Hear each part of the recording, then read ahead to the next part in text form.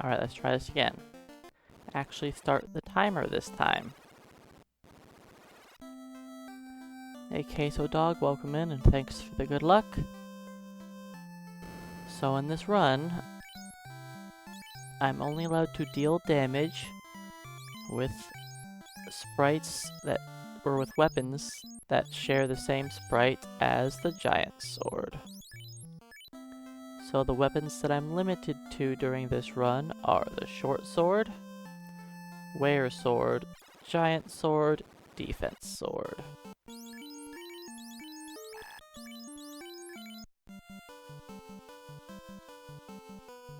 I am allowed to cast spells as long as they don't deal damage.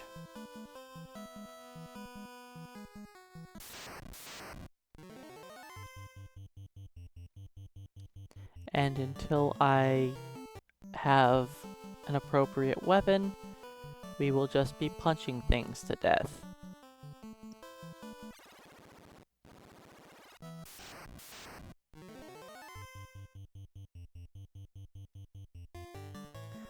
Yeah, last night I ended up having... I usually just drink, like, if I'm at home, it'll end up being usually just whiskey and Coke. But when I go out, I like to just try random drinks that they have.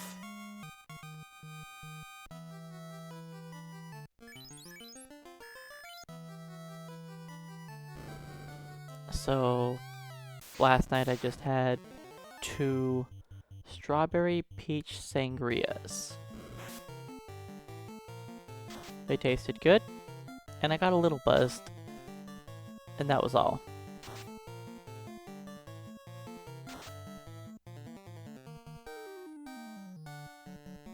But it was nice to just at least go out for my birthday, even though I didn't really do a whole lot.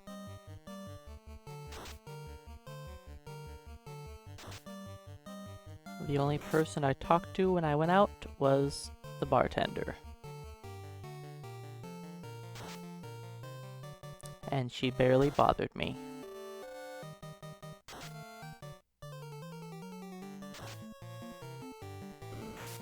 And I just sat on my phone the whole time watching Twitch anyways. Sitting at the bar with a bunch of guys in like their 70s.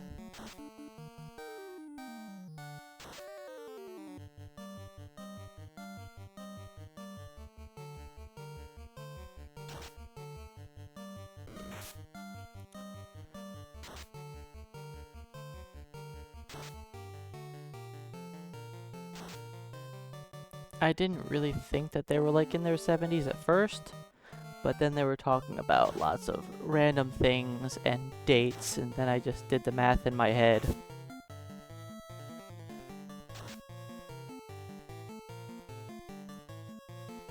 Yeah, I don't really have very many drinks myself. I'll usually only drink like twice a year. That's pretty normal for me.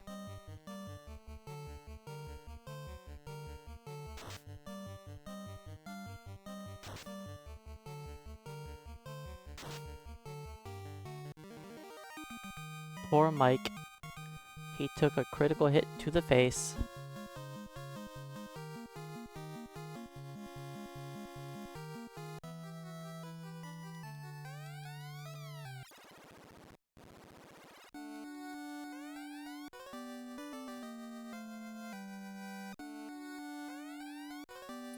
Yeah, when I was younger, I used to drink a lot more.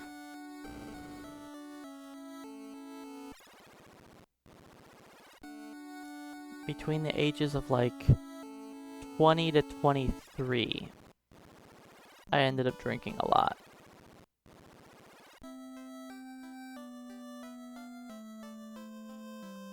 And after that, I slowed down quite a bit.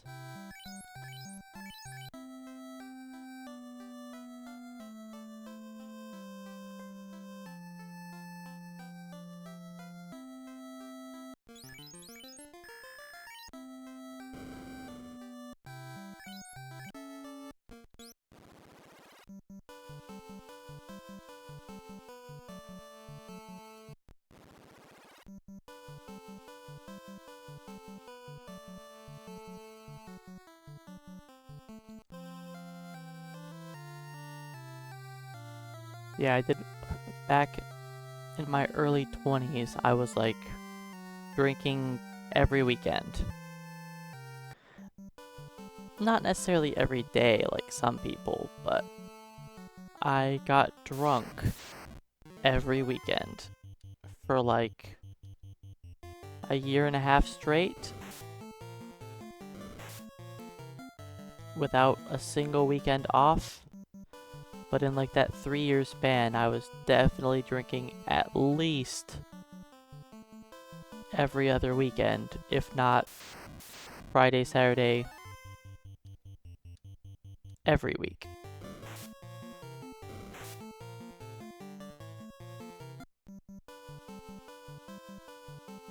Some fun times were definitely had, but I got it out of my system.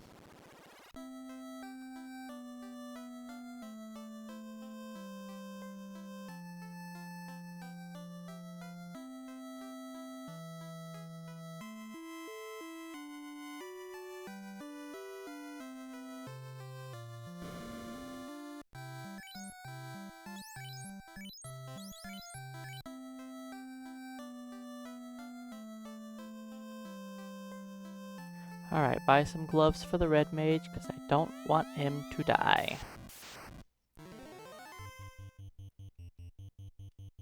Red mage is the only one not guaranteed to one-shot a pirate. The fighters do 10 to 20 damage, the red mage does 5 to 10, and the pirates have 6 hit points.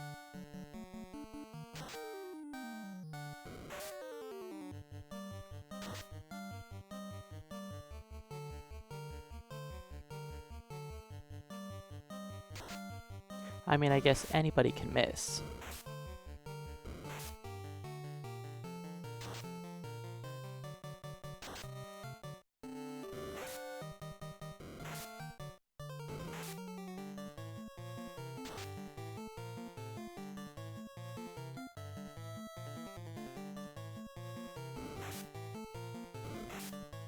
So far, Butt hasn't even hit a pirate.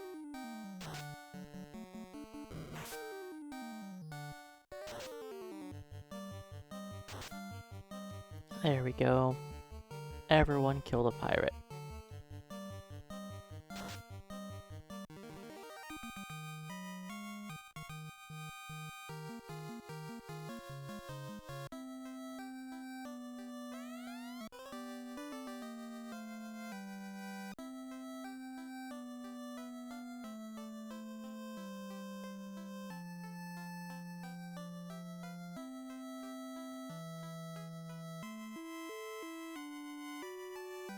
This isn't much, but let's get ourselves a weapon.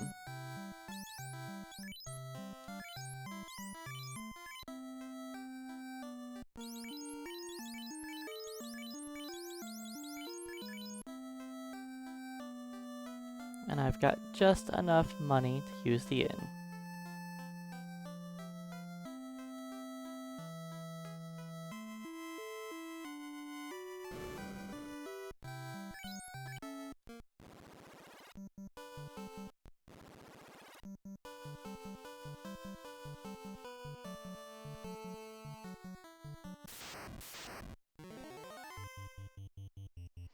We'll find out how— wait, all of my fighters have 61 hit points? That's unusual.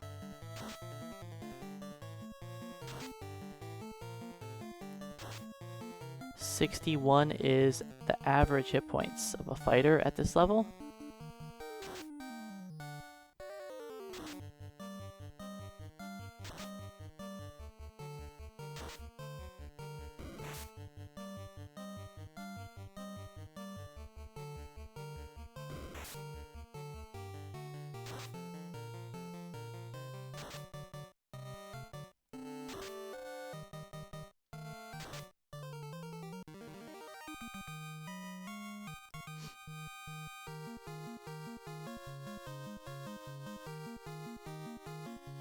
Level 3 for everybody but Mike.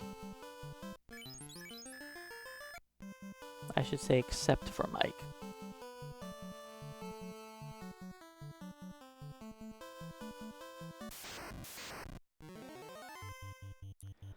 Alright, let's see if we can beat this battle without people dying. Mike's kinda gotta carry the team.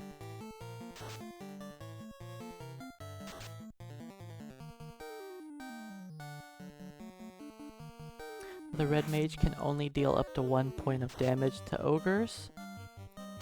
Actually, at level 3, if he gains strength both levels, which I didn't check, if he gains strength both levels, then but could technically deal 2 damage.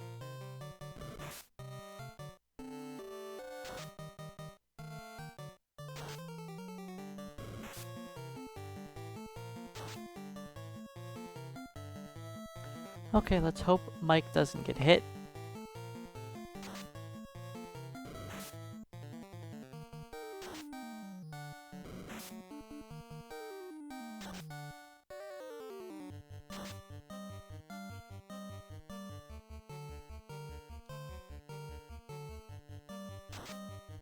There we go. Mike soloed that ogre.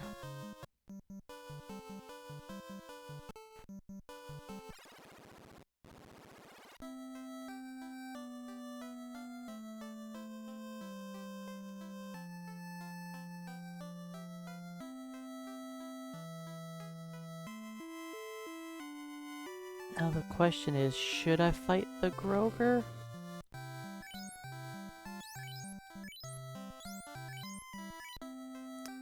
I guess the answer is going to be no. Since I don't have enough money for the inn.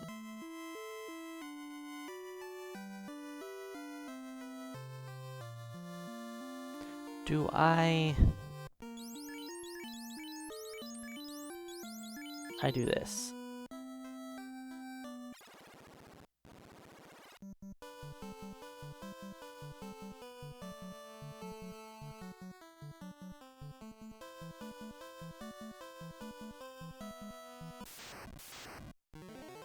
Good, it's only a single ogre.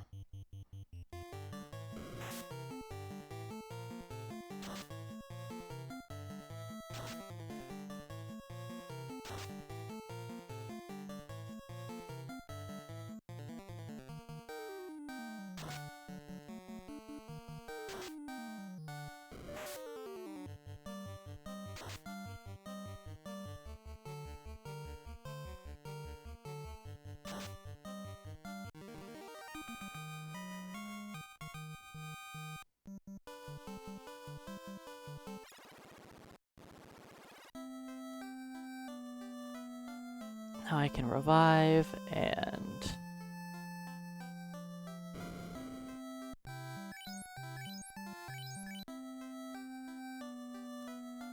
continue on.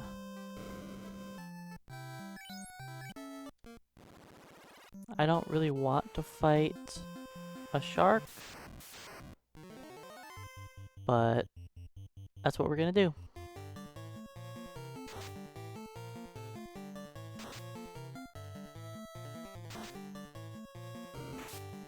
The fighters can deal up to 22 damage, the ones that don't have weapons on, at least.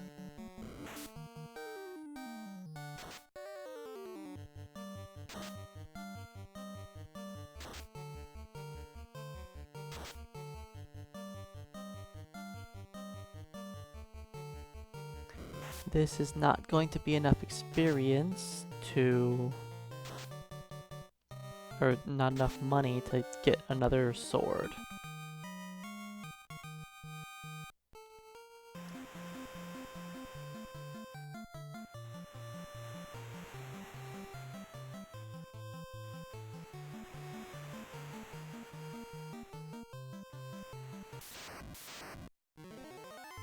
Oh boy.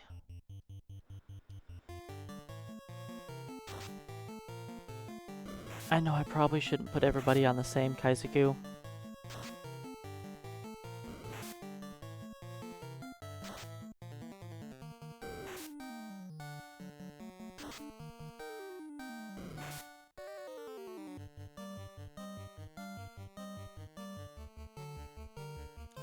But even putting everybody on the same guy, we didn't take him out.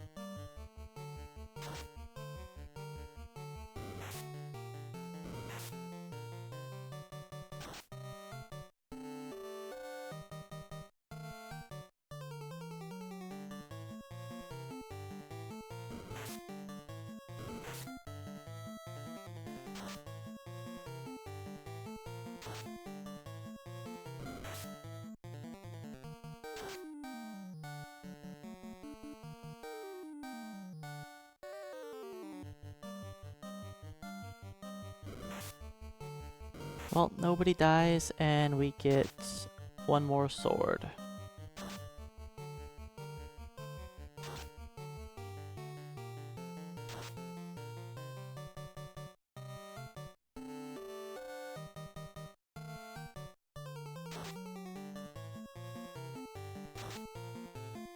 And we're going to be using these short swords for a long time. In fact, one of my characters is going to have the short sword for the rest of the game.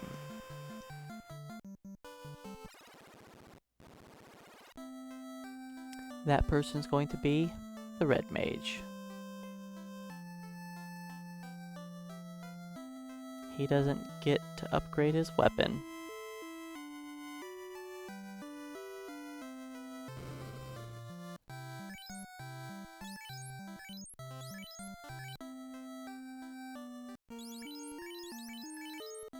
The next upgrade for the fighters is the wear sword. Then the giant sword, then the defense sword.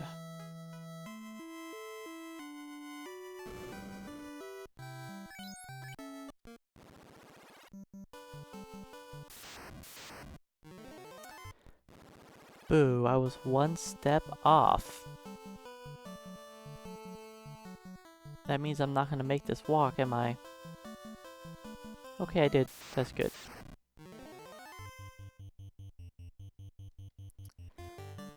Yes, our weapon options are not great.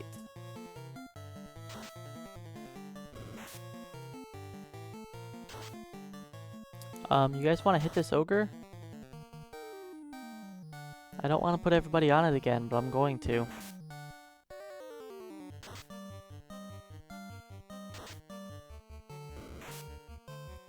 I will be purchasing spells for the red mage, yes, or else I wouldn't have a red mage.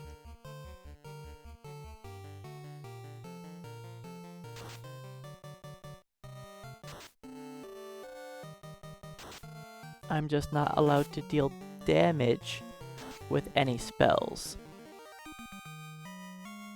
Everything else is allowed.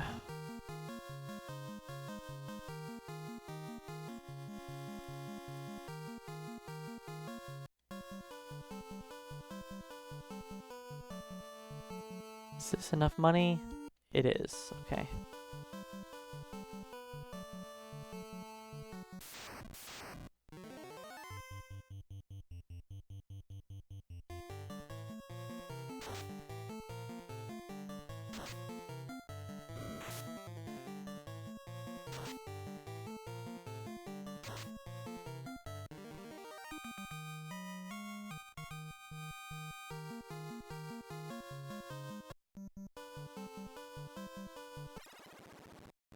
But yeah, the red mage is going to learn Cure, Mute, Cure 2, Fast, most importantly.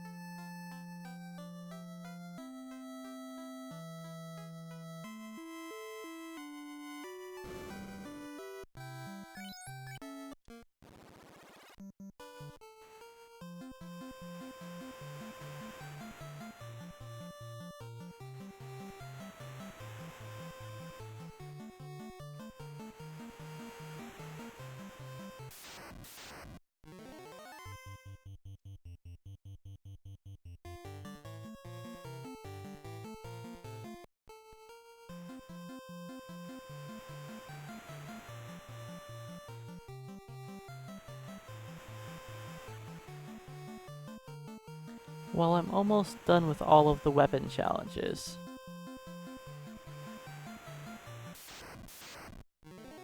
I only have a couple more of the different sword challenges left.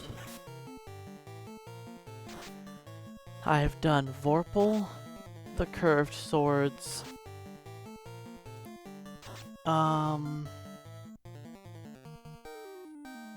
Is that it for the swords? Yes, that's the only two I've done. So I still have giant, small, and long swords.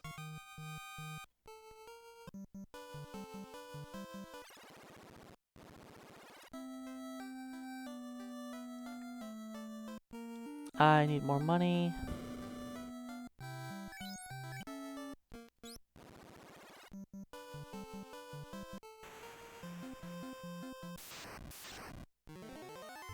That's not great for money, but it'll do.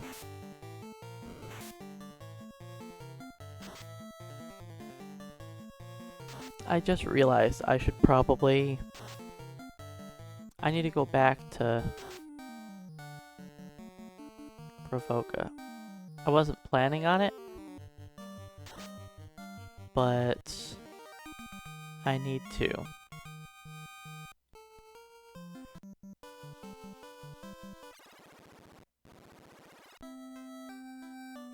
I should earn enough money over there. Because I still need to buy the mute spell. So I'm changing my plans. I was going to just start heading to Elfland, but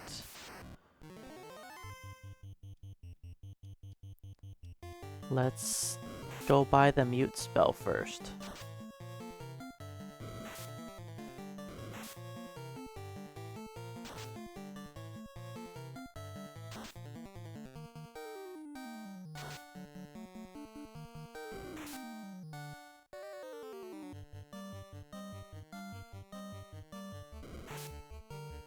Yeah, Destroyed Towns was a fun run. It took a lot of preparation to make sure that I did it correctly. And it took a few attempts as well, cause it was rough.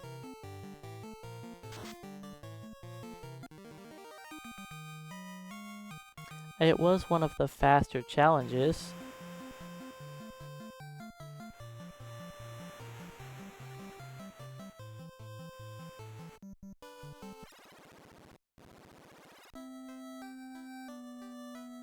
I've got enough money, right? I do.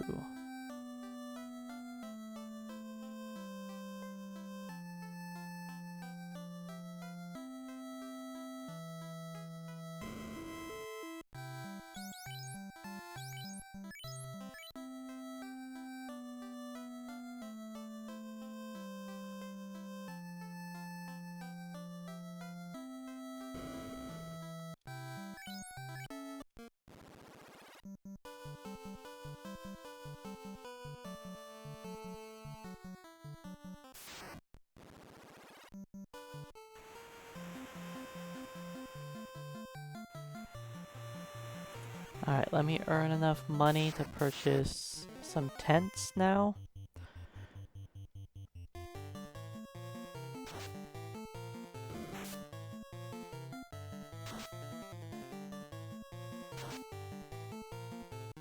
Hey Teruka, welcome on in. Thanks for the good luck.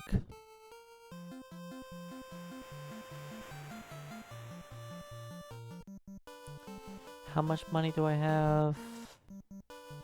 Not much. Let's fight one more group of Kaisukyus.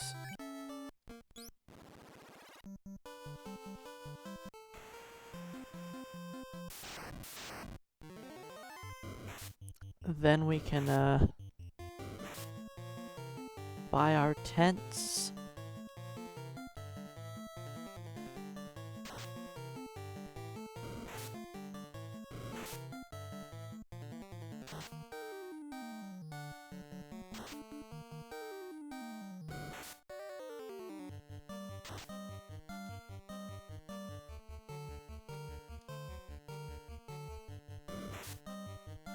Once we have some tents, I can head over to Elfland, fight some more ogres over there.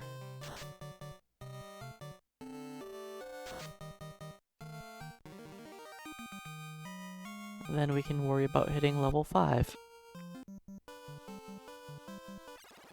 Once we hit level 5, that's our break point for 2 swings with the short swords.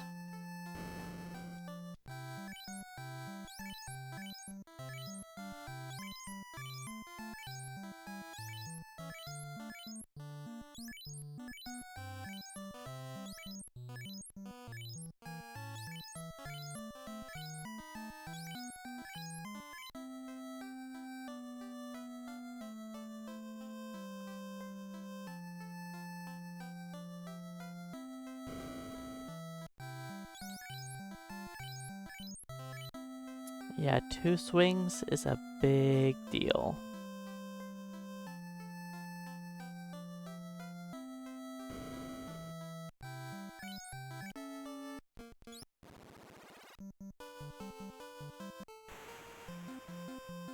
It literally more than doubles our damage output.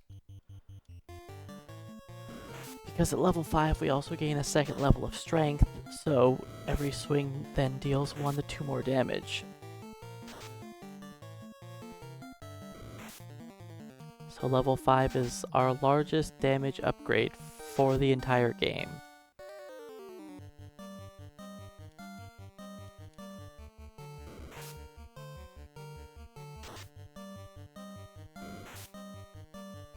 I mean, I guess technically getting fast is also great for doubling our damage, but this is the most single impactful level.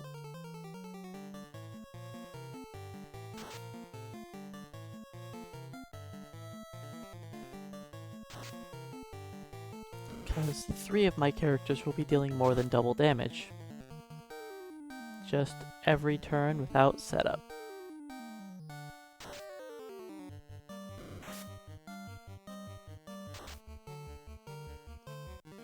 Level 10 is also great for getting fast, but that only doubles the damage output of a single character I cast it on.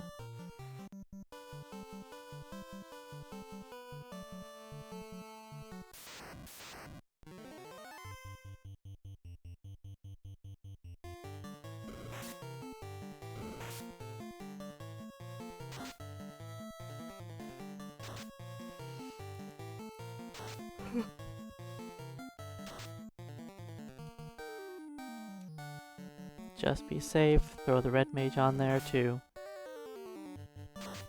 Make sure the ogre goes down.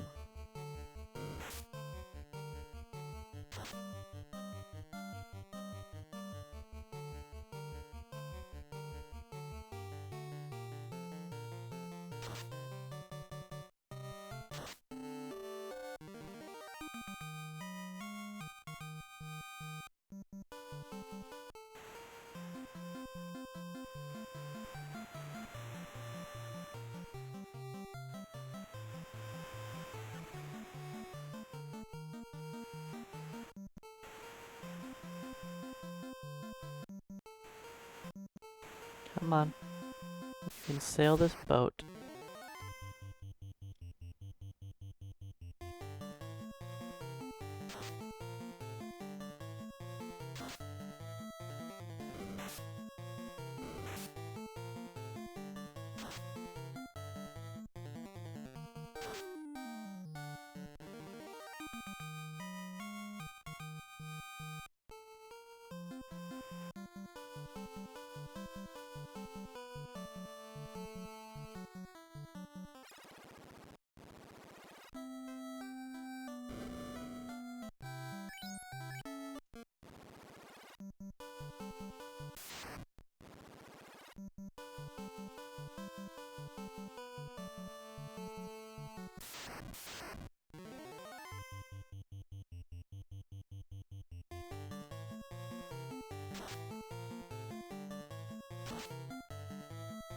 Okay, that ogre's taken out. But yeah, right now we are using the strongest weapon that we can afford. So our damage output is actually currently good.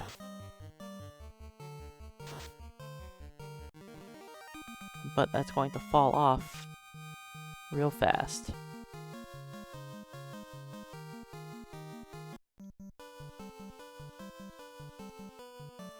A safe haven, welcome on in.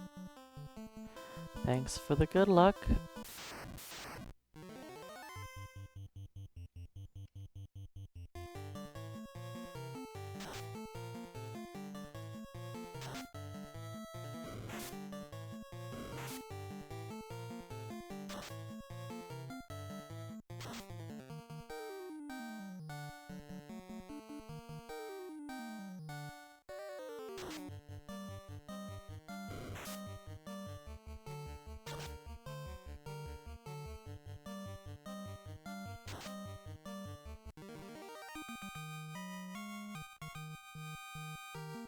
Alright, now everybody's 5.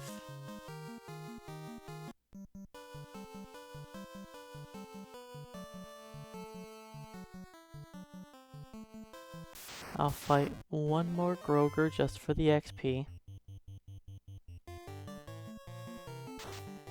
And, you know, the money.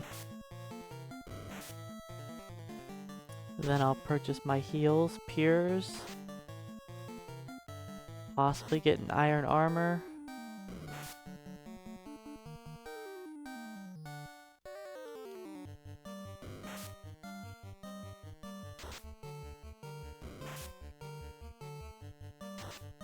One iron armor, 2 iron shields. Wouldn't be bad. And a cap for the red mage. Maybe a helmet for one of the fighters, but it's not really required. But I could do it for the extra bit of safety. I believe I have 3 Pures. 3 Pures.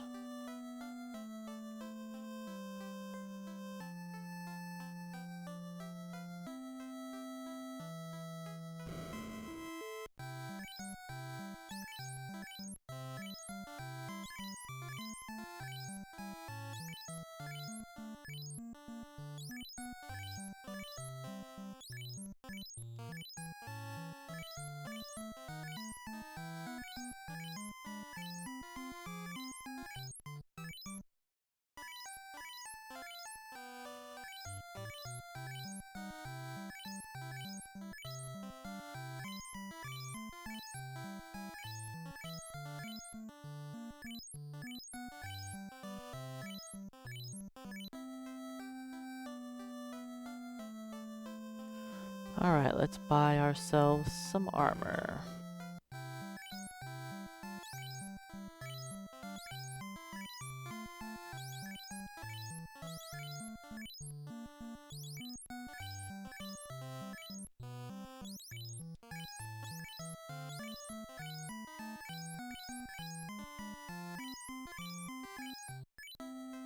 A North Rex, welcome on in. Thanks for the good luck. We'll see if I can finish this run this time. Last time I ended up, sadly, not finishing. I ended up dying to chaos last time.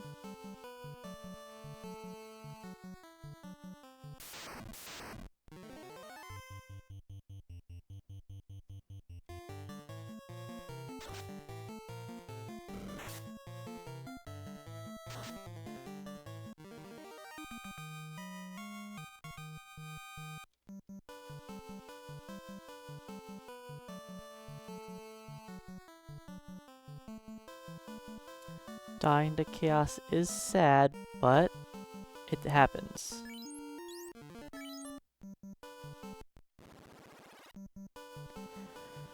So I have 2 different real choices for fighting chaos. I could be safe and level to 40 and the chaos battle should be easier. What I'm going to do is level to 29, then fight chaos. Because why would I do something the safe way?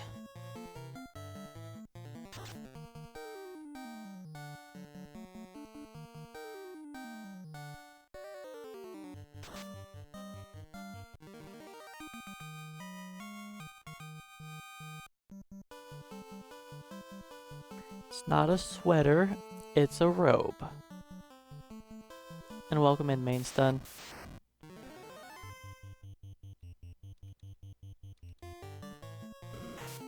I like my robe.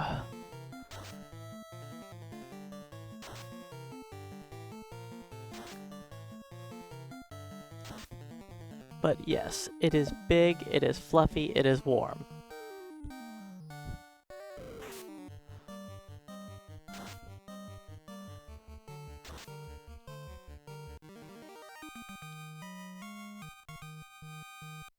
Alright, to be safe...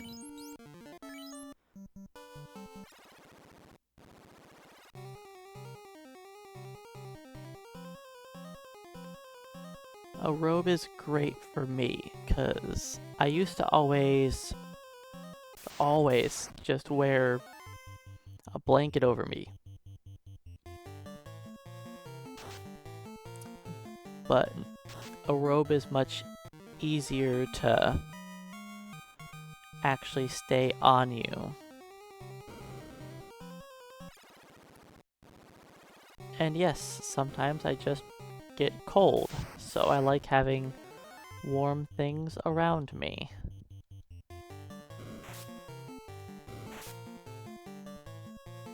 And if I get too warm, then I take it off until I cool down again. I could have picked up that extra short sword, but I'm going to skip it so that we get to skip over the third crawl battle.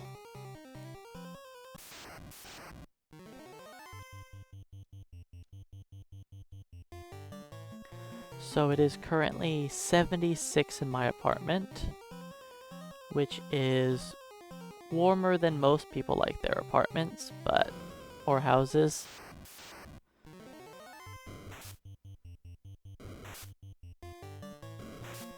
And yes, even when it's 76 in here, I'm still throwing on a big old warm robe.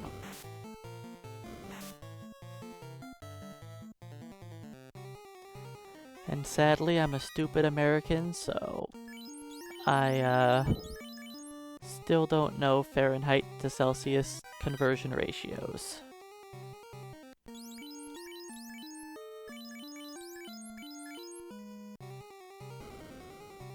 I should actually try and learn them one day.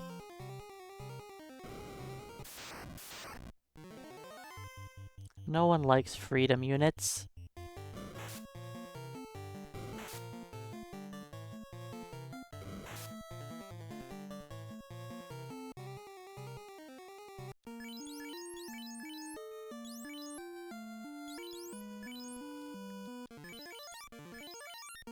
Alright, we should be full enough. Of course, we fight 4. This is what happened last time and I got destroyed. Why? Why did both wizards have to hit him for almost max damage? Oh boy.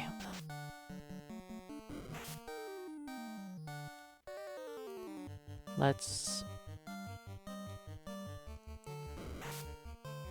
Alright, wizards, you know you don't have to hit for the 50s. You guys can do like single-digit damage, right?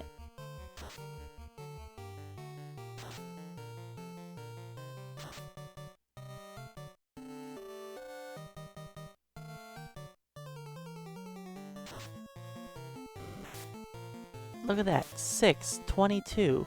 So much better than hitting me for almost 60.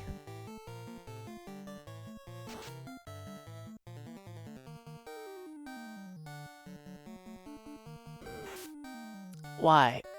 Why did you have to kill the red mage? That means I have to go back to town to revive him.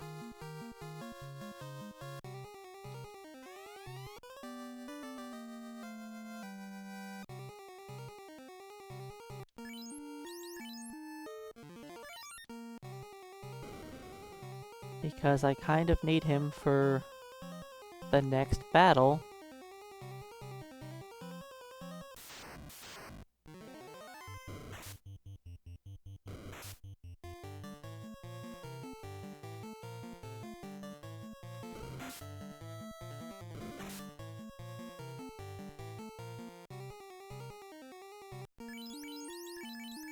Alright, I'd appreciate it if we got poisoned less.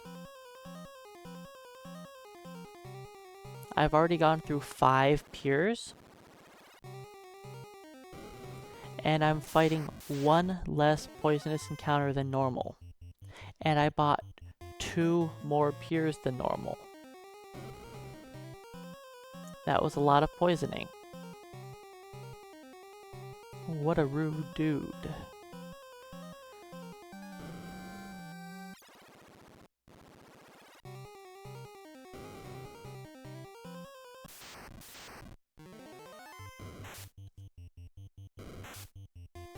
Let's see, maybe I could remember that. I probably won't. Divide it by 2 minus 14. That's not a terrible rule. I'd have to really think, though. Beep beep.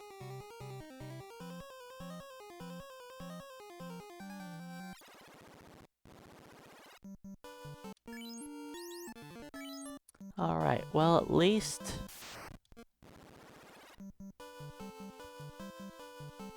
we made it past. Don't poison me. Good.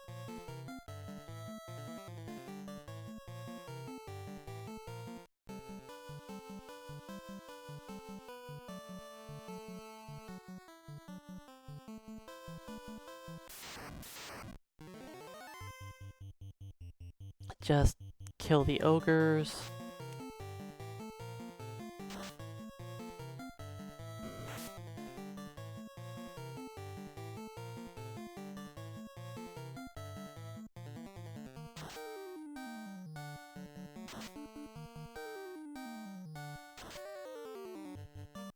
It's kind of annoying. I don't want to be getting all this XP while the red mage is dead, because the red mage kind of needs his XP more than anybody else right now. Hey Peeler, welcome on in. Thanks for the good luck. I'm technically ahead of my previous attempt at this, even though we've got a dead red mage right now.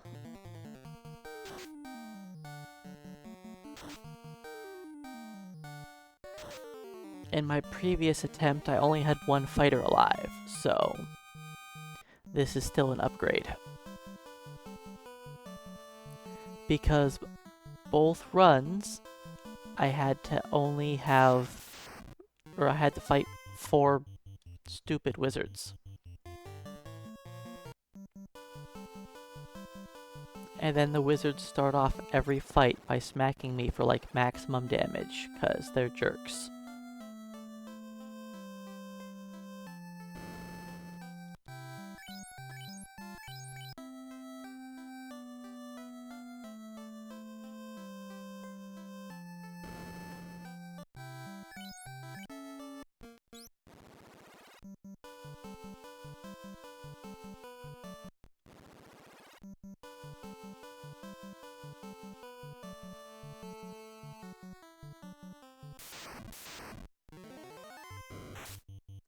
Why 1 red mage? Because I do need somebody to cast some spells. The red mage's damage output is far lower than the fighter's, but the red mage's access to important utility spells like fast, warp doesn't hurt, even though it's not necessary, but fast is the most important thing.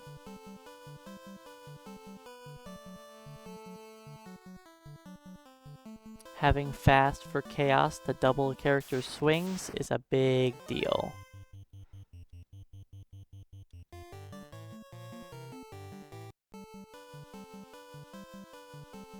It's what makes most of these challenges actually possible.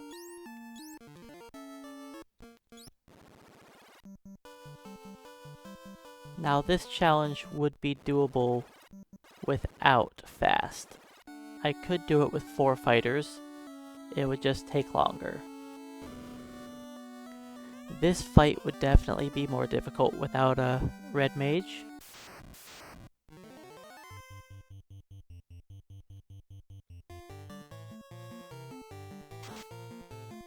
Nice critical hit, great start, amazing start, and Mike resisted the rub. Let's see if we can get a mute off before somebody is slowed.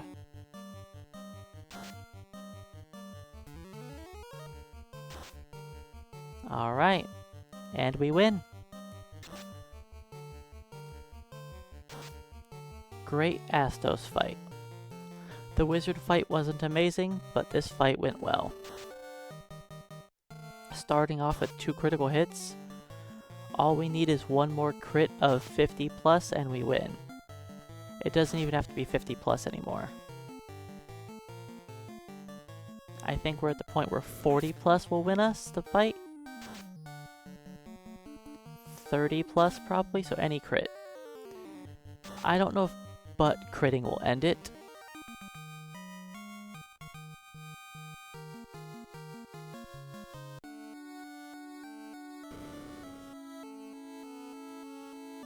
Apt City and Concussed Gamer, welcome on in.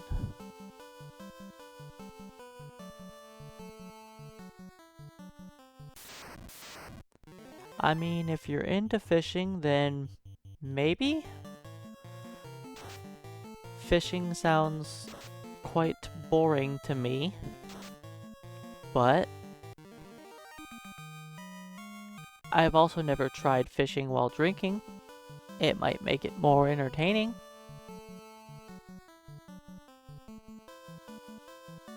I only ever fished while I was a kid. And I always just remember just being super bored.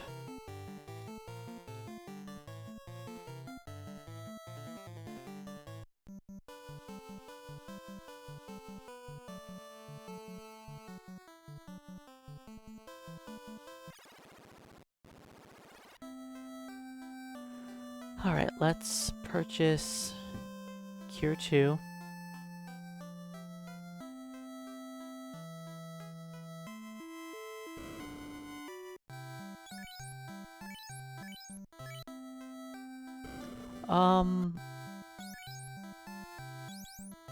Let's get a fire as well.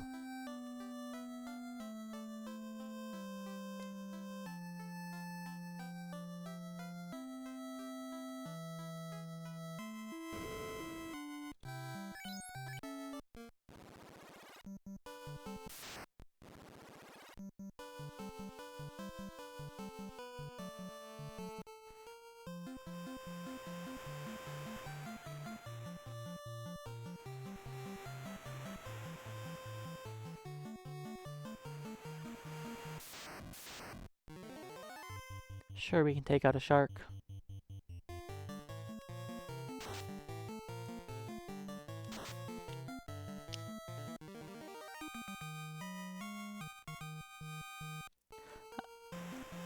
It might be slightly better as an adult. I think the last time I went fishing I was probably like 12, 14-ish. And I just remember doing that with my grandparents and being very bored.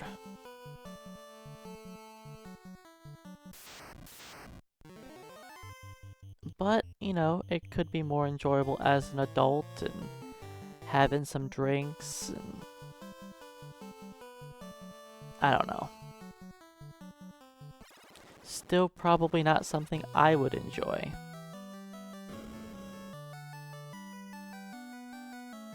But I also don't really like going outside. I really had to force myself to walk outside yesterday.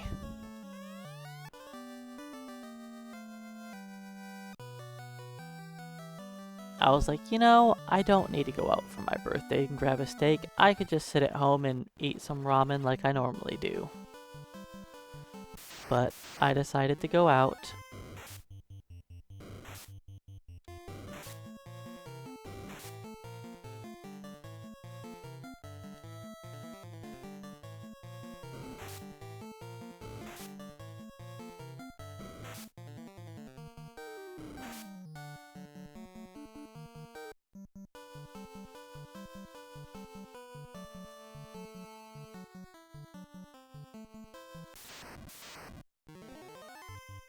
And I also had a couple drinks last night, which was nice.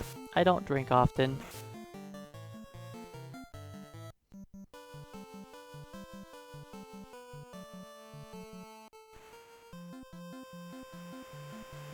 There's a good chance I probably won't drink again for the rest of the year. Unless there's like a company end of year party or something that I am forced to go to. In which case I will be drinking so that I can tolerate talking to coworkers.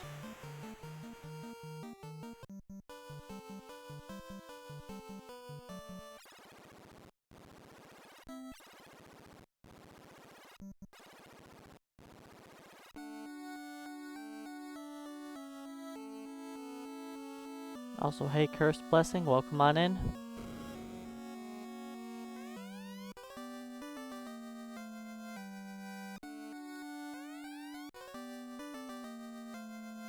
Uh-oh, I lost a second. Better restart.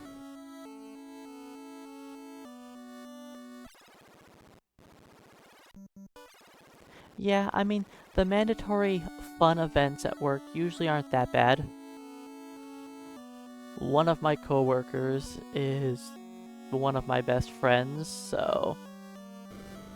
Oops, I did it again.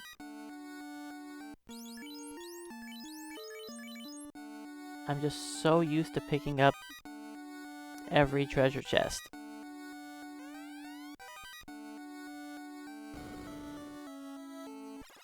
But yeah, one of my coworkers is one of my best friends, so I generally just hang out with her.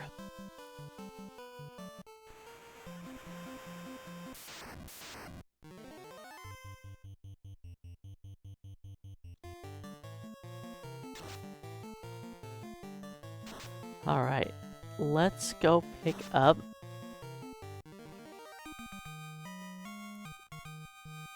a sword.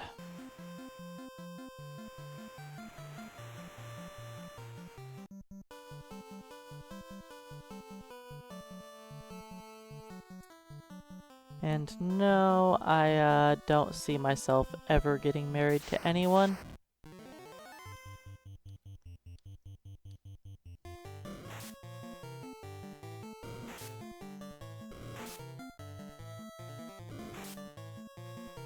I mean, she's the one who got me this job.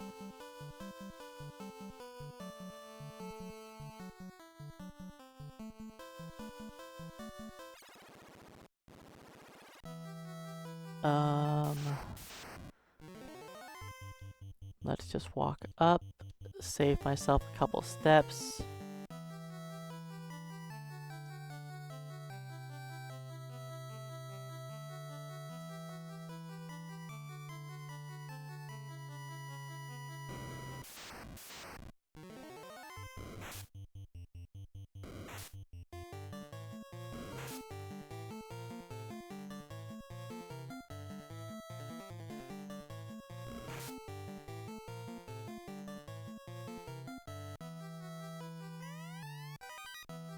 An actual weapon. Who gets it? I'll give it to Mike.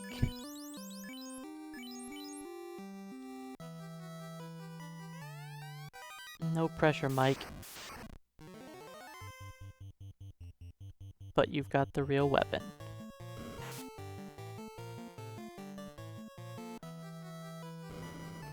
I don't know. Relationships aren't, I don't know if they're my thing.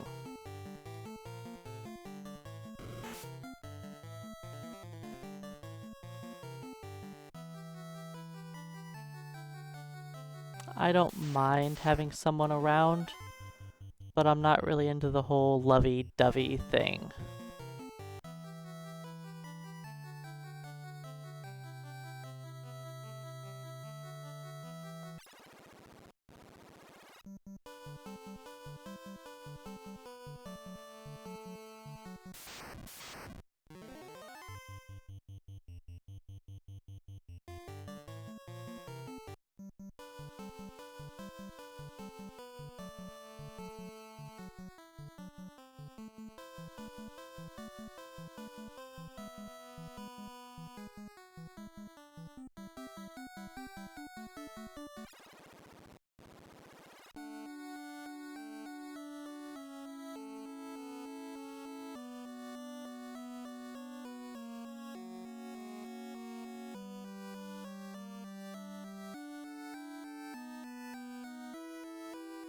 Alright, skip the weapon room. Just go to the armory.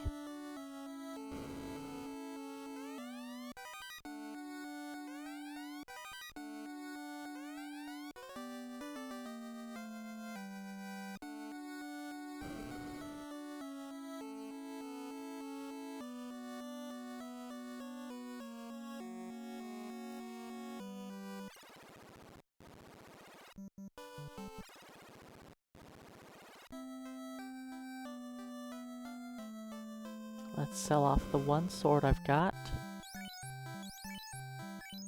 Oh boy.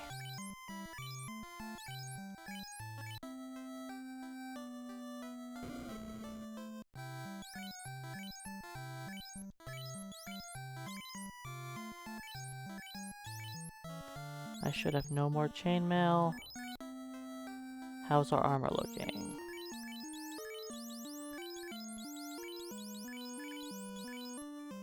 Good.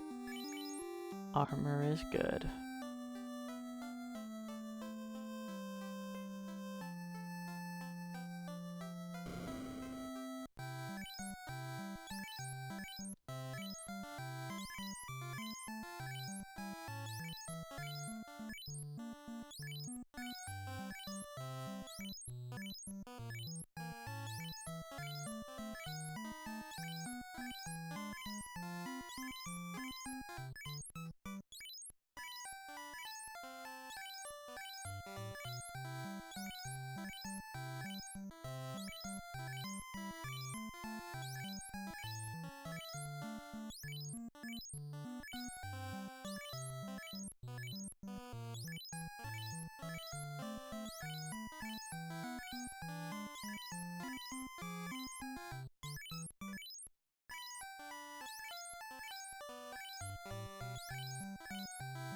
I mean, if I was to date someone, then yes, them being into video games is, quite important.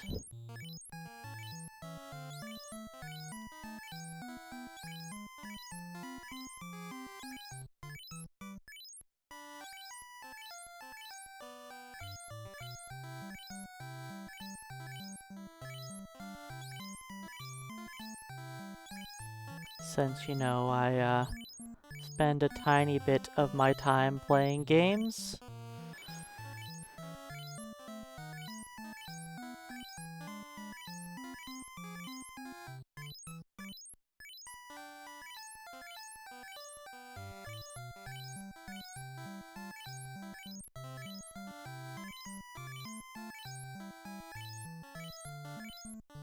Alright, I'm going to go learn one more spell. Beep beep. Up or down, buddy? Up or down?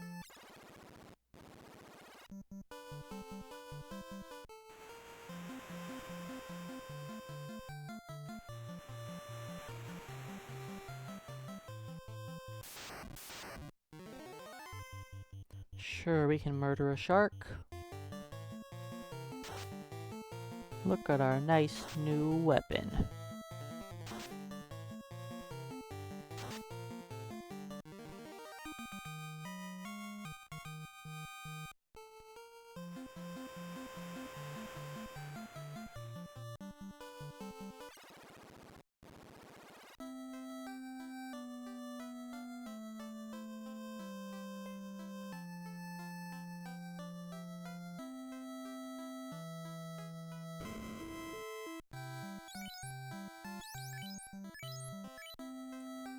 Sorry, lamp, no time for you.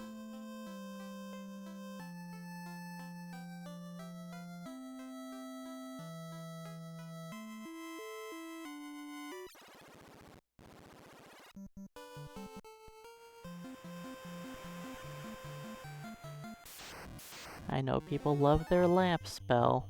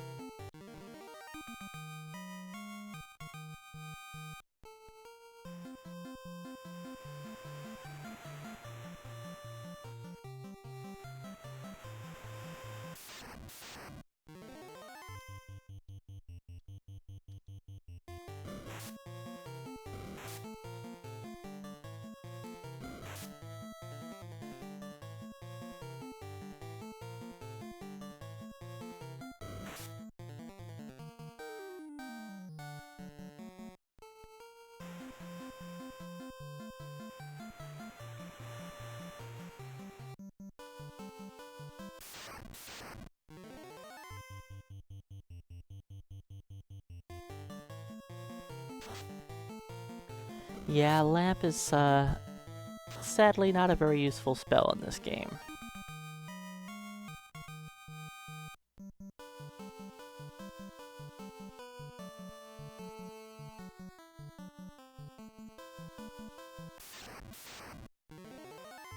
Even if it worked properly, still not worth it in my opinion.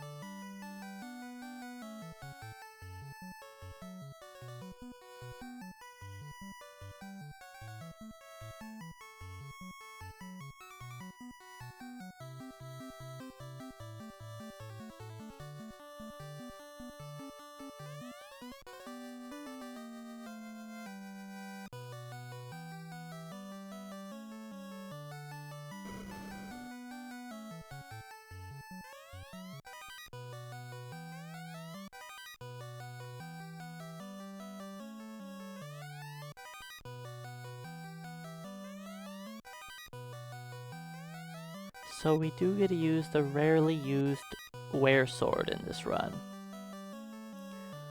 The wear sword is typically never picked up or used, cause it just sucks.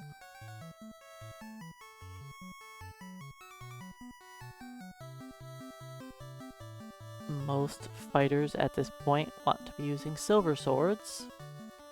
Same with red mages, and those are the only two classes that can use the sword.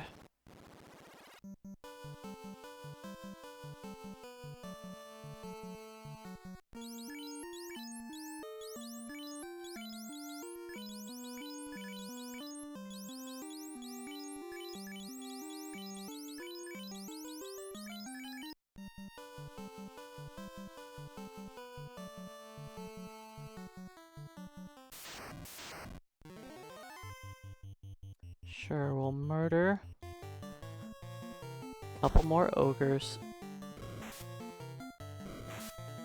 Only because we aren't very good at running away. That's the whole reason I fought ogres along this whole journey.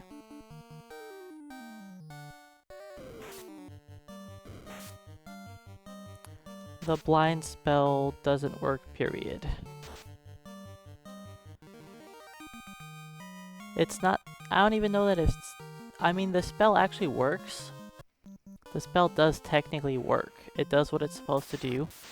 You get inflicted with the blind status.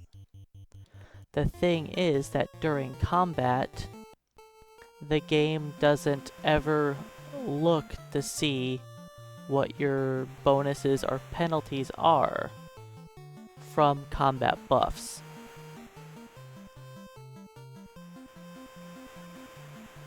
That's the problem. So like Saber actually does increase your attack and accuracy. It's just that the game never checks to see what your attack and accuracy is after combat has started.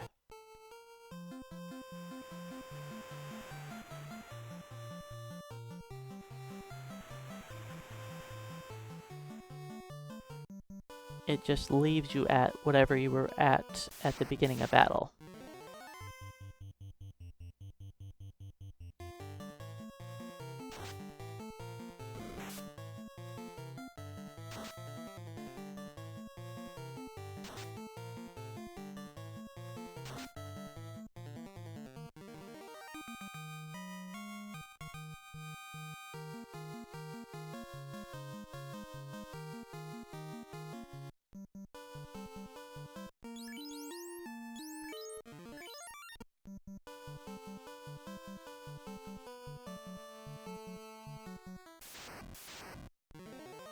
Well, yes, in the end it does amount to the same thing of nothing actually working. You don't see an increase to your stats.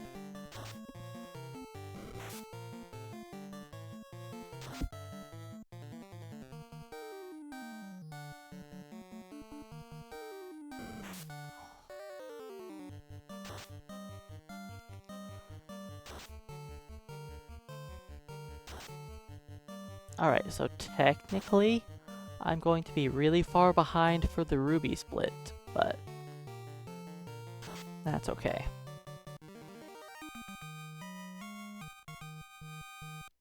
Last time I was like, maybe I don't need to gain any levels.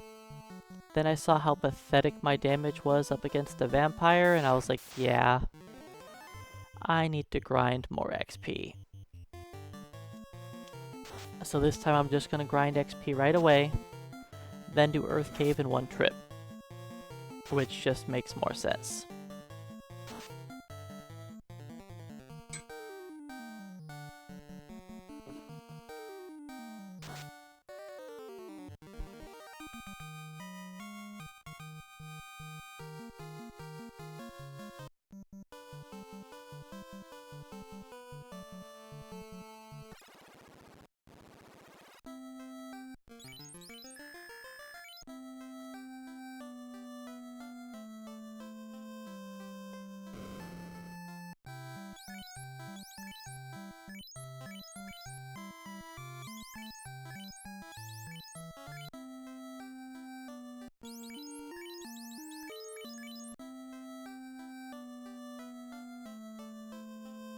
I will slowly upgrade our armor.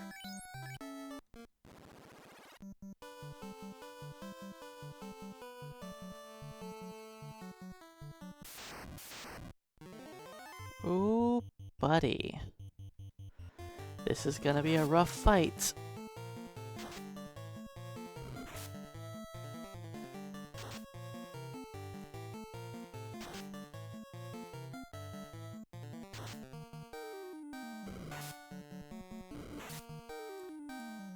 I'm going to risk it and hope that Mike can finish off this peed by himself.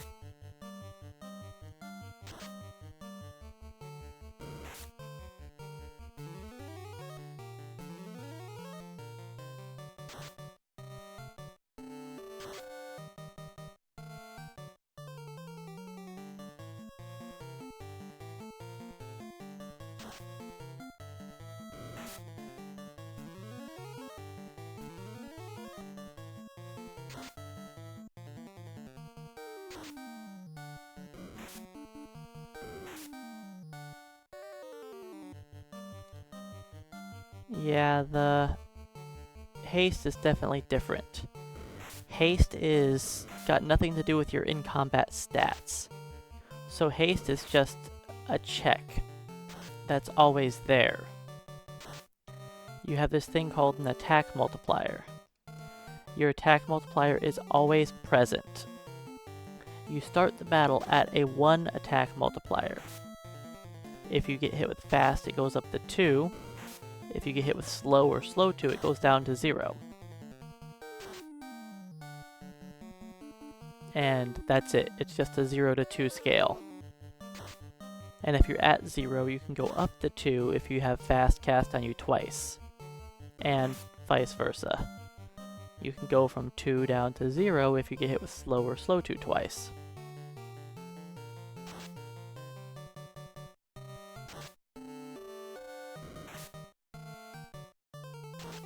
But yeah, it's just your attack multiplier.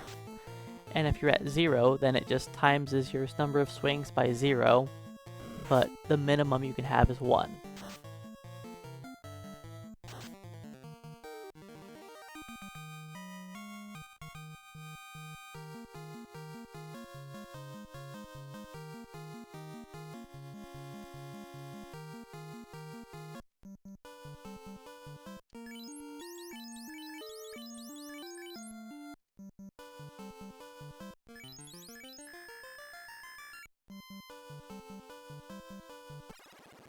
I'm going to try to keep the red mage in the safest position.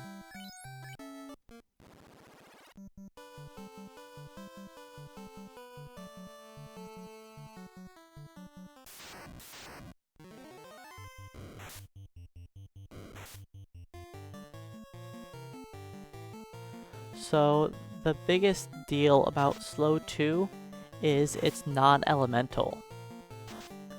The slow spell is the status element, while slow 2 is non-elemental.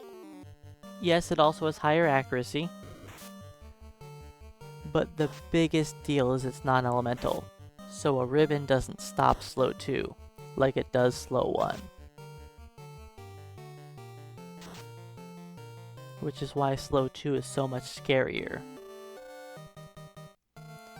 I'm glad fast doesn't stack like in Viz. If fast stacked like in Viz, it would really be the most OP spell in existence. It does not need... The best spell in the game doesn't need to be buffed.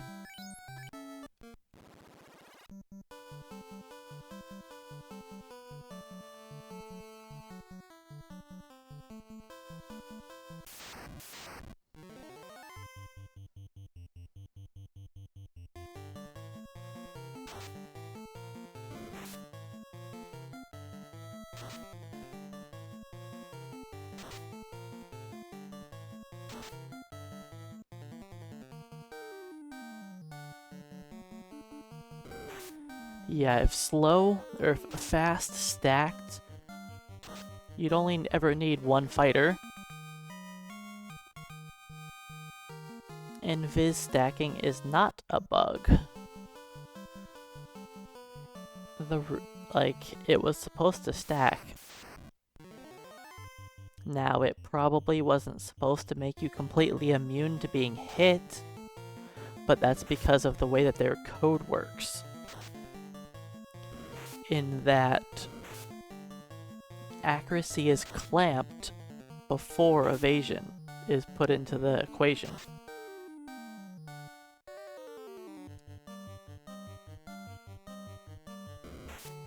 So evasion ends up overriding the accuracy.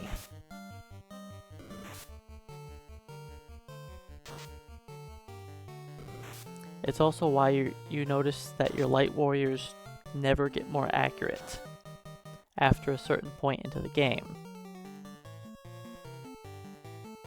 All accuracy after 87 doesn't make you any more accurate. Hey Chris Kuhn, welcome on in.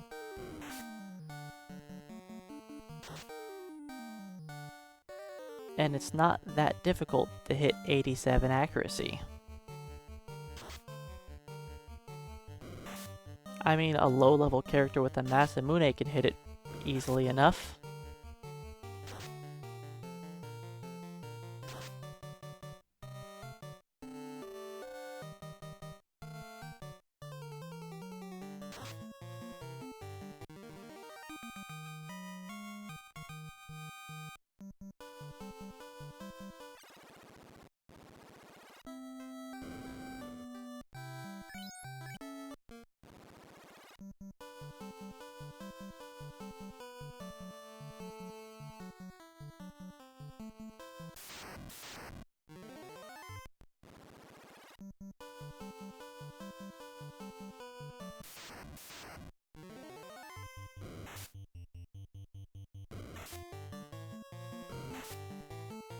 I could potentially buy some better armor for my fighters now. After this battle, at least I can upgrade 3 pieces of gear.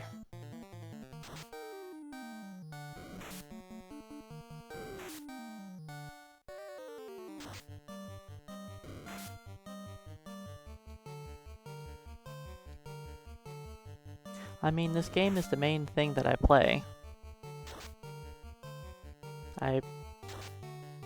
I don't know if I have more hours in FF1 than any other game I've ever played, but it's probably getting there at this point.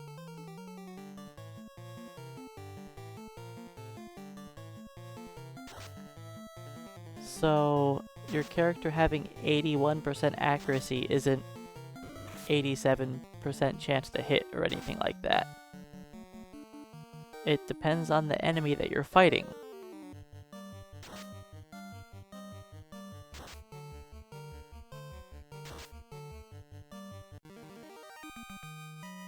It's possible I have more hours in Final Fantasy XI or World of Warcraft. Possibly Pokemon as a whole. Let's see. Let's sell...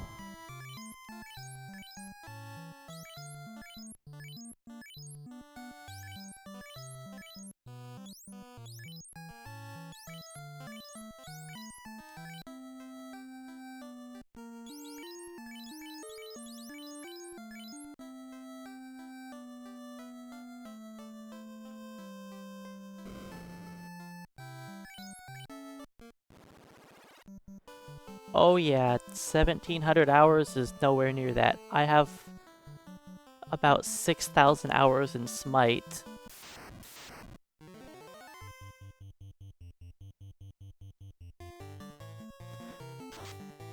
I have played Final Fantasy 1 offline a bit too, but not...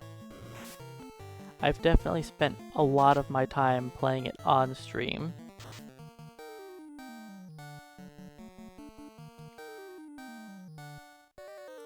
But yeah, I have probably around 6,000 hours into Smite.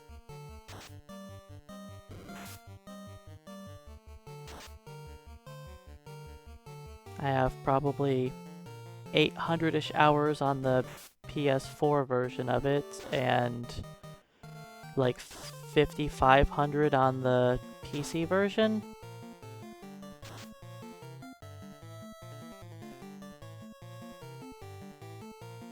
Let's see. WoW playtime?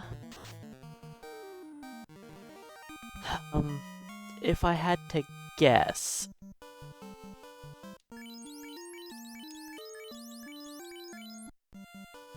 I'm probably around...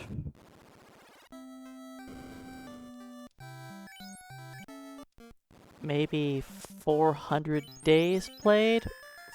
500 days played? Probably somewhere around there total.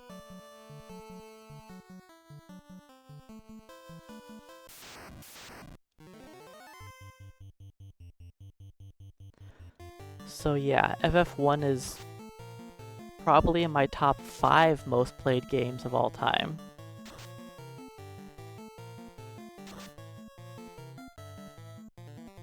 Yeah, I haven't logged into WoW in many, many years, so it's hard to say. In FF11, I probably have around 500 days total time played. adding up all my characters.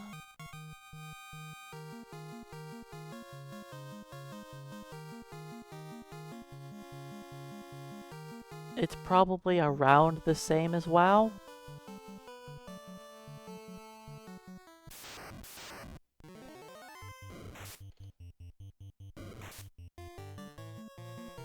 '14 I played nowhere near as much as 11 or WoW.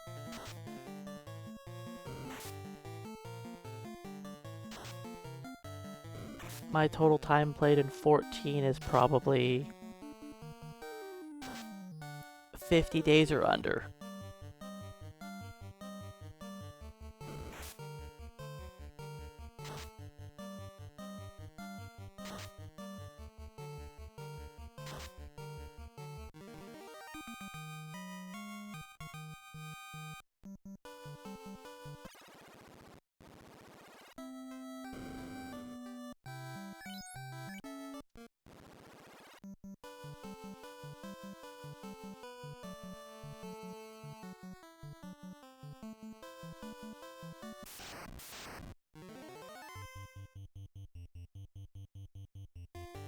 So yeah, let's say Final Fantasy...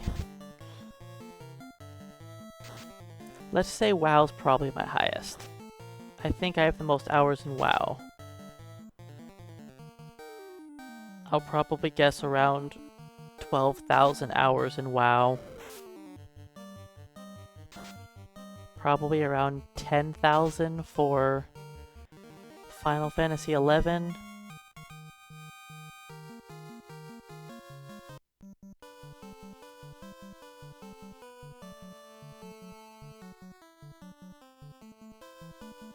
The Pokemon series as a whole, I probably have like 3,000 hours in it.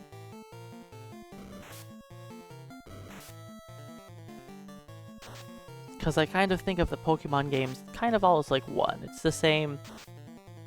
It's actually the same game. They just, you know, have lots of expansions for it. So if I had to pick my games probably in order of the most to least played for those, it would be probably WoW, Final Fantasy 11, Smite, Pokemon, then FF1. That's probably how it goes for my top 5 games that I've played for the most hours in.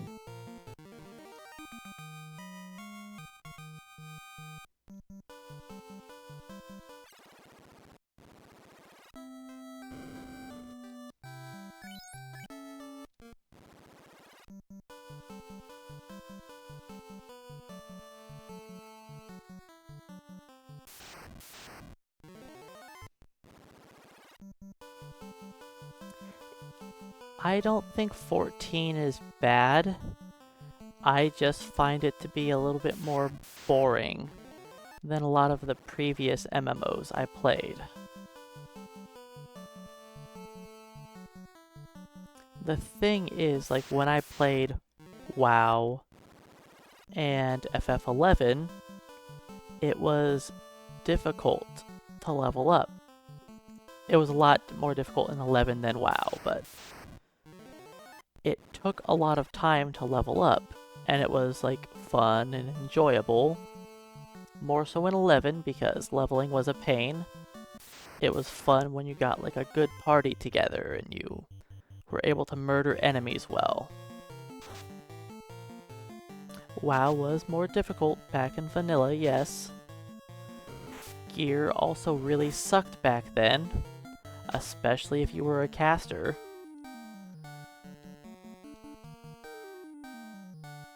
Because, like, I started off by playing as a warlock, and, gear back then did not increase your spell damage. So you just kinda sucked.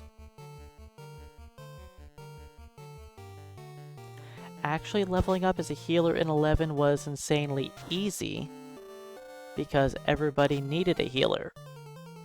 The more difficult thing to level up as was a bad DD class, Dragoon.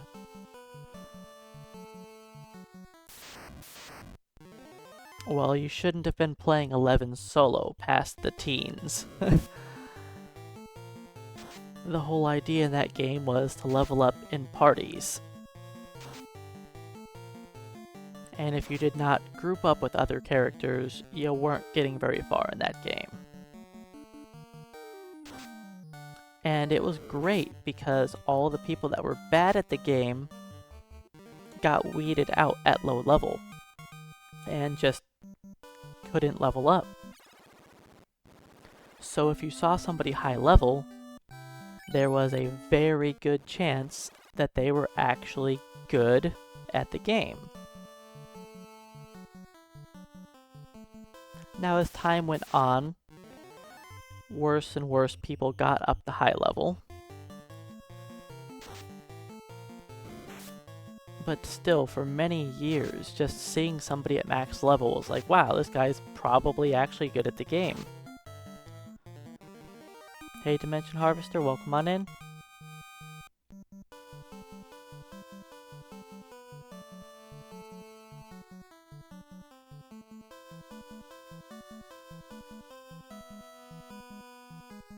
Yeah, not grouping up in 11 back in the day was not... It wasn't an option. Unless you wanted to play as a Dragoon Sub-White Mage or a Beastmaster. Beastmaster was the best solo job. Now you still had to get up to level 30 so you could unlock Beastmaster. And that generally took leveling up with other people to get up to 30. But yeah, if you were playing it solo back in the day, you probably weren't getting much higher than like the late teens. AD Griffin, welcome in.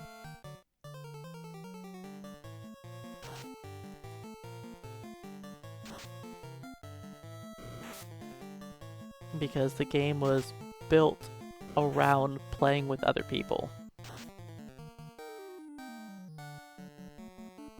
Hey Ageless, welcome on in.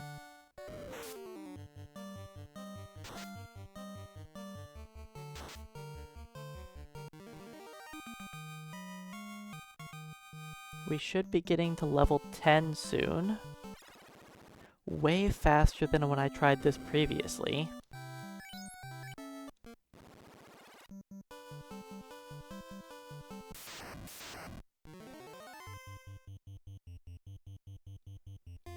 We're level 9, so Bud is 2 swings, right? Yep.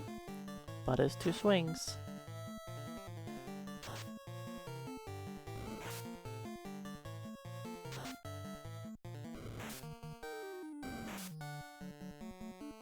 I'm going to see if these two can take out the Pede without assistance.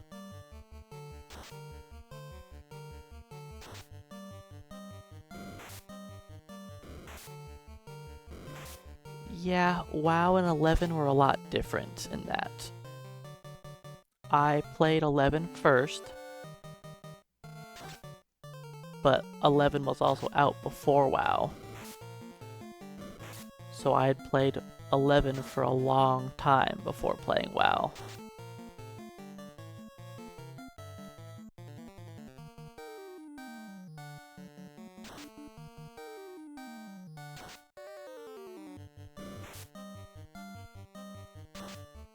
Oh, that's definitely true. People are definitely terrible at games. People are terrible at everything. People are terrible at breathing, but it doesn't stop them from trying.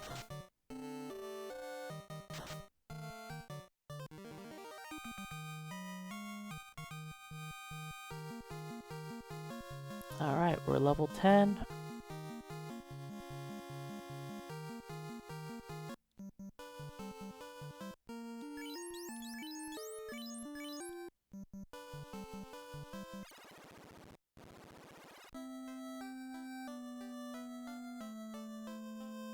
I didn't play much for EverQuest 1.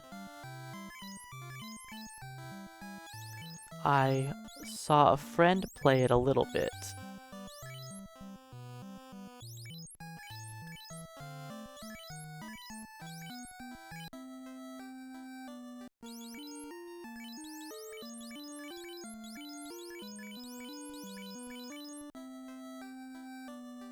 Wait a second, he doesn't have a silver shield?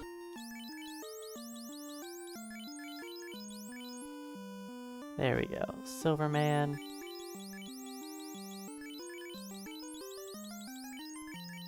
That'll do.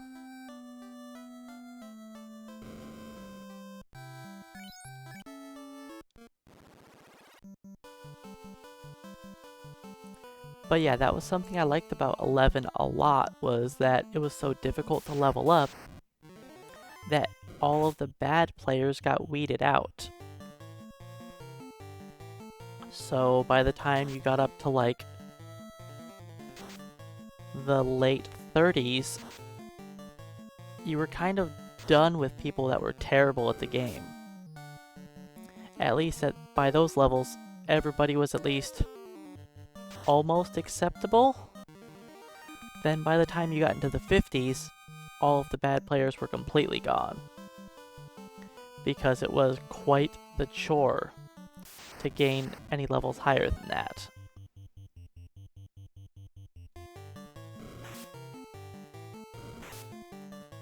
And that made it so when you were in those higher level parties, they were very enjoyable.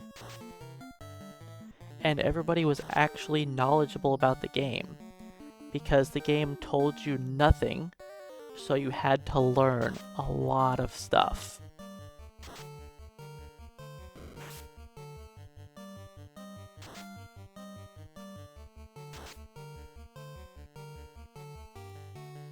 Like, just to be able to gain experience, you're gonna have to like learn how to do all sorts of wild stuff while you're low level. And it was cool. It was quite the experience. And the game taught you early on that you had to rely on others. Because for the most part, for everything you were doing in the game, you were vastly under-leveled of where you were supposed to be. Even the early, like, missions, you were fighting enemies that were very powerful. And a lot of those fights were actually level capped. Like mission 2-3. It was level capped at 25. Oops, what am I doing here? Don't go here yet, you dummy. Buy fast first.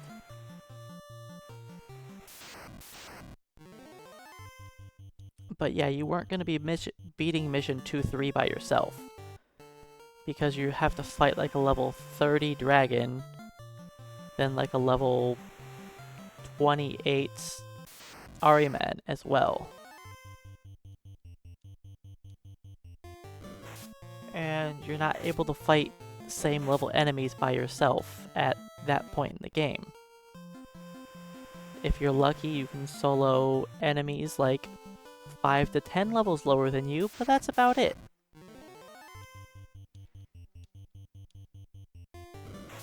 Depending on your class will depend on what you could really take out.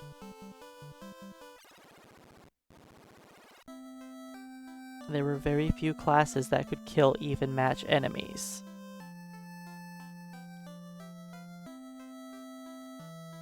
And at 25, that is like pretty much nobody. Maybe a well-geared paladin probably could.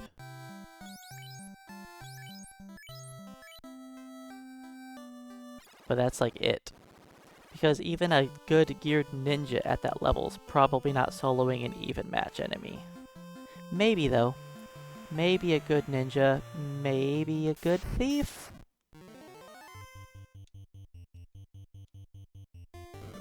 Possibly a dragoon sub-white mage?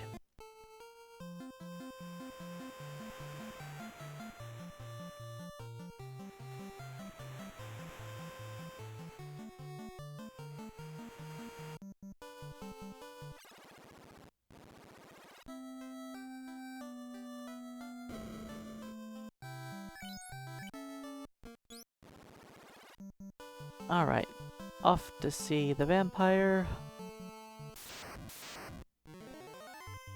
Then his wizard cronies afterwards. Yeah, most of my time playing WoW was way before Raid Finder was a thing. I played Vanilla WoW and pre-BC stuff. Then I played more in Burning Crusade. Then I pretty much stopped after that.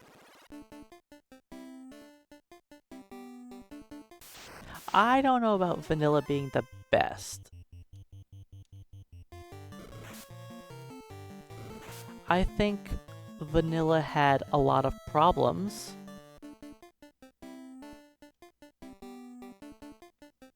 Burning Crusade I felt was actually really good, and they added in a lot of things that were fun. Like the dueling stuff, where they actually added in like 2v2 arena stuff and 3v3 arenas. That kind of stuff was really cool. Having actual different PvE/PvP gear.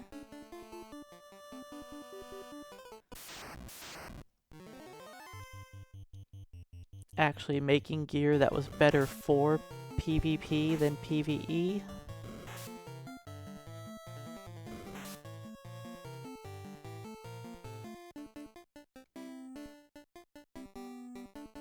Original WoW had some issues with like the whole Grandmaster system. Ooh, buddy. People would like have to take months off of work to try to become a Grandmaster and do nothing but PvP non-stop every single day. Just for a chance to get up there.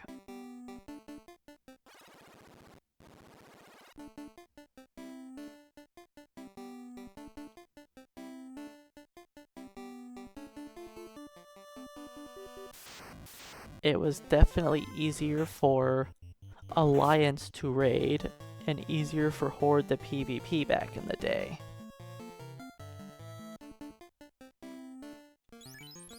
On average, there were certain fights that Horde were better at than Alliance, but for the most part, Alliance just had Paladins, and Paladins were better than Shamans for PvE. But PvP, Horde had much better racial abilities that made them way better. Like, they had ways to get out of CC, which is something that happens a lot in PvP.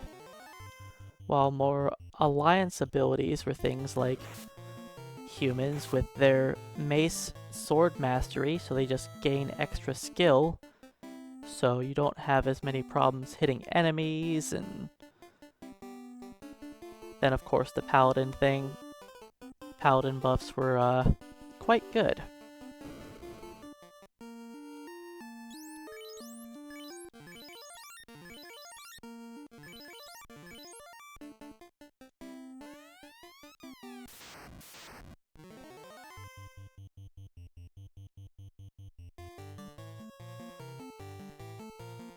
I don't want to use it on Mike. I'm not going to use it on Mike. Just because I don't want him to get paralyzed.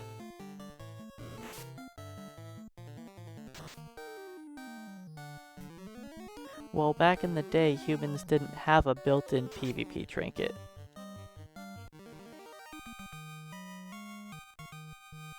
That was a more newer addition. Undead had a built-in PvP trinket.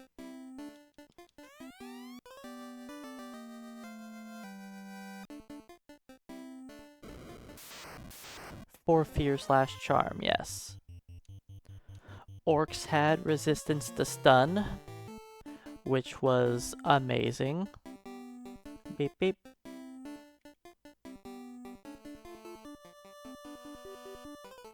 Trolls were there.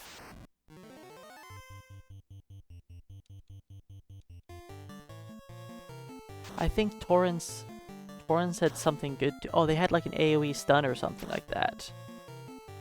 Like they had like a ground stomp or something. I don't remember now.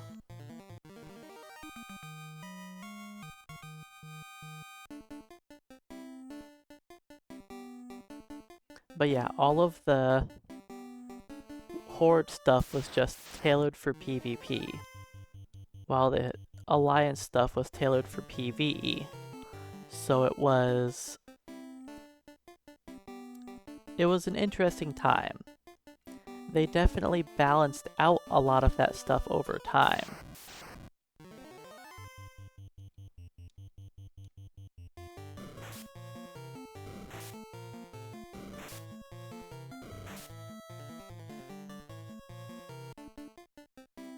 Yes, in PvE, it's definitely very bad for diminishing returns. But in PvP, when fights were quick, just the ability to have a stun as any class was just amazing.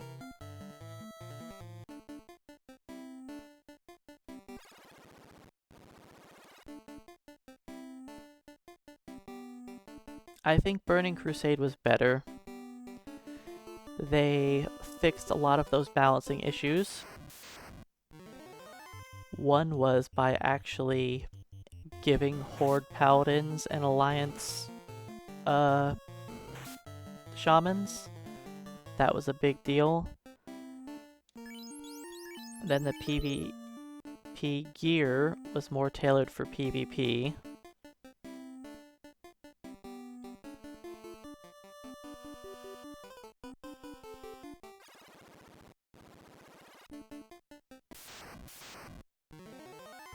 So, from my experience playing, Burning Crusade was definitely better than vanilla. Now, I played a lot of vanilla. All of the pre-BC stuff. I didn't play release WoW. I played like a patch later.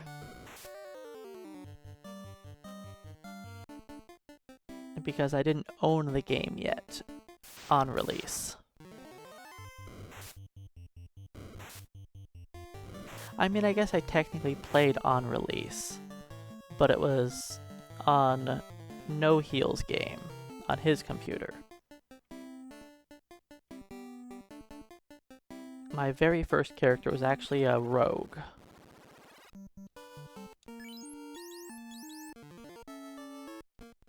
But I only got that character up to like level 20-ish. Then I got myself my own computer and was playing on that.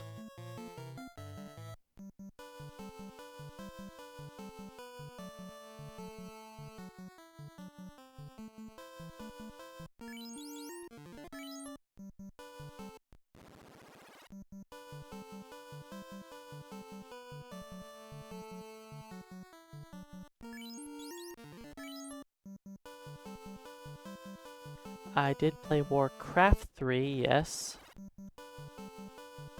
But I did not play the Warcraft 3 WoW.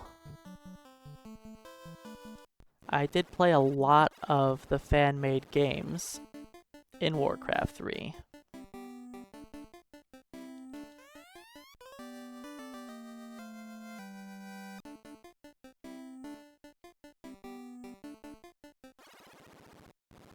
My favorite games in the Warcraft 3 custom game modes were mostly tower defense games.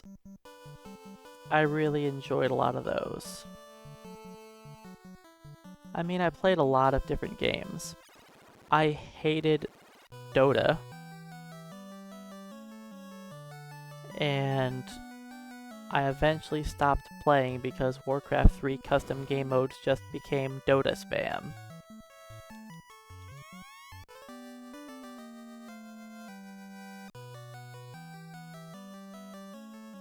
You just sit there refreshing the list over and over and over again, and all you would see is Dota. I did play Final Fantasy Crystal Defenders, yes. If you're talking about their tower defense mode, that is. Their tower defense game. I did play that, and I got all the achievements in that game. I played it on the 360. so it was achievements that I had.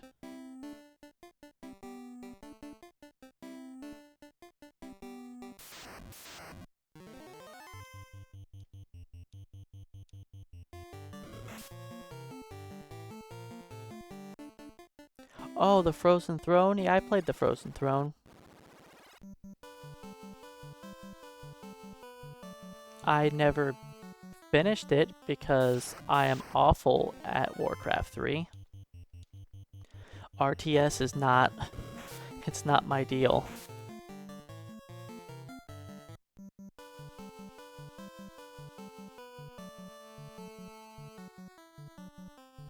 I like a lot of the games, but I'm just bad at them.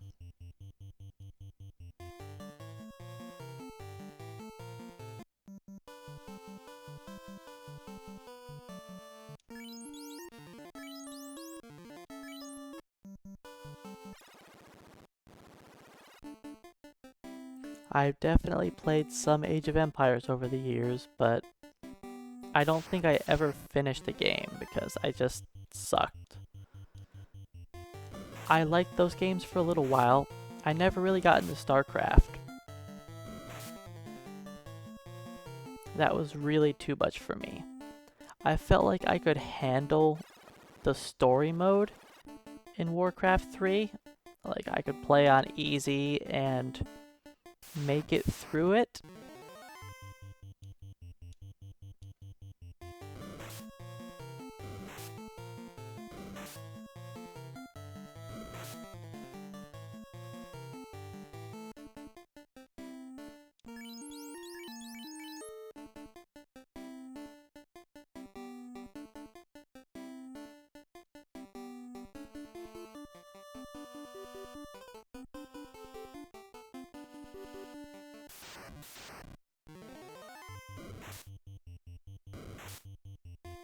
I've never really played any of the Civilization games.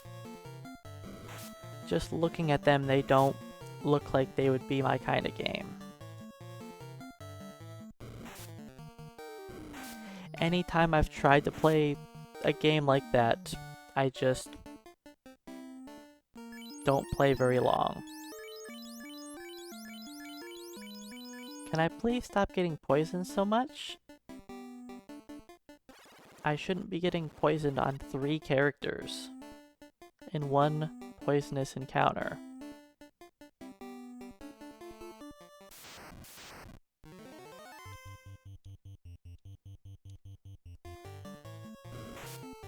But why are you in slot 2 now?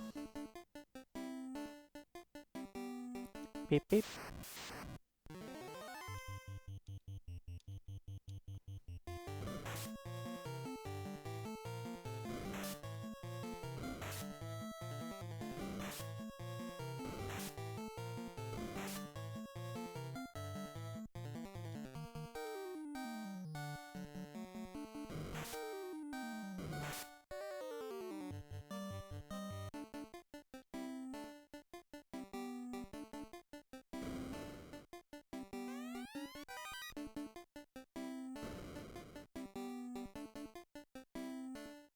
Beep beep. Bats? Hello? Thanks, Bat.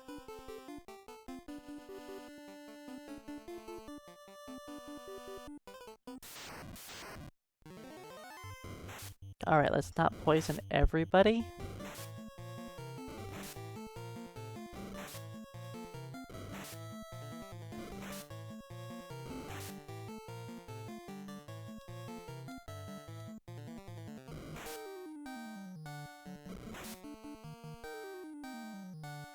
I don't remember much for games that my elementary school had. Off the top of my head, the games that I remember were Oregon Trail, and I think it was called Word Munchers.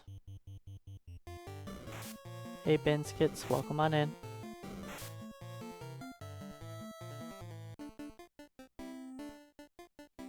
Those are the only games I remember from my elementary school computer.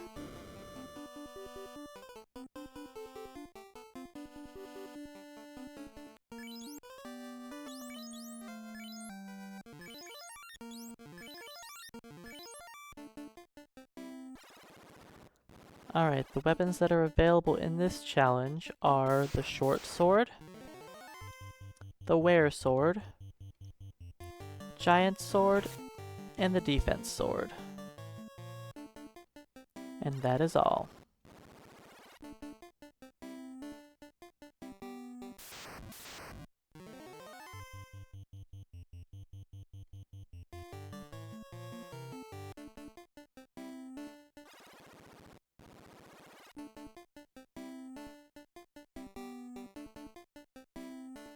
But yeah, elementary school was the last time that I enjoyed using an Apple product. They had those green screen computers.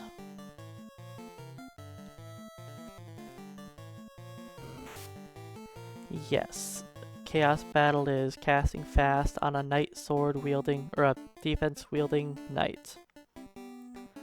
But even that is not great. At level 29, which is the level I plan on being to fight Chaos, my defense sword wielding character is only going to have a maximum damage roll of 8 without a critical hit. So we're going to be relying on a lot of critical hits.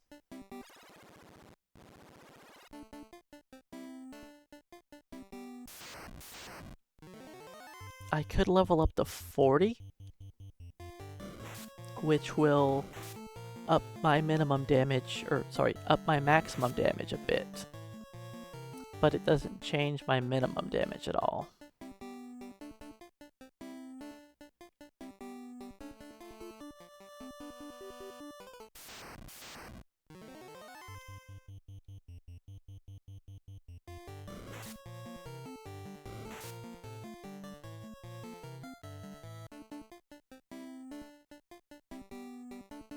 Alright, let's see if Lich goes well.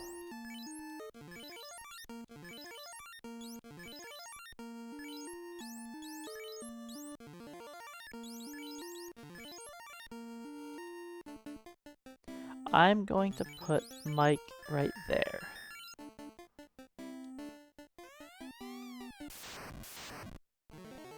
Just because slot 1 and 4 are prone to being hit with criticals.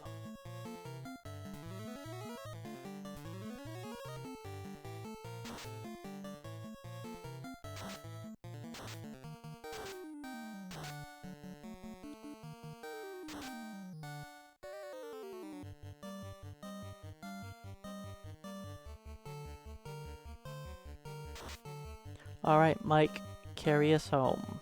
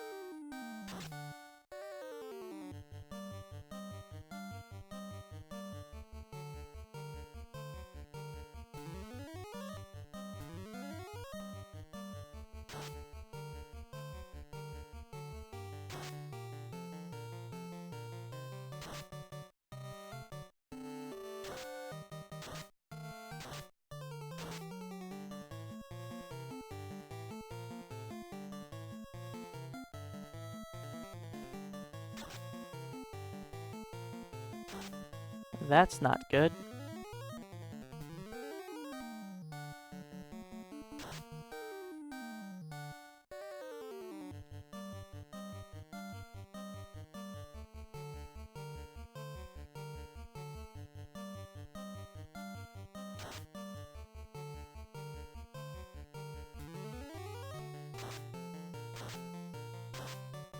Come on, Mike, snap out of it.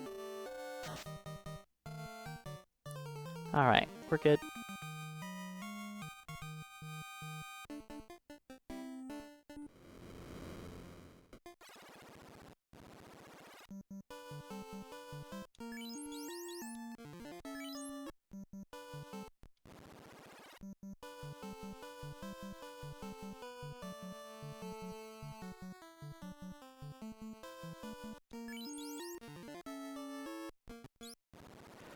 I guess I didn't need to do a reset there, but it's okay.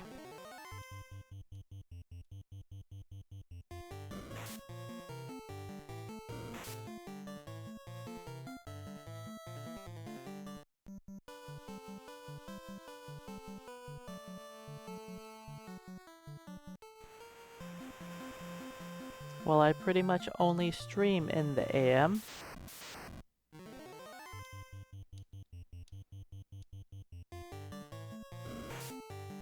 Hey, Keyboard Cowboy, welcome on in. And our run is still going because, it's a challenge run.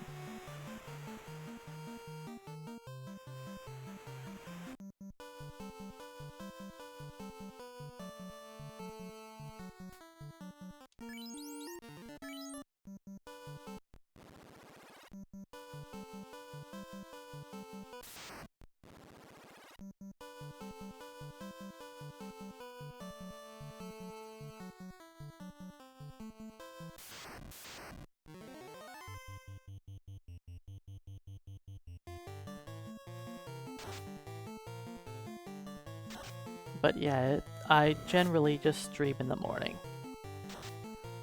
On a normal day, I start my stream around 8 in the morning. On days that I have off, I'll start the stream earlier, depending on how much sleep I get.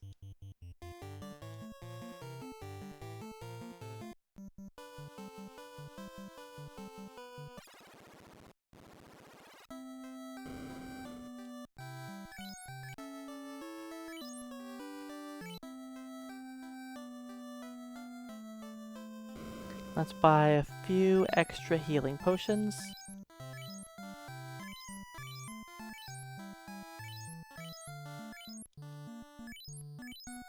Alright, I will be going to the volcano.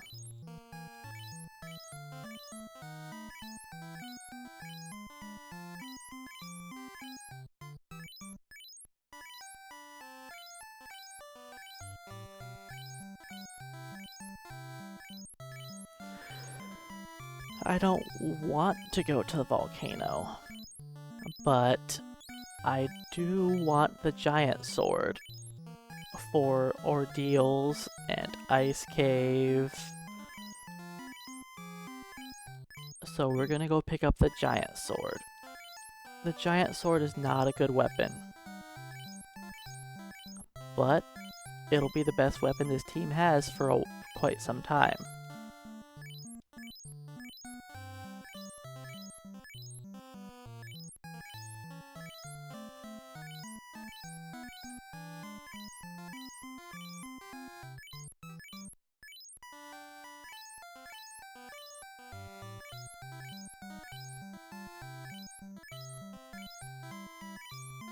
Alright, I probably have enough heal potions, but to be safe, I'll buy a few extras.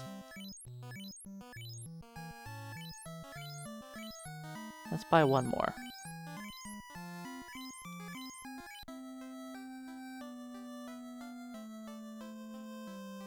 Oh yeah, I could cap them out, but I don't feel like doing that.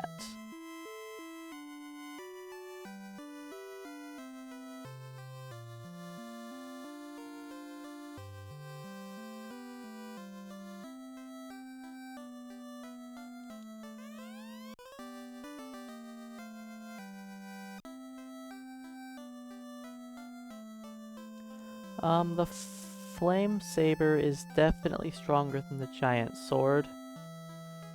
It has, what, like 4 more attack power and 5 more accuracy? A Flack in Time, welcome on in.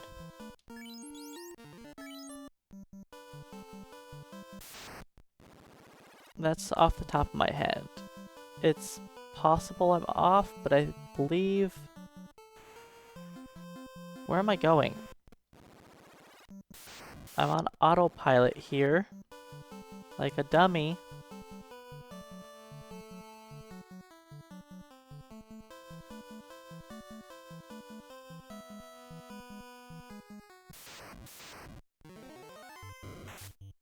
The giant sword is what? 21 attack power, 20 accuracy? I can look it up in a second.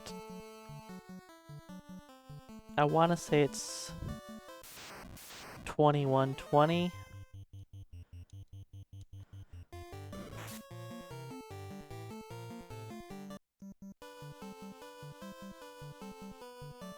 Nobody ever uses the giant sword because it's a giant piece of garbage.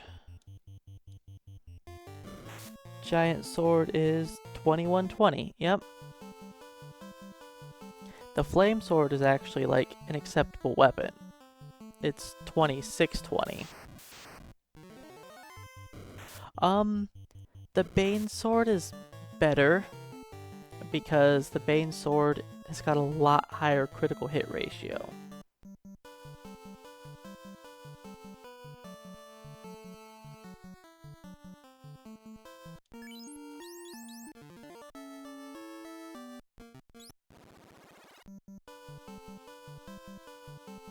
But yeah, the Bane sword is only 22 attack power, 20 accuracy.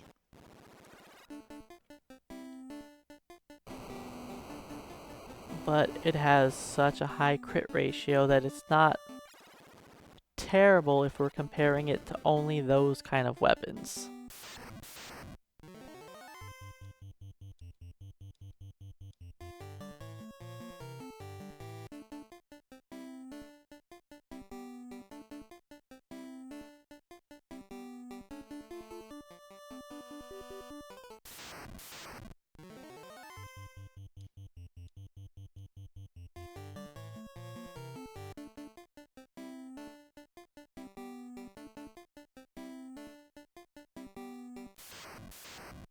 I should have healed for this fight. Oops.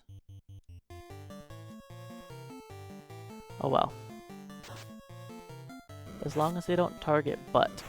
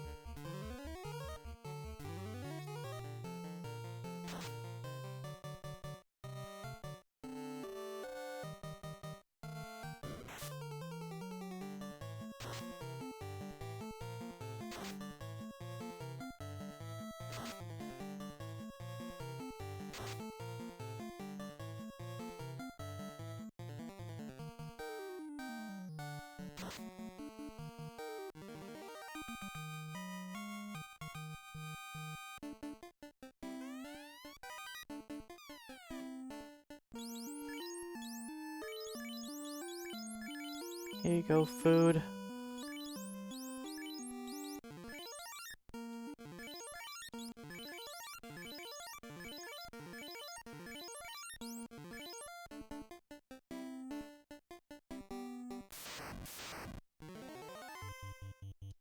Don't cremate us, please.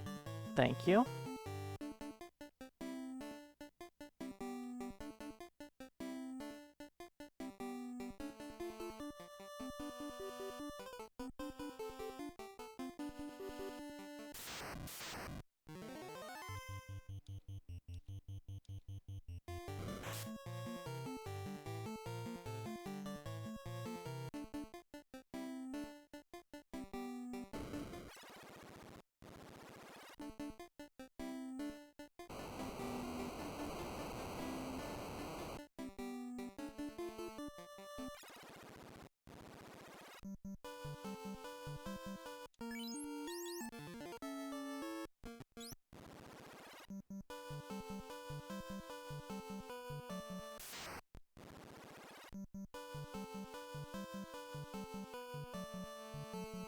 I'm gonna try to count here.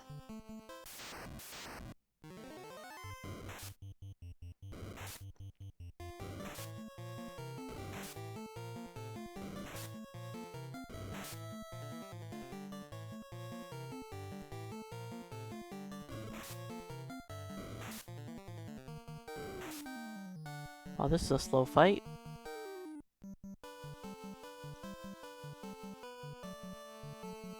Encounter number 3.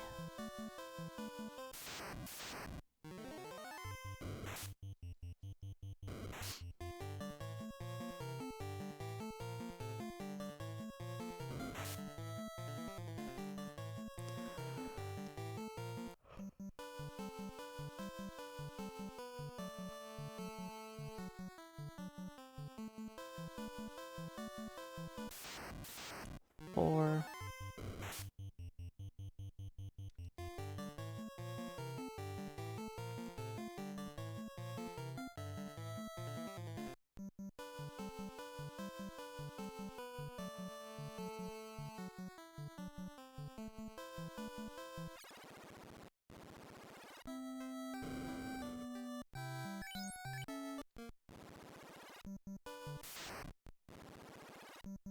Five.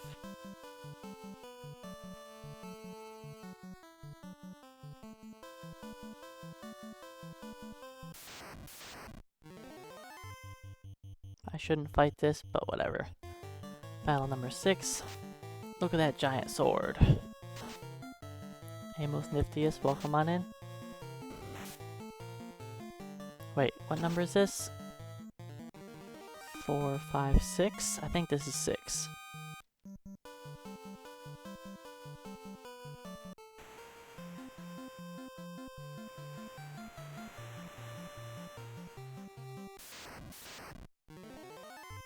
Yep, this is 7.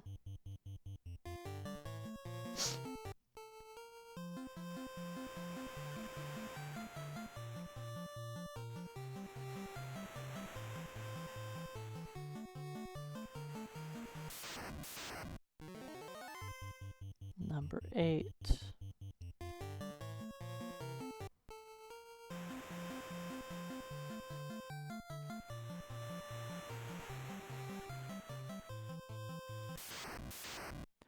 Nine.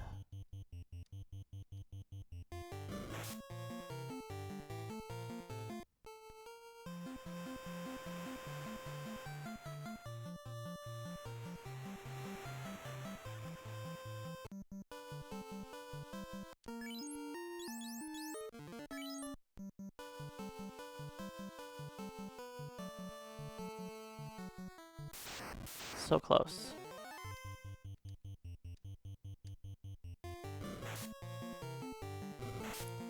Is this 10? I think this is 10.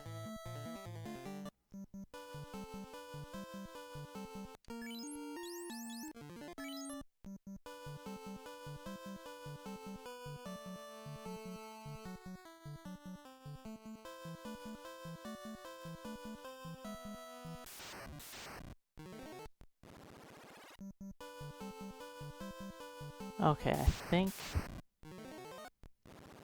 my steps are not, they're not in a normal spot, but we'll see how this goes. I think it'll be okay, but my steps are not where they normally are.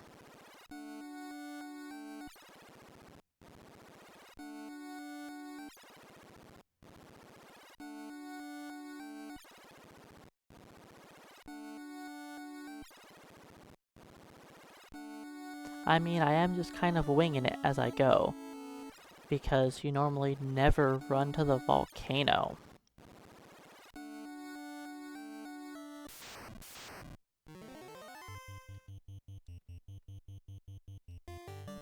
But here's the thing, is I'm supposed to fight the next encounter on this floor. Which means I get to wait here a second until we murder this guy.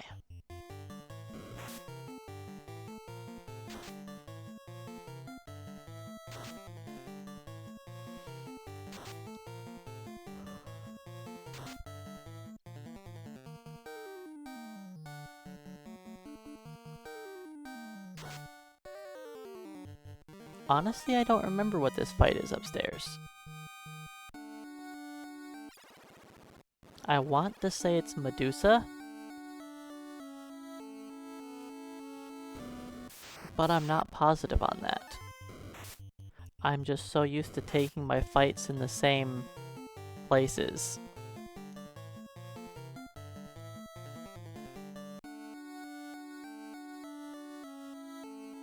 A lot of times I try out different things, then give up if it's just not gonna work out. Alright, drop that. Let's drop your gloves and cap.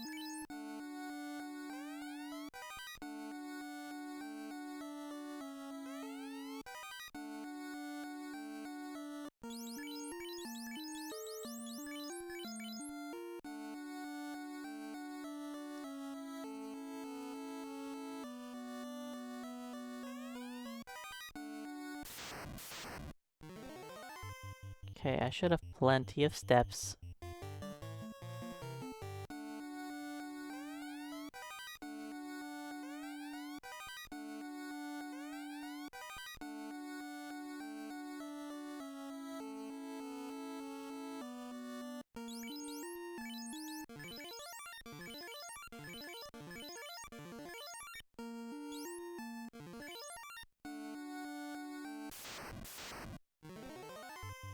That's not great.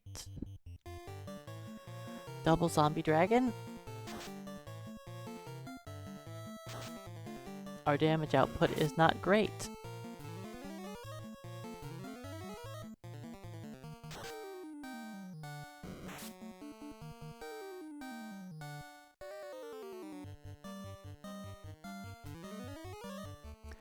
I'm dumb. I know what I could have done to make this fight safer. See, I could have just done this. Then we can't get paralyzed.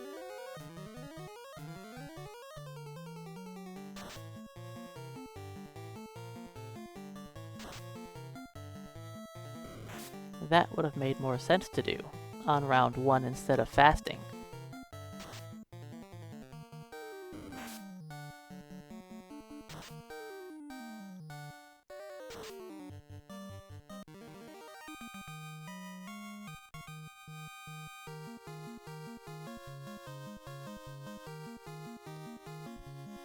Well, it's not really supposed to work that way, it just kind of does. So in this game, when you are resistant to the enemy's weakness, then you end up resisting their status attacks.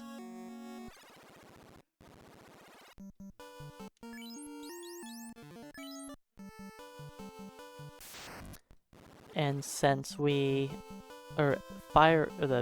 zombie dragons are weak to fire,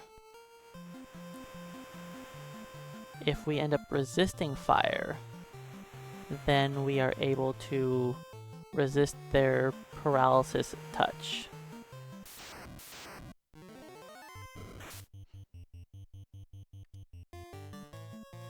It's not really that useful most of the time.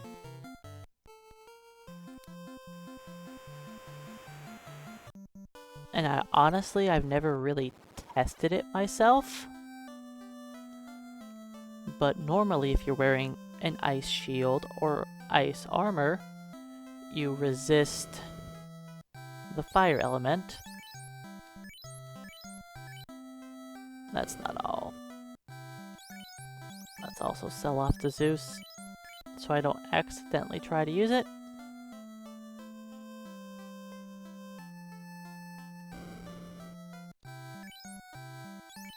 Two, 3, 4.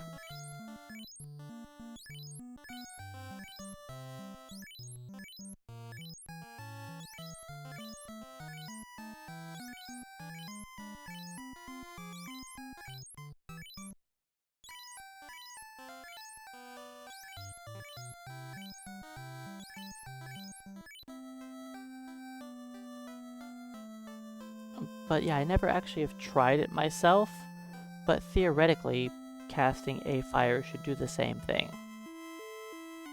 It gives you fire resistance, so the enemy shouldn't be able to hit you with their additional effect.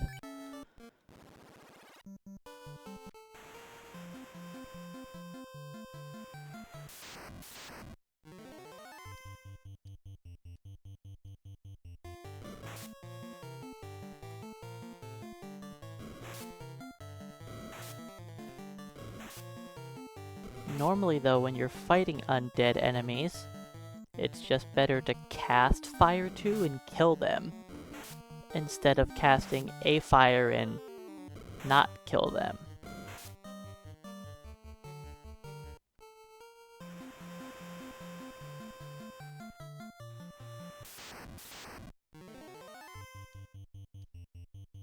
But since we're not allowed to cast Fire 2,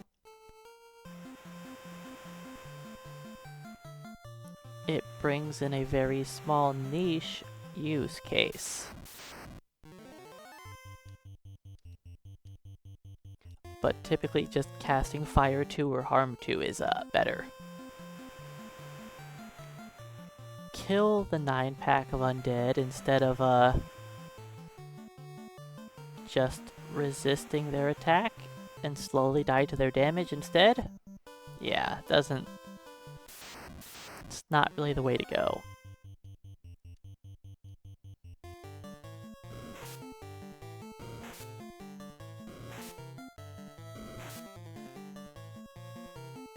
And also, hey Nohia, welcome on in. I'm sure you've probably been hanging out for a while.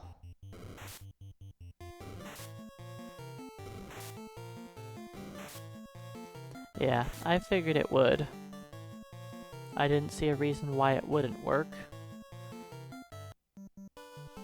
But it just doesn't... It's not that useful. It really isn't. In a normal circumstance, you'd be much better using Fire 2 / Harm 2.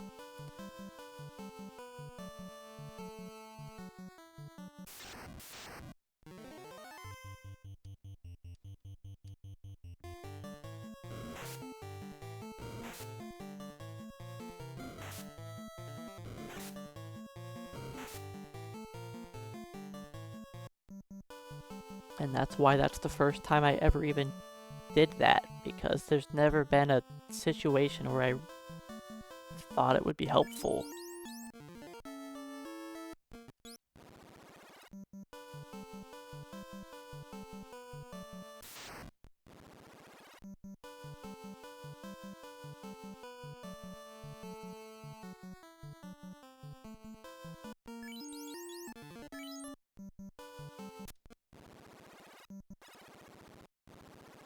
Yeah, there's many reasons why they could have messed up how the enemy's elemental attacks work.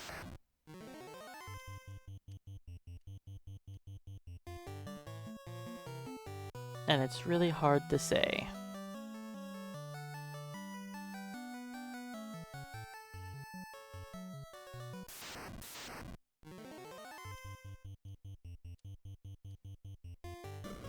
But that's why we have the infamous sorcerer's basic attacks that are non-elemental. There are plenty of things, plenty of mods / randomizers that will quote-unquote fix the bugs.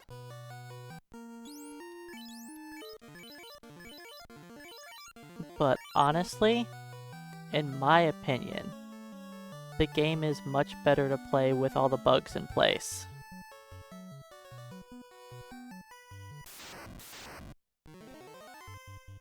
Believe it or not, it is much more balanced around the game working in its actual release state.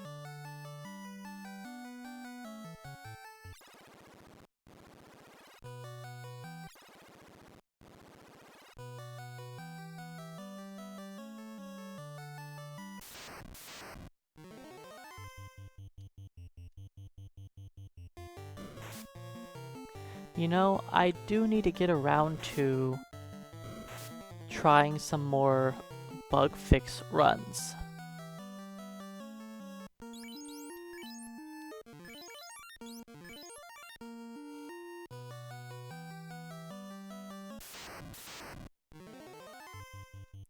I don't like this. Of course, we don't even outspeed the wolves.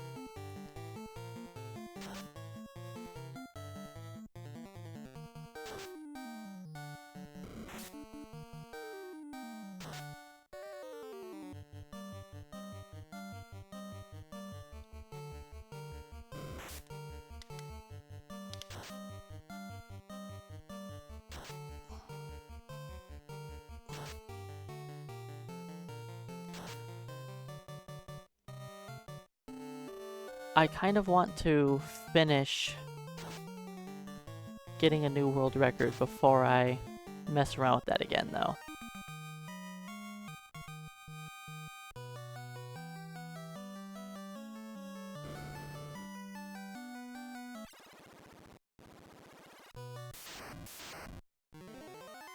Uh-oh. The Vorpal Sword is probably what you're talking about.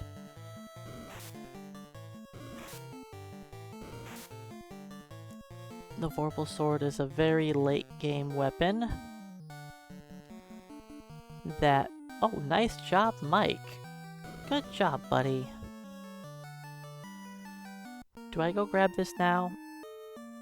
It could lead to death.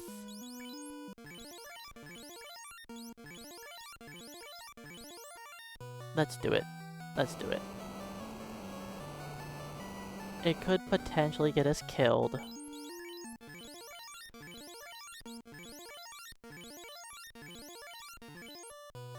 As long as we aren't ambushed, we should be okay.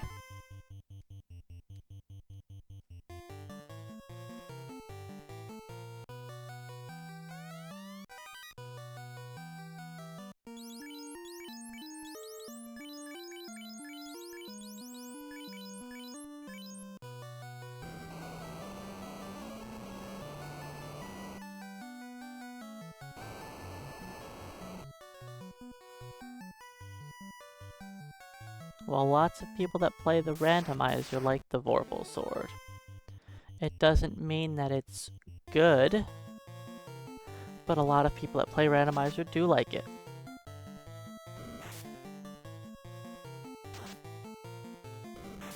It does have a decent critical hit ratio in the randomizer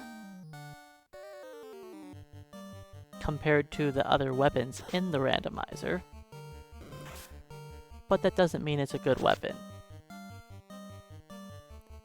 The raw attack power of the other weapons is generally better.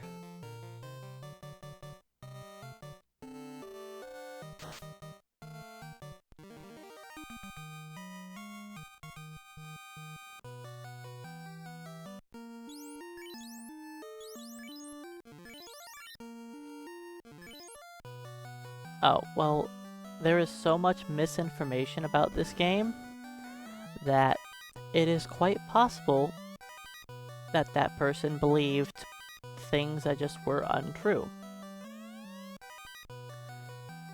Yes, they may have been wrong, but people fight about things that they're wrong about all the time because they believe their randomly found information on the internet is correct.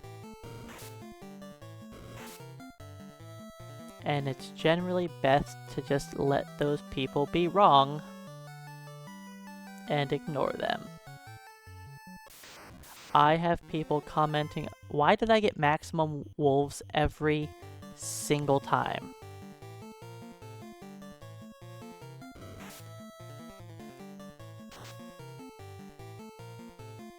Like, I have people commenting on my YouTube videos all the time with incorrect information that they'll preach to me about being correct.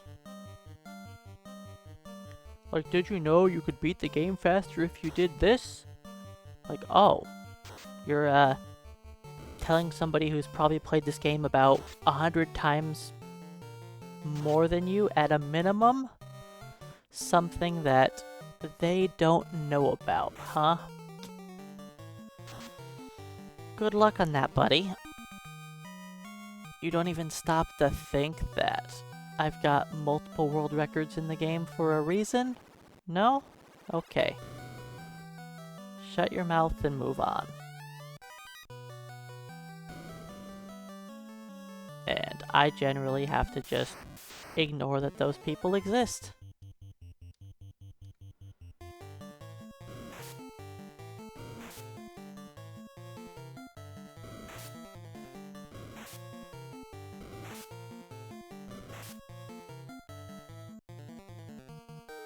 I have people, like on my my tier listing video of where I talked about all the different classes, I've made so many people mad by saying that the black belt is terrible in the early game. You have no idea how many people don't like that information. And will go on and on about how amazing that character is, and everybody should use a black belt casually.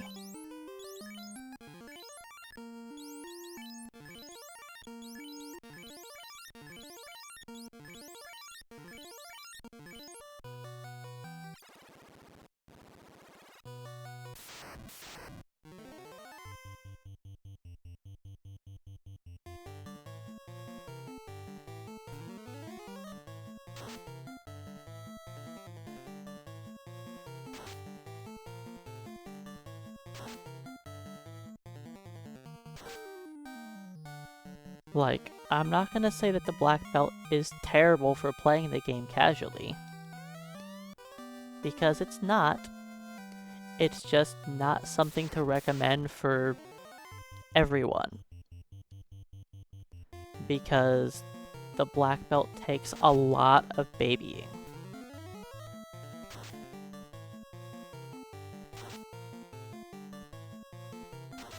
Sure, they can carry your extra equipment early on. So can your mages. Or any character that's not a fighter. Technically, even your fighters can carry extra equipment.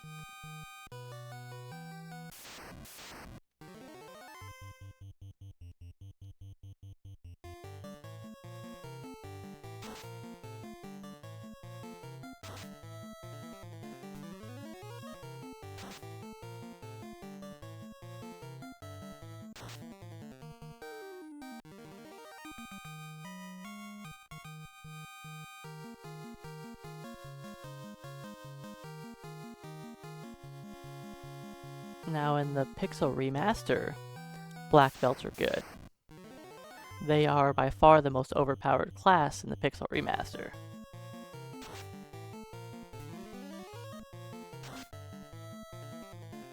The black belt is definitely powerful in the Pixel Remaster. They do still have some issues, but they are powerful.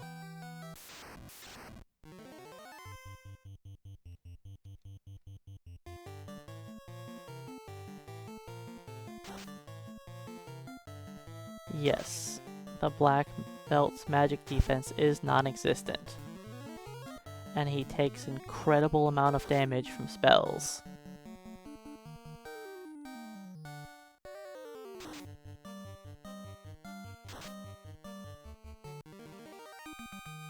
Alright, I think that's good enough.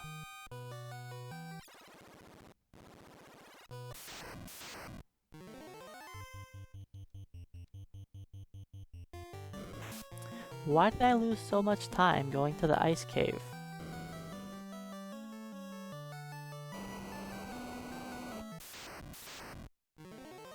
I mean, I was stun locked in that one battle, but that didn't even last that long.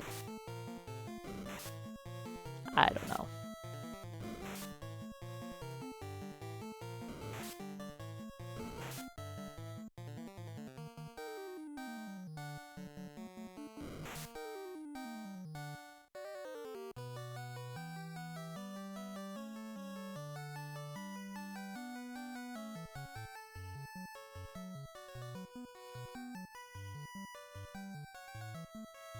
Oh, I still could have taken a couple more eyes. It's okay. We'll be back. We'll be back.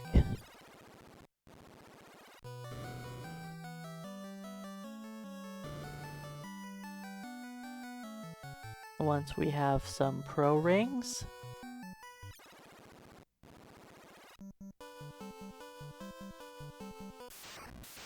Oops, no, that's fine. I'm not supposed to tent there. I don't know why I was thinking I would tent there.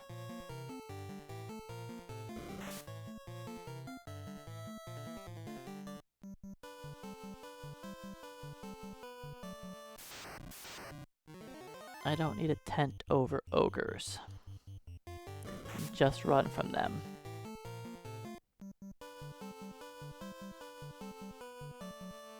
There's a reason why I do my steps the way that I do them. So that I fight ogres there. If I do it slightly different, then I can fight more garbage undead outside. And this way on the river, all I'm fighting is these little fishies.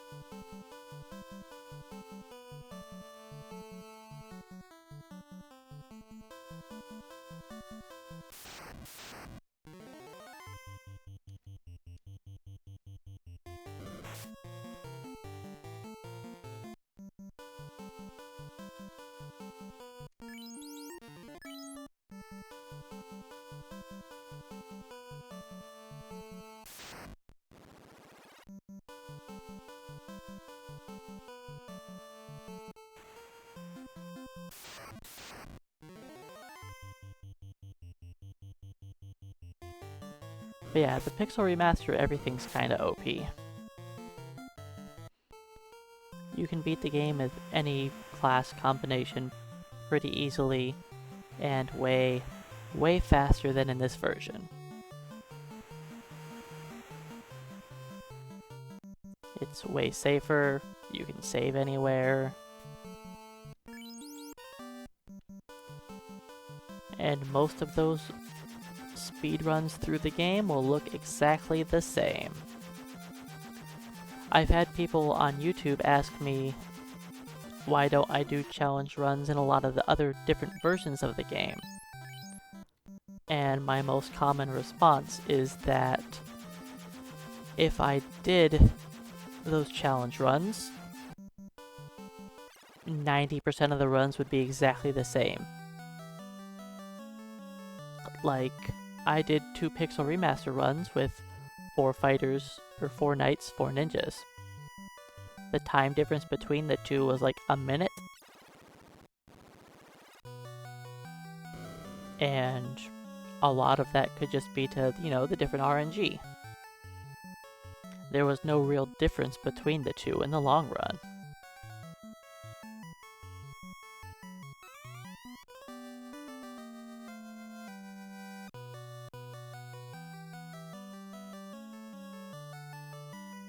Which is definitely not what you can say on the NES version. Knights are way, way, way better than the ninjas.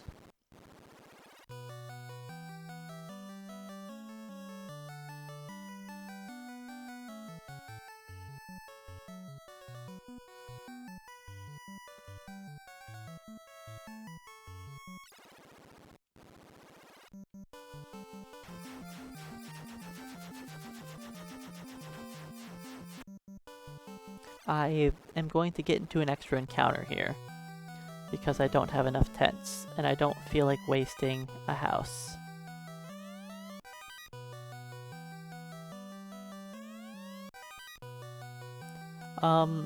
They haven't reversed Black Belt / Master magic defense on any version of the game, because they changed the way that it works. Because you see, what they did was they made max level 99 instead of 50. So with that, they changed the entire calculation of how everything worked. But yes, the Black Belt gains less magic defense than the Black Master. But that is true for almost every class in the game.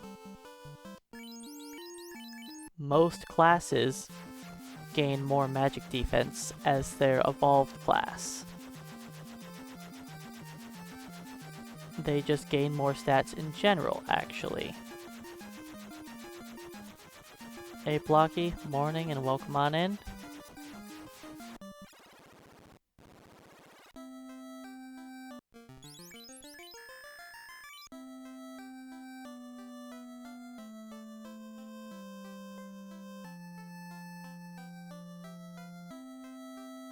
I'll use this in, even though it's expensive.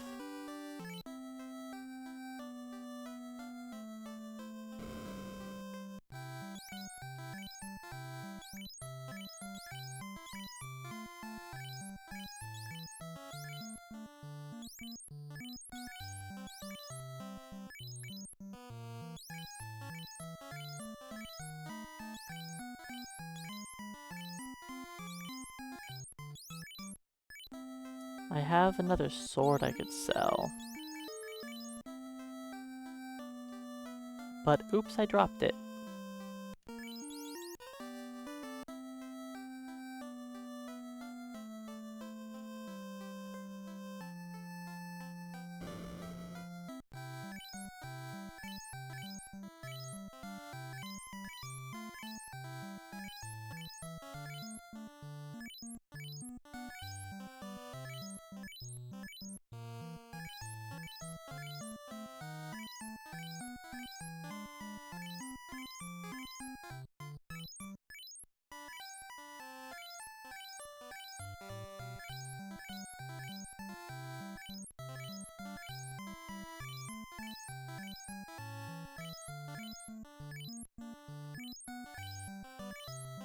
I'll buy 17 and call that good enough for now.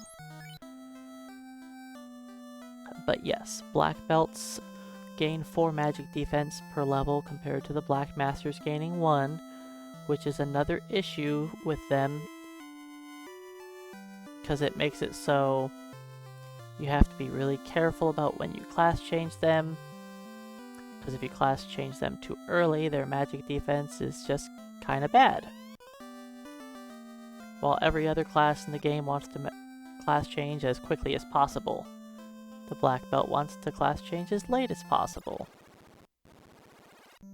Again, it's just more having to baby the black belt for everything you do. You have to change everything you do for the black belt.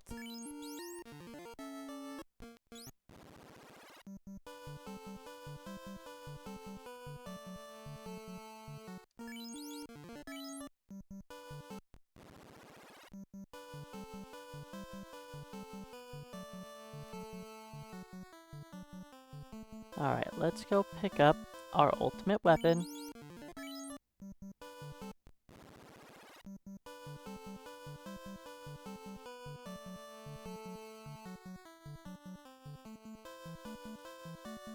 Nope, off by 1 step.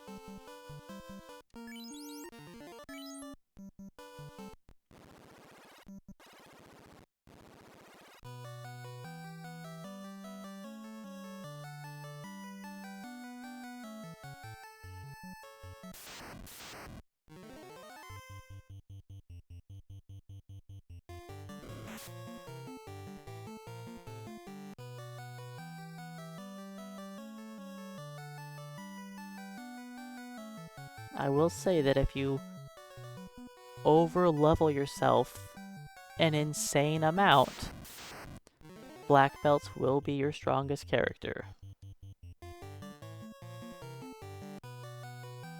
But you still have to over-level a lot for that.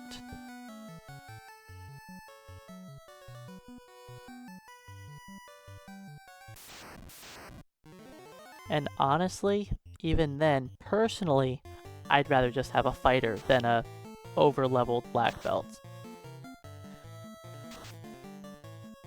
But that's me. I know the difference between a good character class and a bad one.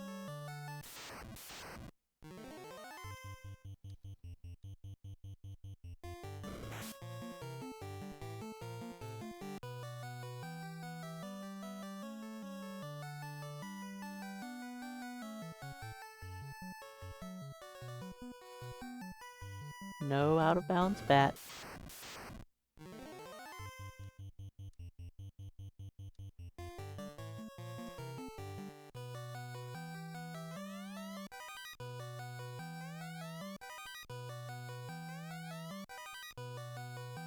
Of course you would do that, you jerk.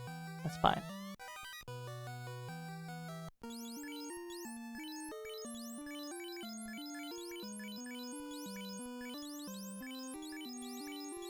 Oops.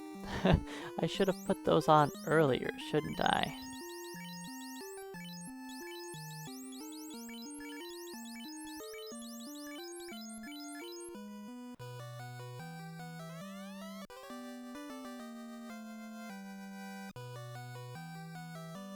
Beep beep, Mr. Robot.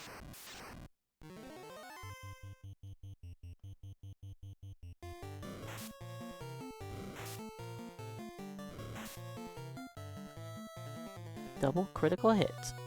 My favorite RNG. That's not the first time I've walked into the waterfall forgetting to put on the pro rings. And it certainly won't be my last.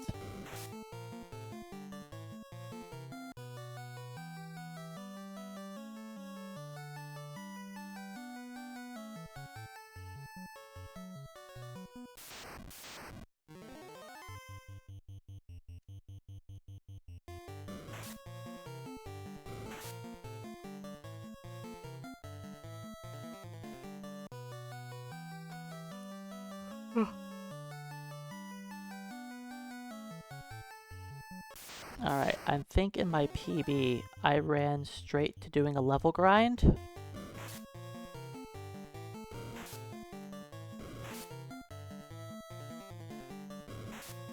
But I don't know if I want to do that.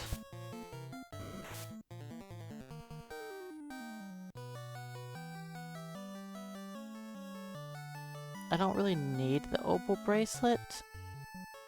I could theoretically just do all of Waterfall, or all of Sea Shrine in one go.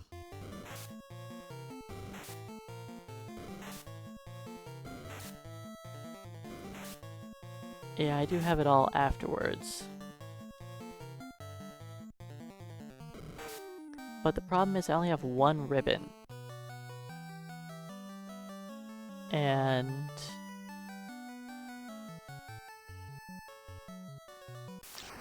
I guess maybe that's okay.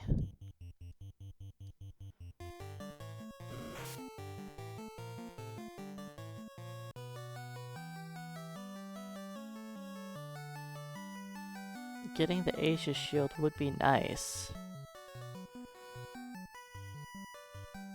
But I guess it's not necessary.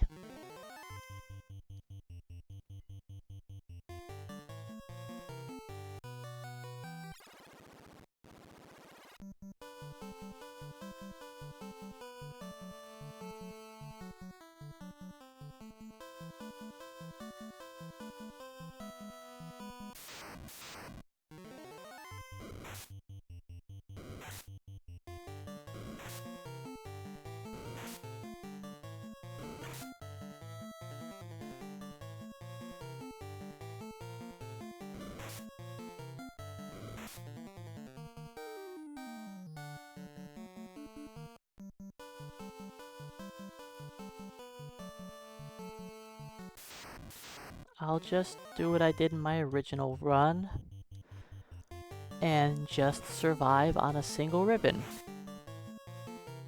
We'll be fine.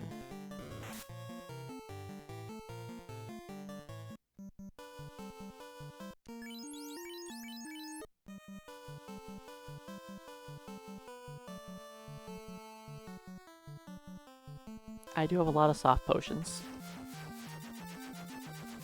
Before I go down, let's buy the last pro ring.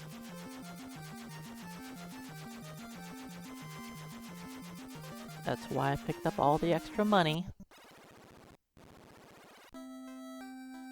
Let's get the last pro ring.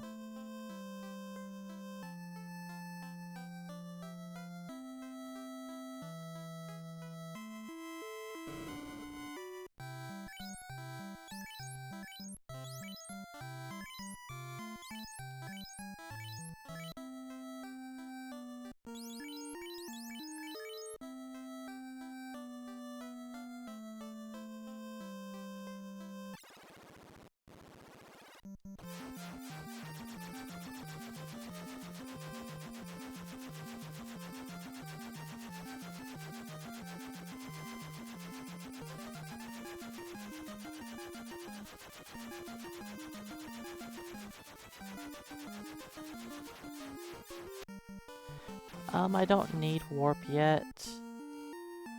And I can't afford everything else. Let's come back later for that.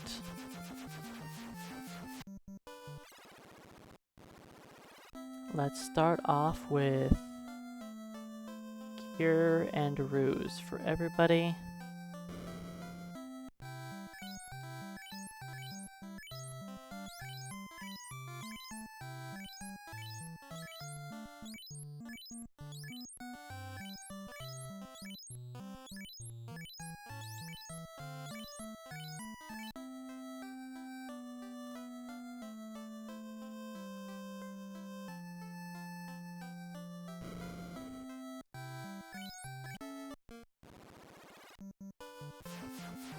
Hey Sandbag, welcome on in.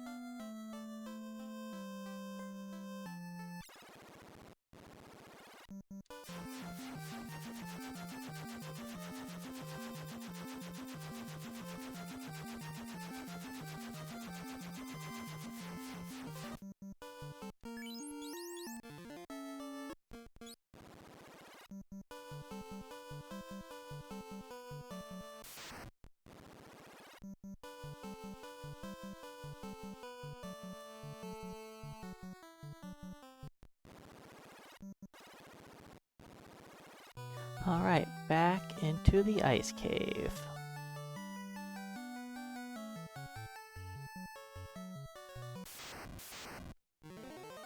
I'm not sure if I can survive with only one dive in here.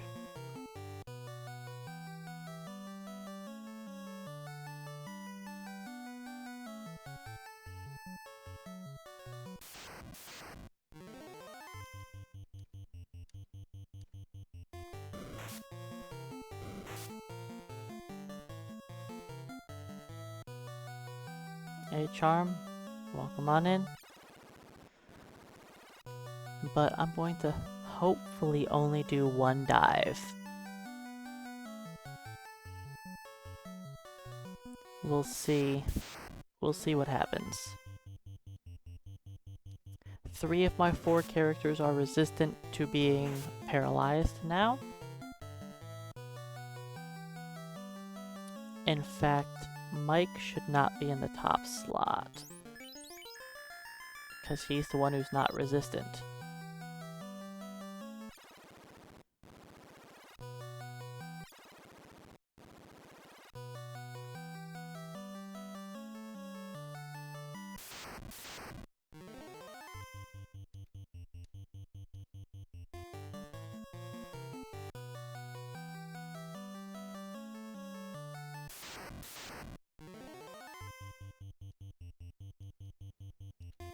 Well, at least we only got one wolf this time. There's been far too many fur wolves for my liking. Far too many.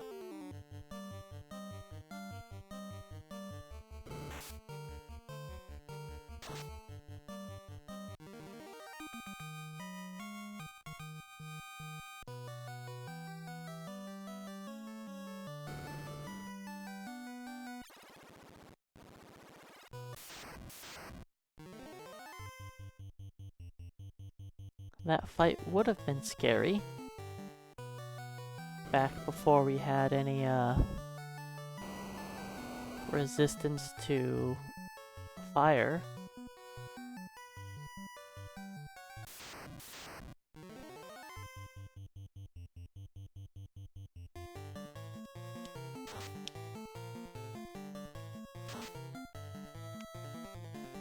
So we've got all 4 of our different weapons now. Defense Giant, wear short.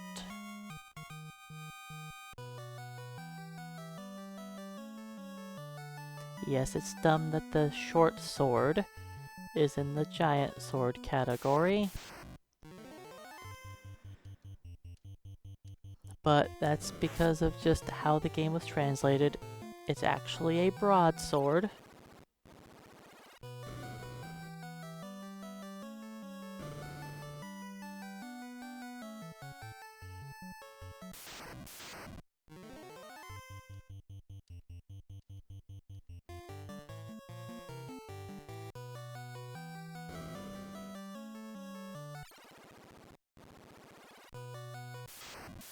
I should have the red mage in slot 1.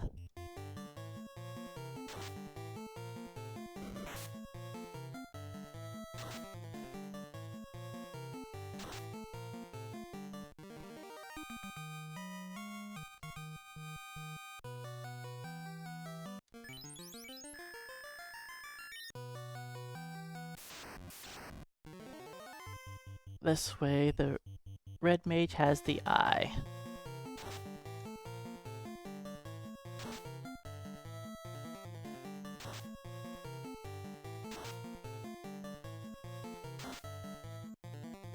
So I know I didn't skip over the mage encounter. There will be a mage encounter coming up. But since I have everybody alive in my party, it's not a huge deal. Theoretically, we could wipe if we get maximum mages. They ambush me. They all cast Rub turn 1. Then they all use Lit 3 in turn 2 before we go. We could theoretically die to that.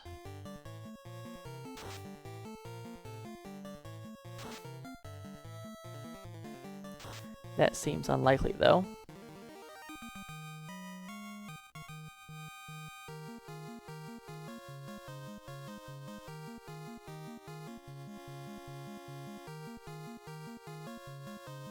I wouldn't mind a fighter or two getting petrified.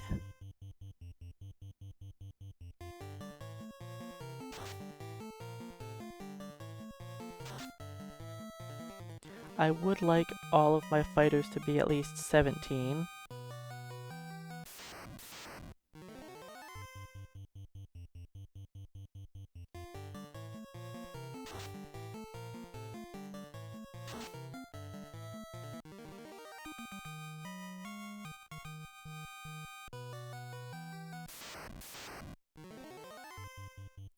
And no, I don't believe I've ever lost to an eye using Stare on me.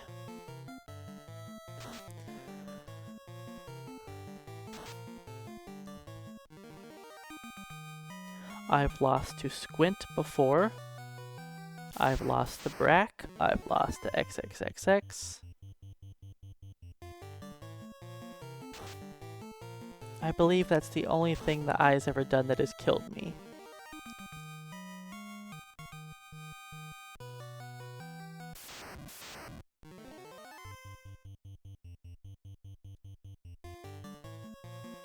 I guess Glance has killed me before also.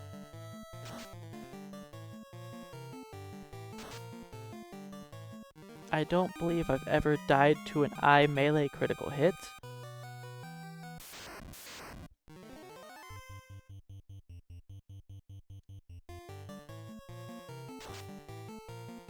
I've definitely never died to him hitting me with Lit 2. Or Stare.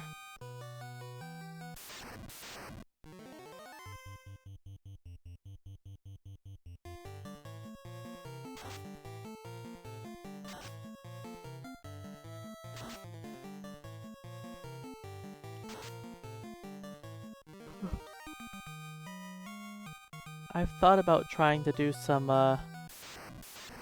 speedruns of the game with a bingo card,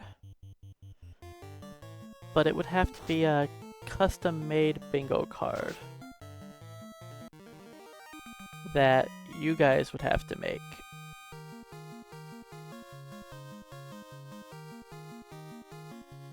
because I wouldn't be able to use just any old bingo card from what other people use for randomizer, because a lot of that stuff doesn't translate well to the regular game.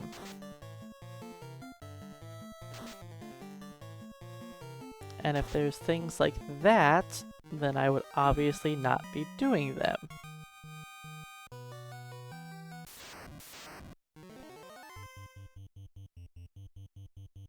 You know, I wouldn't do a speed run and go out of my way to do something dumb like that. You know, they would have to be things that you guys would find that could be entertaining, but not too bad that would make the run, you know, take a million years, like getting a level 50 thief. That's not gonna happen.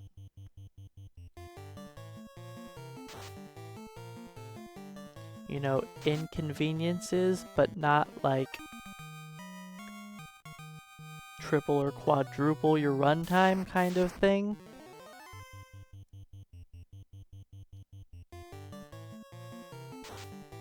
You know, not being able to purchase specific items or using specific classes or equipment, and just enough stuff to get thrown around the board.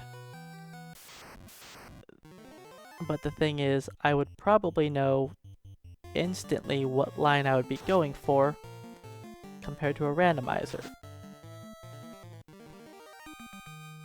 since I know where all the items are in the game and what the enemies do.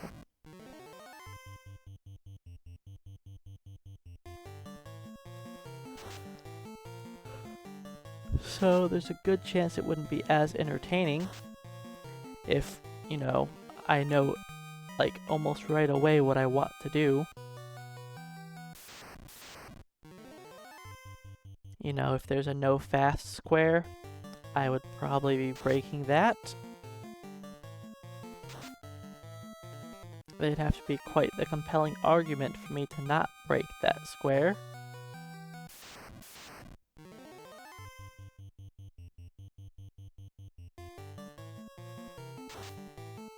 Since that speeds up the game by a lot, having fast.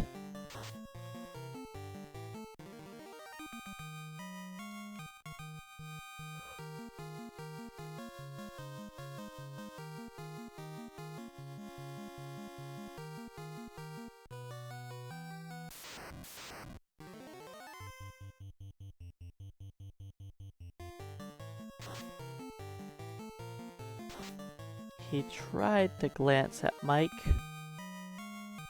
He tried.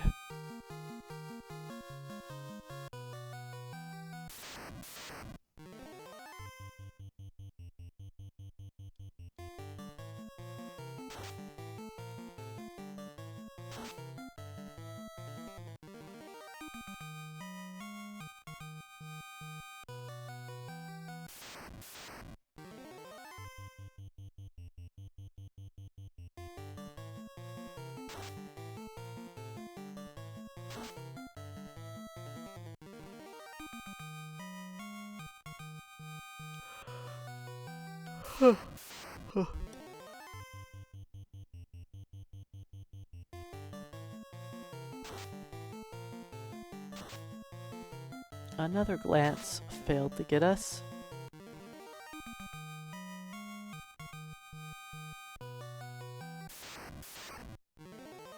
There's our mage. If he lit threes, he kills Mike.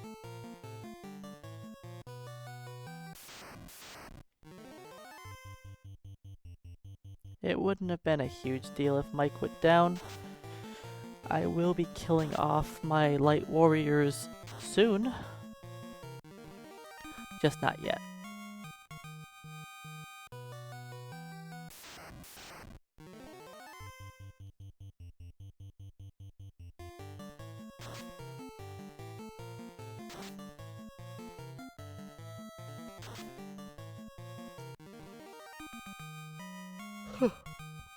Stop yawning. I know I didn't sleep great last night. That's because I had a couple drinks. Anytime I drink, I don't sleep very well.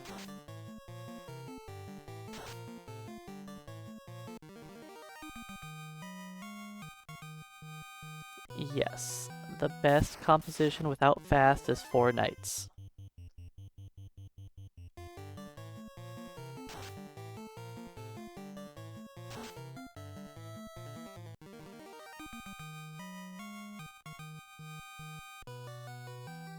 You could argue about going 3 nights in a thief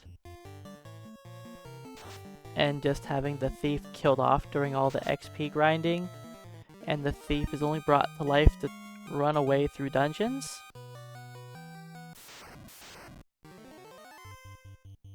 That could be an option.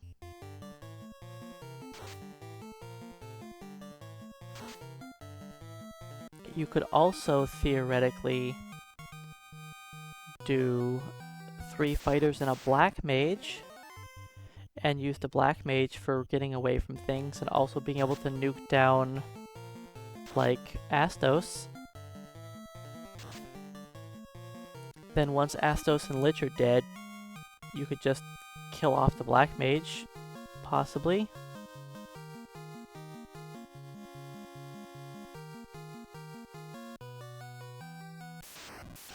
Or wait until after the eye grind.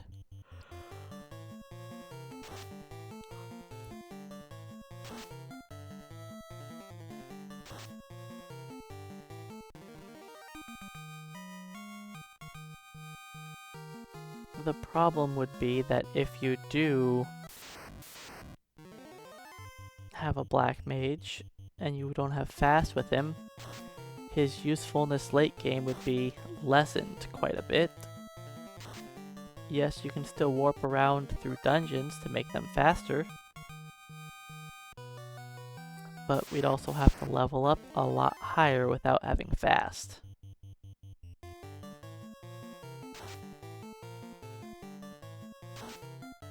You'd probably want to level up one of your fighters to 18 for the Excalibur.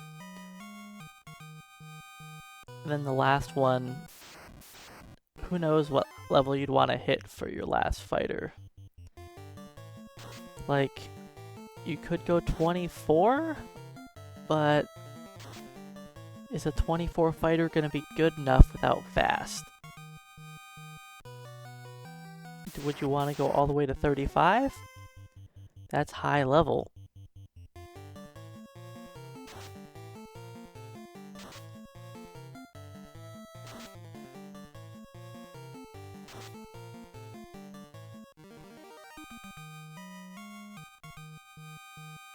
And if you're leveling up a character class to 30 plus, that's when it's time to start thinking about a black belt. Because if you're going to level up a knight to 35, you could theoretically just level up your knights to like 13, 18, then level up a black belt up to 32.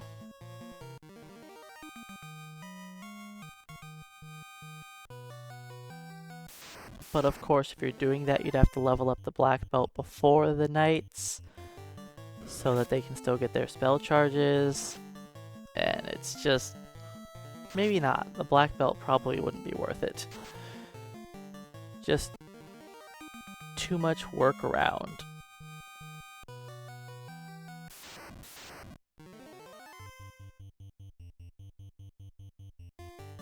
How has nobody been petrified once? I expected Glance to hit some of my characters.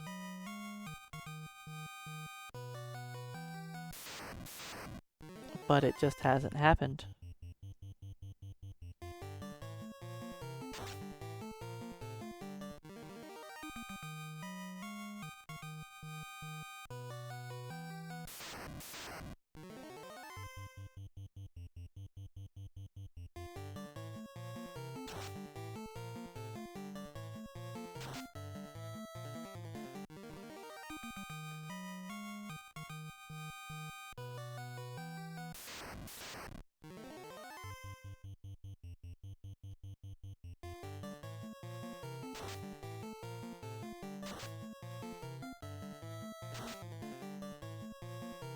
I mean, I definitely could try out different party compositions.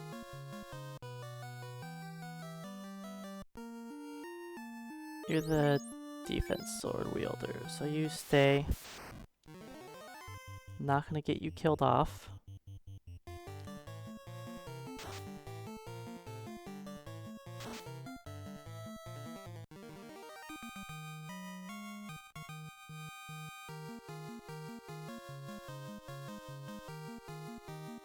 Alright, let's try to get as many of these guys taken out in one battle as possible.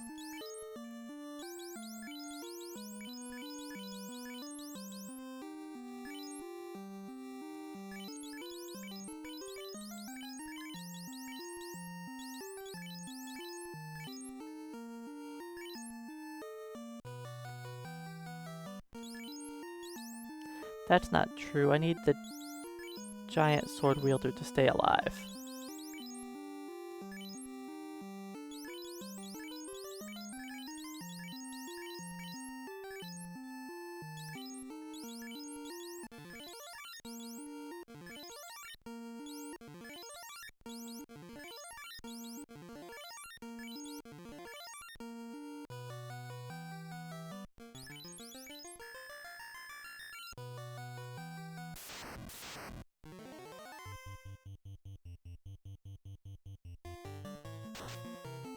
Of course. Oops. You weren't supposed to one-shot him.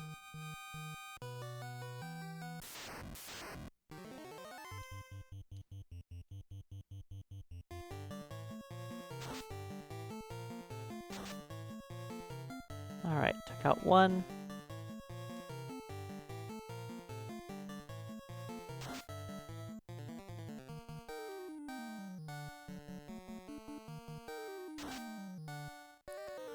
I mean...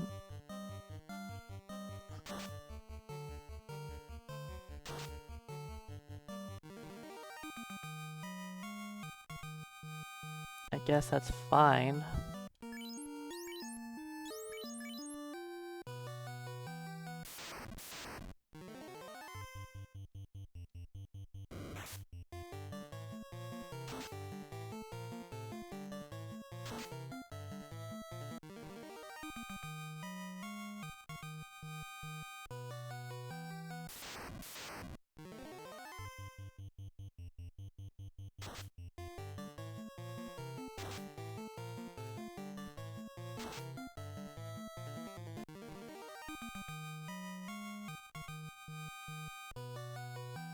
Alright, now we need to hit level 23 on these two.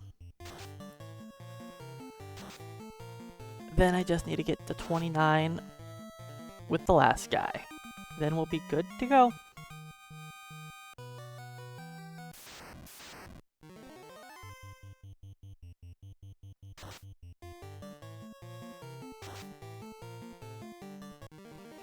I'm still tempted to hit 40.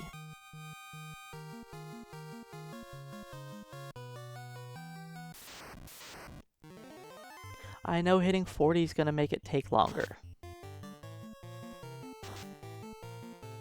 But it'll also make chaos a lot safer.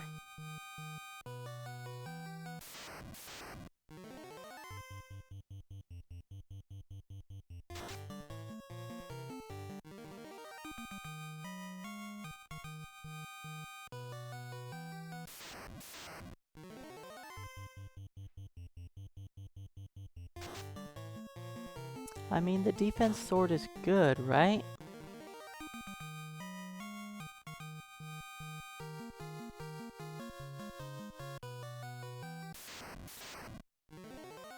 There's our first encounter.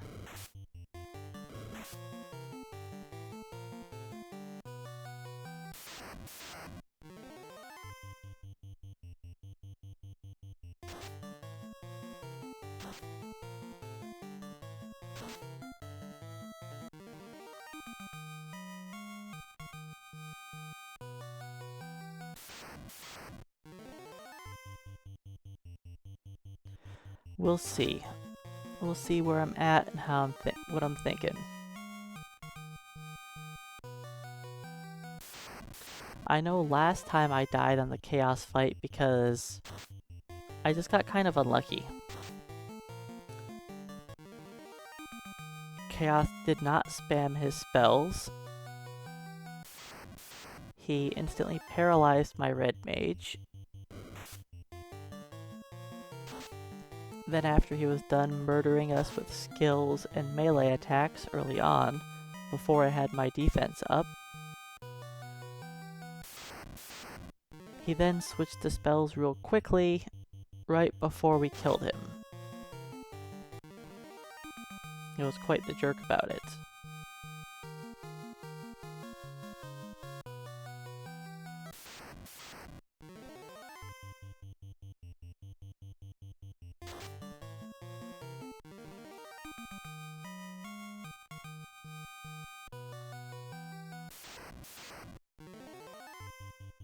It's definitely nice only having 2 characters now.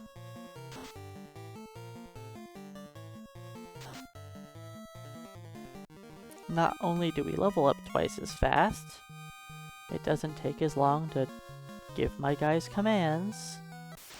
Then we have less useless attacks going off.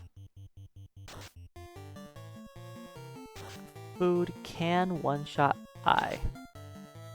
He can. With a good critical hit. I will say this is better than using the scimitar. See? He did it.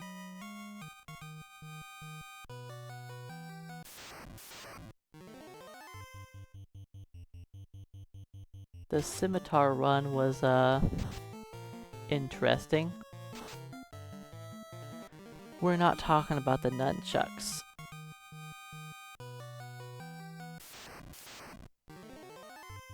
Those were awful.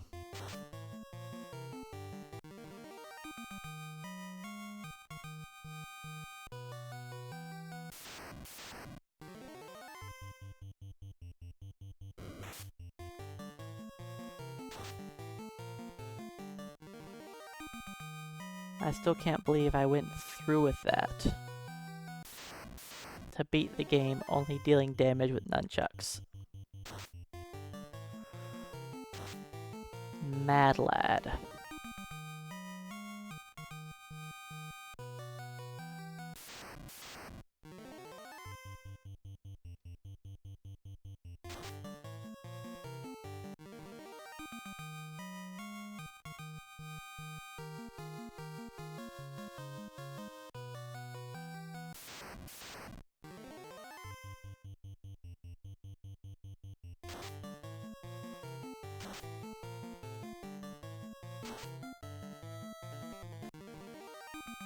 If food gets hit with a glance, that wouldn't be so bad.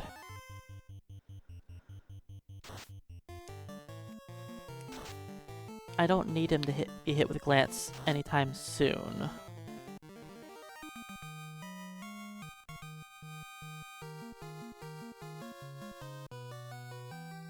But there might be a time where I need to get food petrified.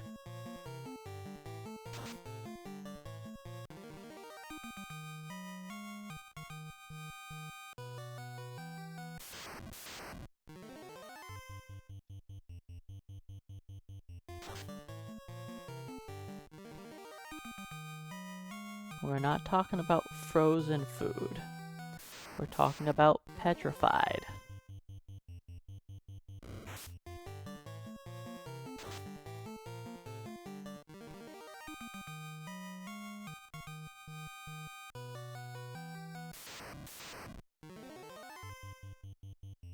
You know, you can't just microwave our statues.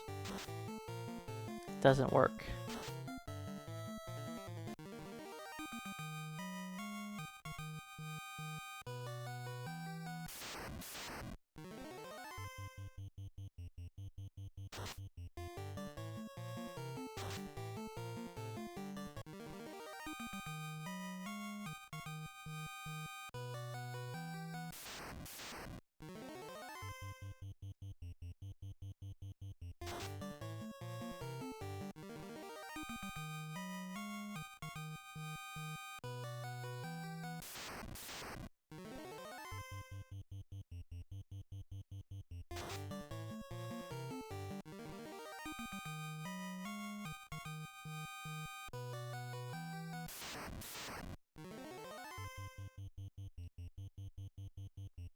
So the idea behind level 23 is so that food gets a 4th swing.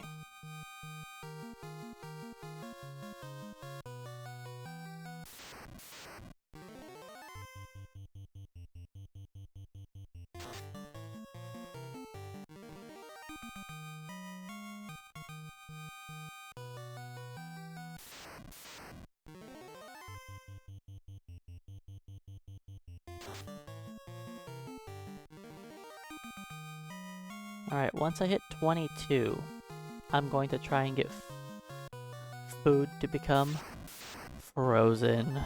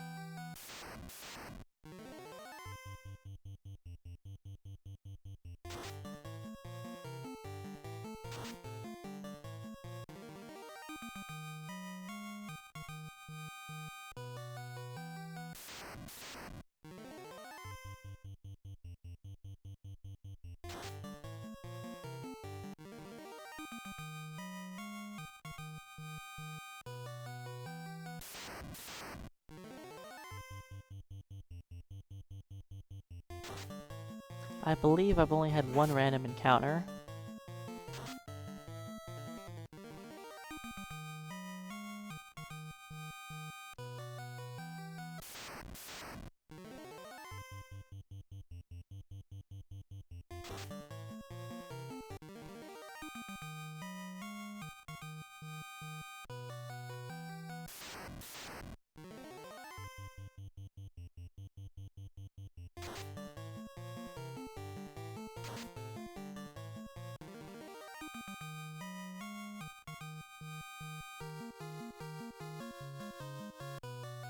Alright, let's swap you to the front.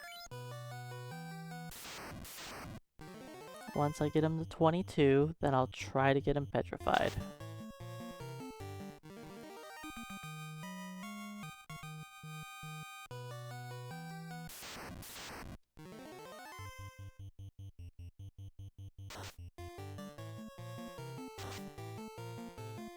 And I definitely mean petrified, not killed.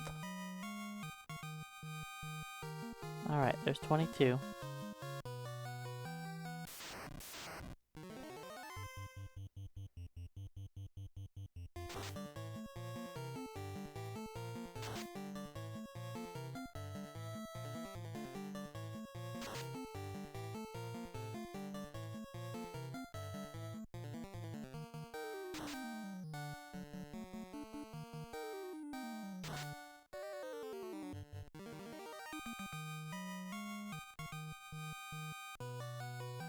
Alright, now he's gonna hang out as a statue for a while. I will bring him back a little ways into level 28.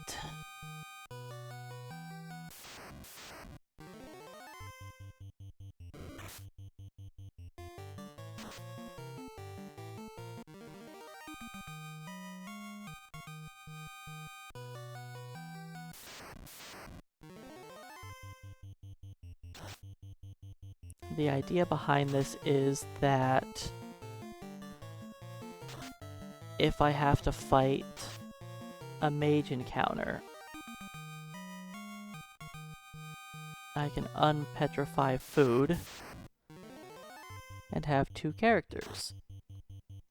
Food can be the decoy to be smacked by a stray rub.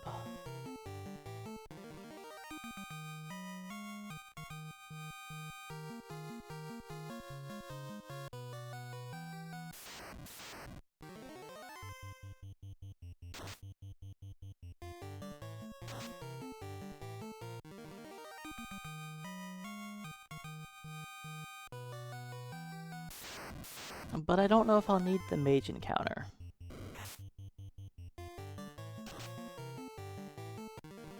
We are doing pretty good as it is.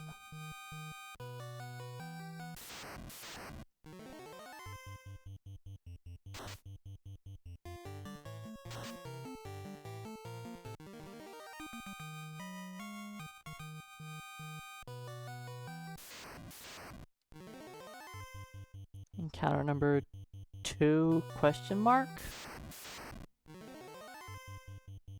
That's encounter number 2. Don't question it.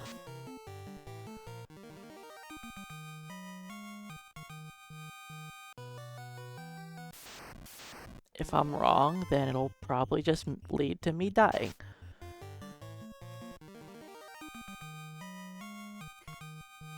I'm pretty sure the final encounter is just 4 to 6 wraiths, so I don't think I have anything to worry about until I see that encounter.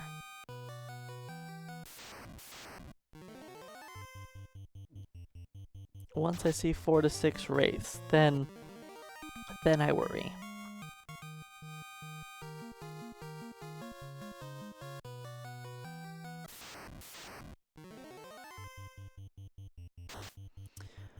How much XP difference are they going to have?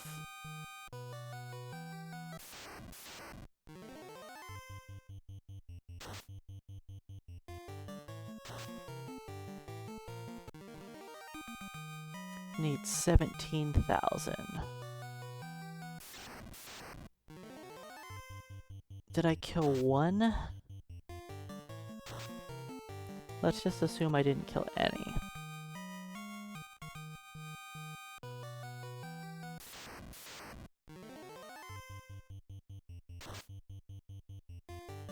If I kill 4... Alright, I need to kill 4 solo eyes.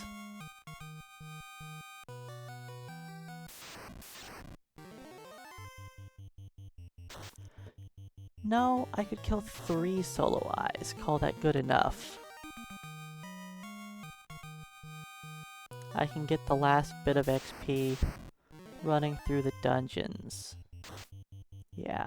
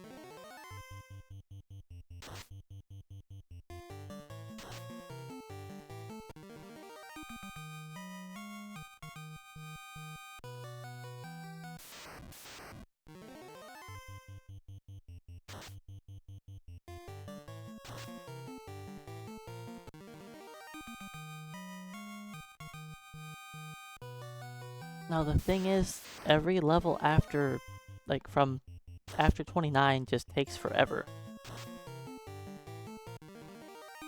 The strongest sword we have access to is the defense sword.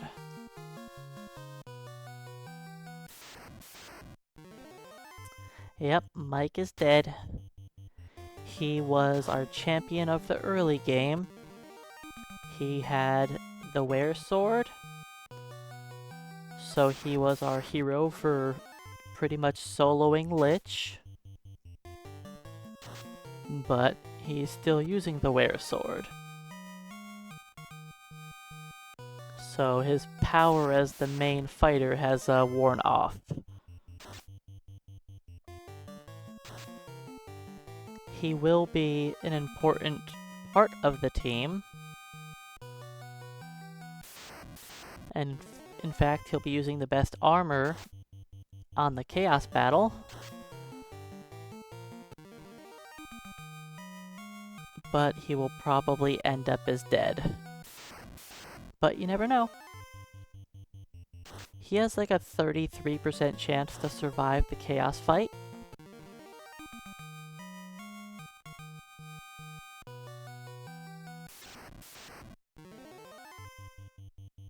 He will resist every element except for Earth.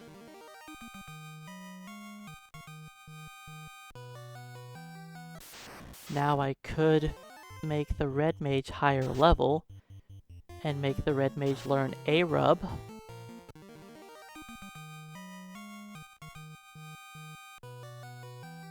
But I think the Red Mage already has enough to do in that fight.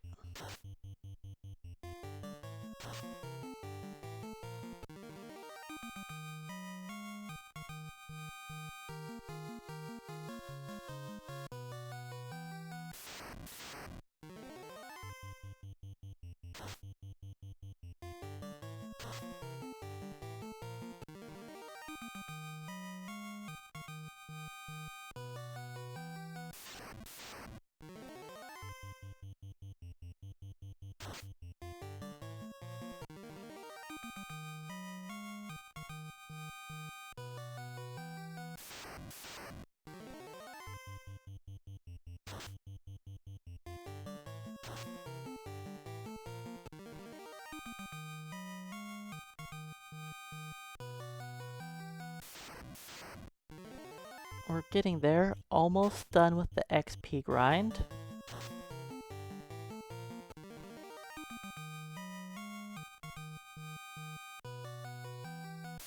At least we didn't have to do an XP grind for that long.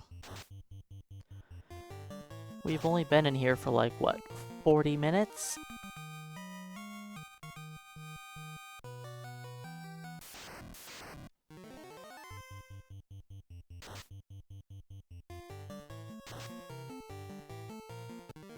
The problem is, if I try to hit 40, it's gonna take me an extra 20 plus minutes.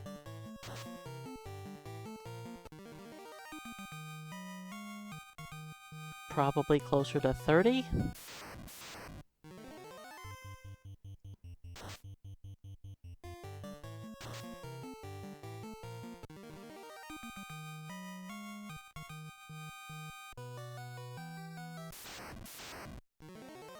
And I don't think I want to do that.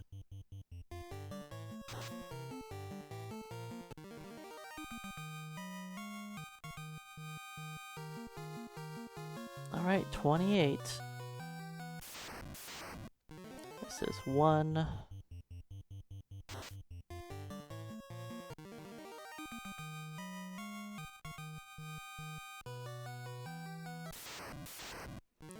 2.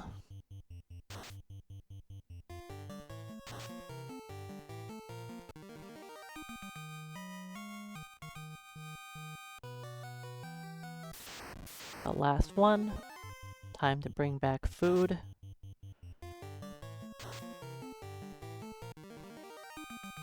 I wanted him to be petrified early for safety reasons.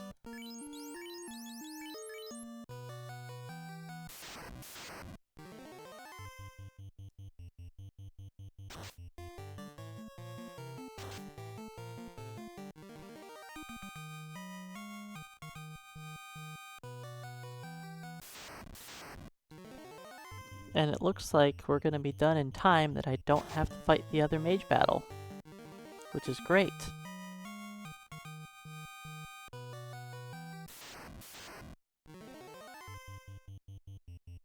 Okay, so it's not 2 to 6 raids. But it's time to count encounters. 1.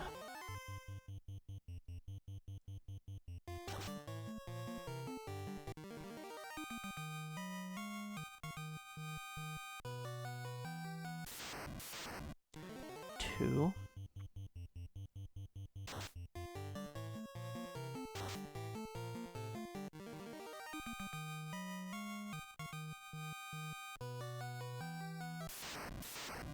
3.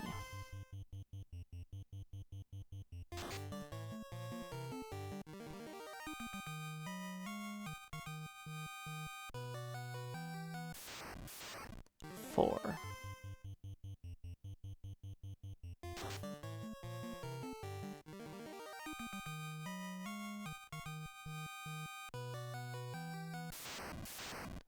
5.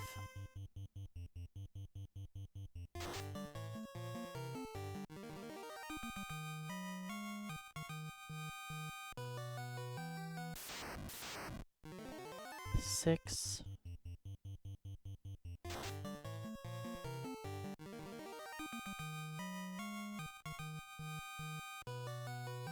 'And last fight. So if we aren't high enough level, we aren't high enough level.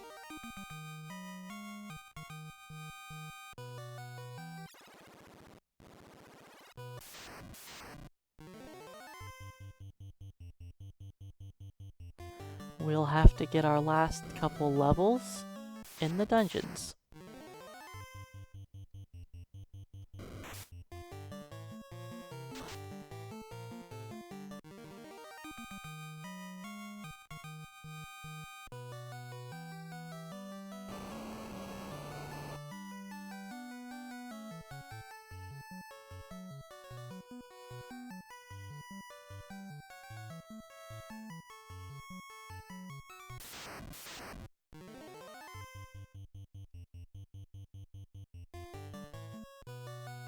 I have this set up so my escape from the ice cave is perfectly lined up. That I fight the Arbone on that last step, then one step out of here is an ogre. If I fight this inside, it's a wizard.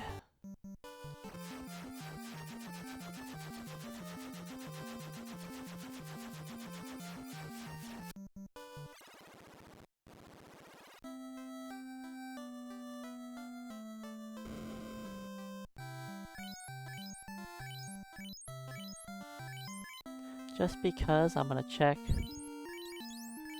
Okay, we'll get our levels. We'll get our levels.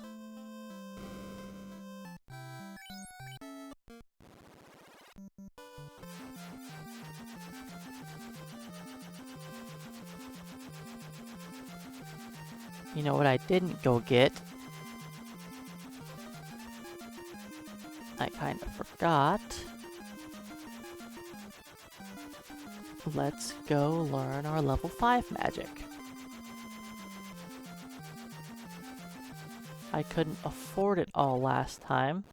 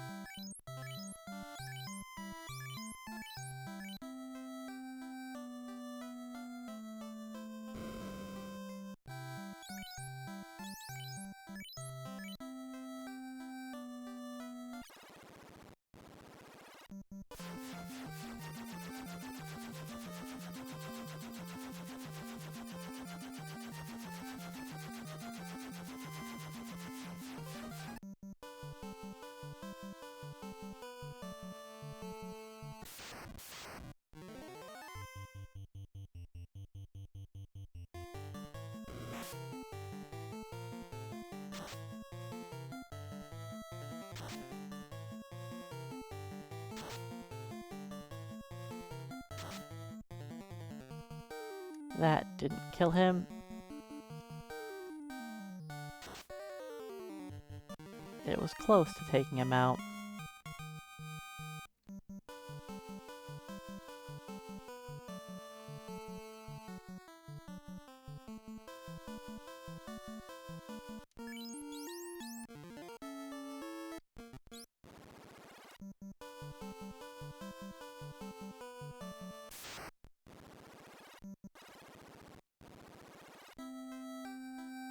Alright, I have an ocean of softs that I don't need.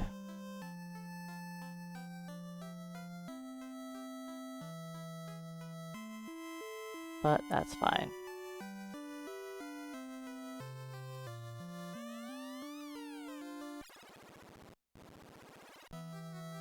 Hey, Akiras, welcome on in.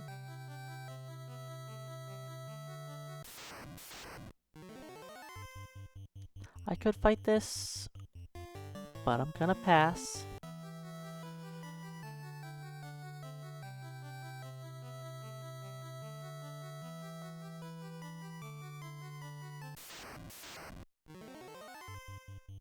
I could also fight this, but again, I'll pass. Oh, we're gonna fight the Arsahag battle, aren't we?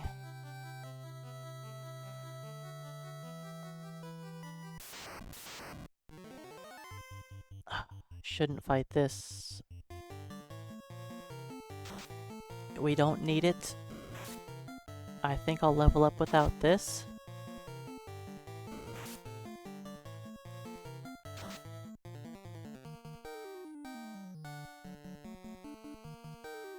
But I guess this will just be the safety fight.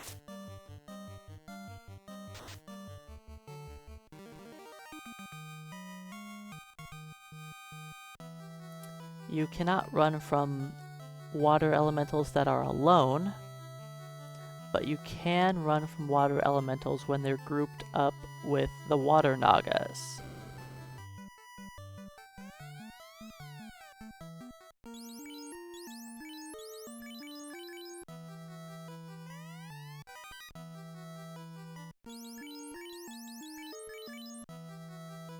Oh, I should probably put the pro ring on. I just noticed somebody didn't have their pro ring on. Let's, fix that.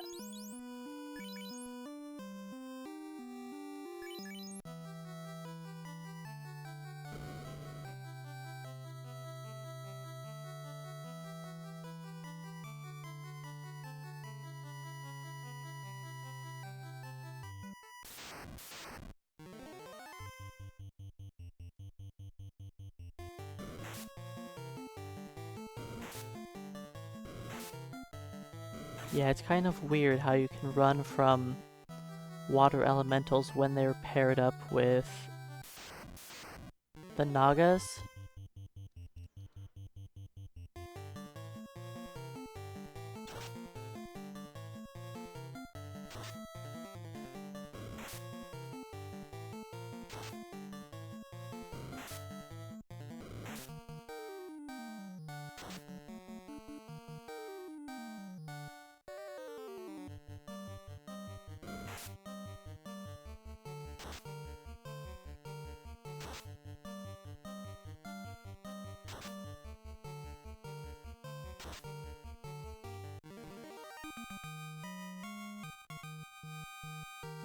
Alright, there's Food's level. Food now has 4 swings.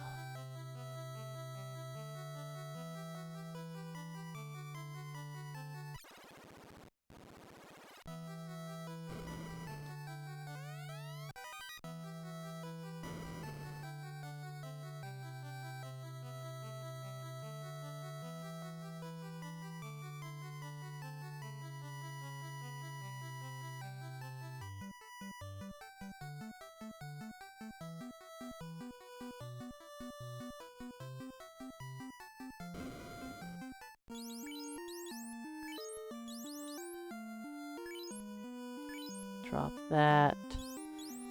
Drop that. Oops, I should have dropped another shield too.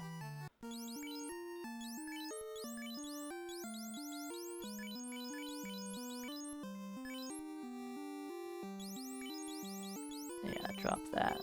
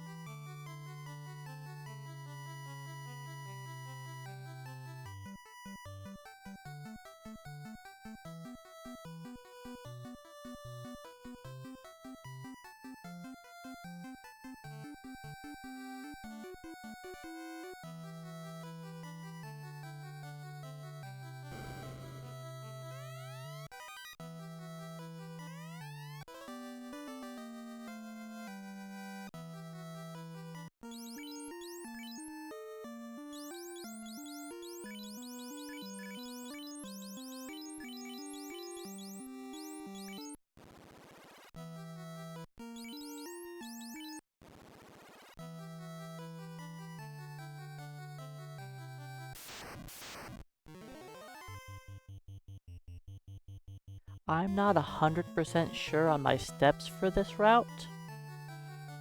I'm kinda just winging it. It's probably gonna be bad. We'll find out. Yep. Should have delayed for this. Oh well.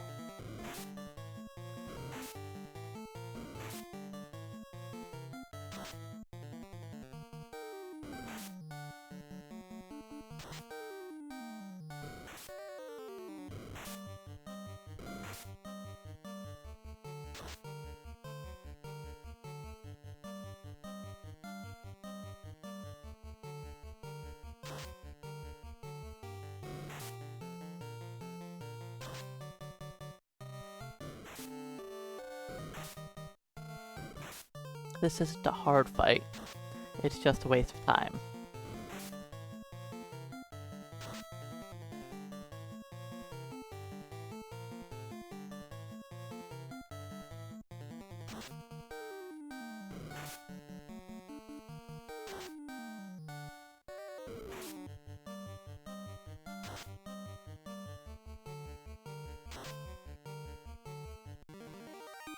Yep, it is unrunnable, or else I wouldn't be taking that garbage.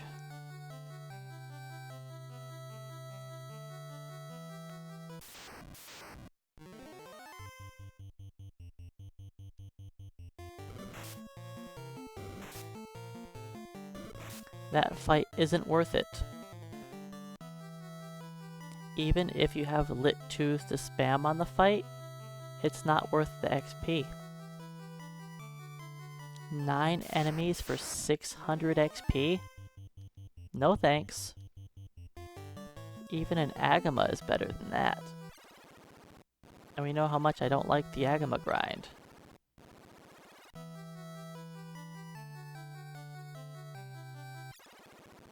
You're better off killing one water elemental.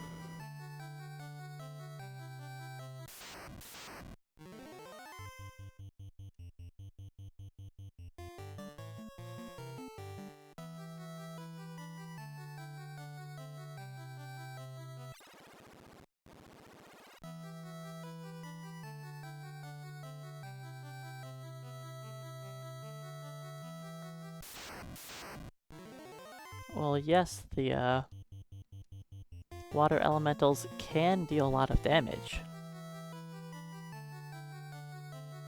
I didn't say that they're as safe as it is to fight the Arsahag battle.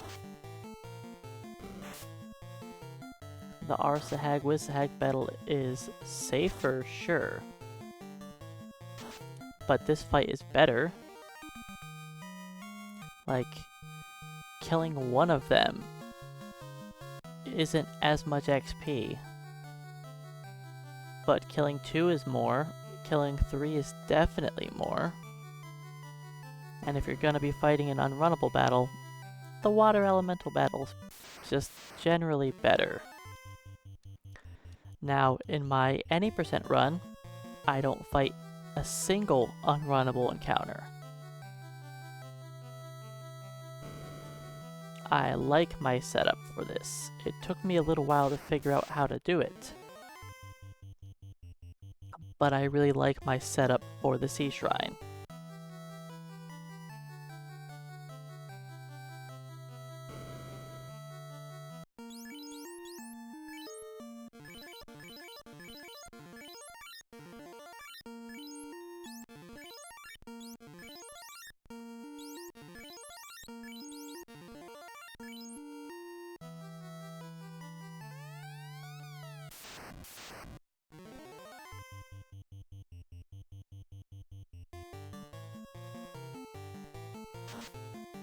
Don't even bother setting up ruses.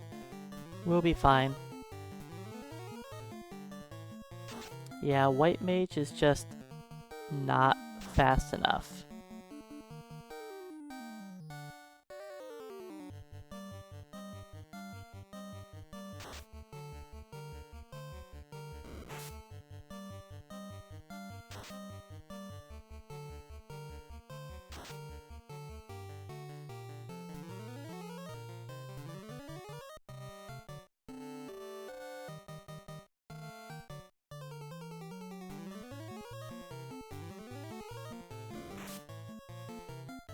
That's not food for you, Kraken.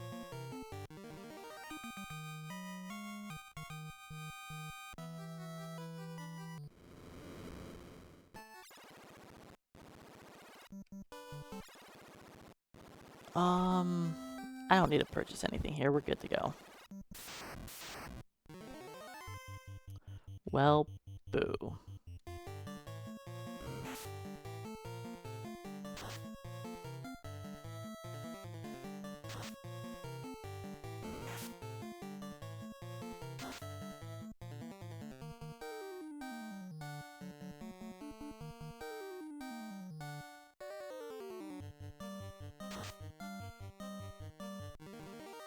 I mean, hitting a wizard at level 2 isn't much more difficult than hitting them at level 4. The extra 6% accuracy is only a 3% difference on you hitting them. So you hit them 3% less. That's not a huge difference. I don't need to fight this.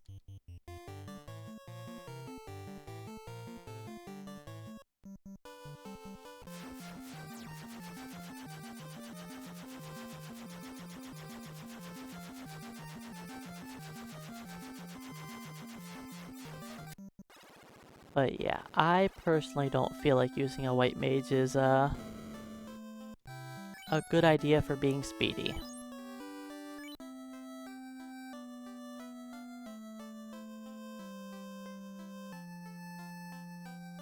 And honestly, trying to go to the wizards at level 2 isn't really fast anyways.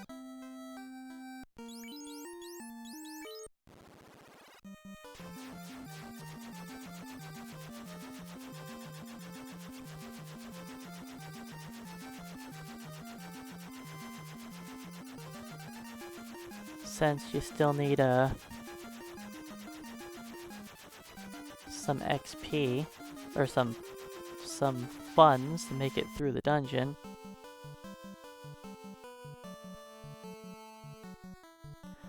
I should probably actually skip encounters here, but this is what happens when you don't have a dedicated route. I don't know what I'm going to be fighting here, so I could figure it out, but I'm just gonna deal with it. If I fight zombies, I'll murder them. It's not a huge deal if I fight them.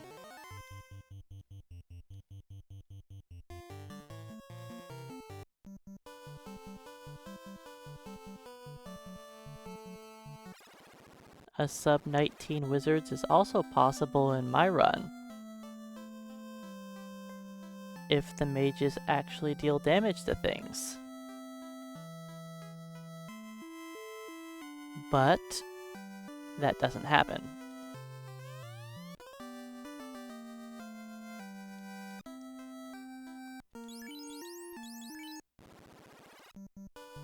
I actually had a sub 18 run one time ever.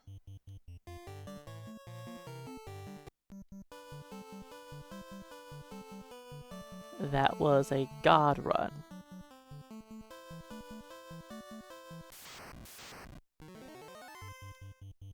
But, of course, it died on my way out of the marsh cave.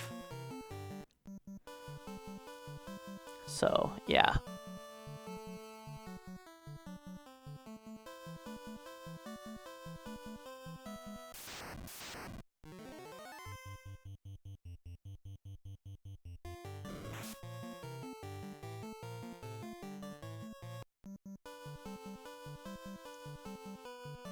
But see, your team has got some issues.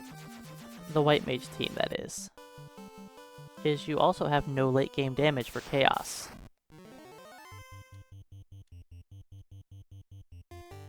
Relying on only one fighter is just a little bit risky. You know what, who cares? Let's use a house.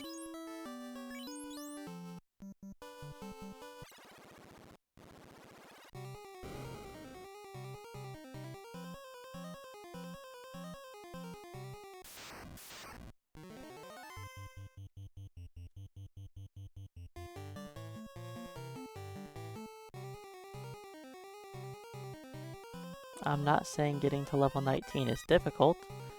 It's the fact that, you don't have any damage.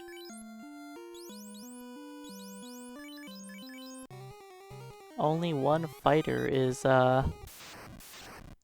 doesn't cut it for killing chaos at level 19.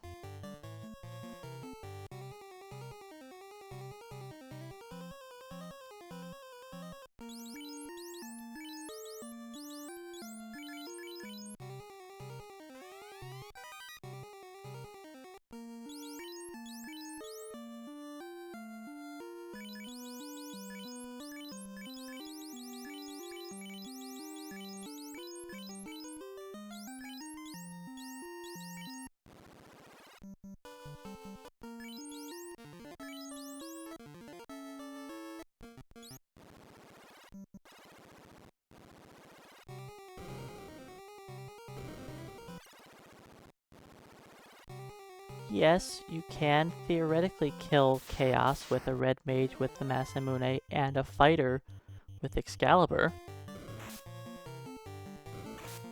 I'm not saying it's not possible.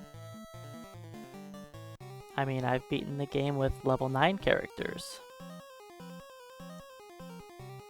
But the likelihood of it happening in a speedrun, I struggle to kill Chaos with 2 fighters.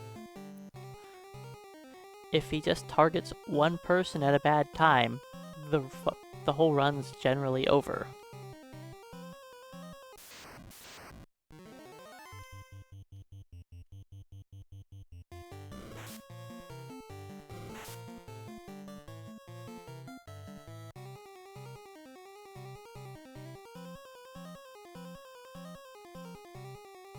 I mean, come on, 75% of my any percent runs have been dying to Chaos. Let me rephrase that. 75% of the runs that have made it to Chaos have died. Out of my last, like, 1,600 attempts.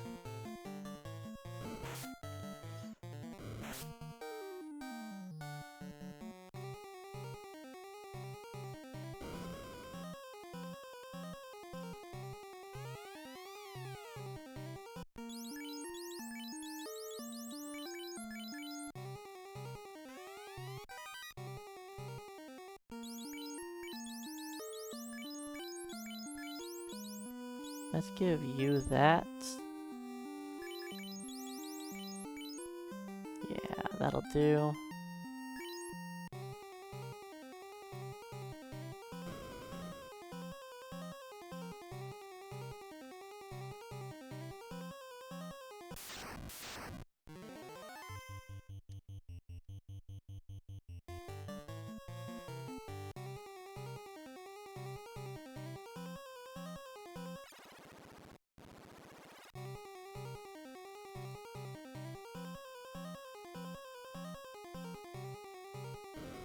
Alright, time to hopefully destroy Blue D nice and quick.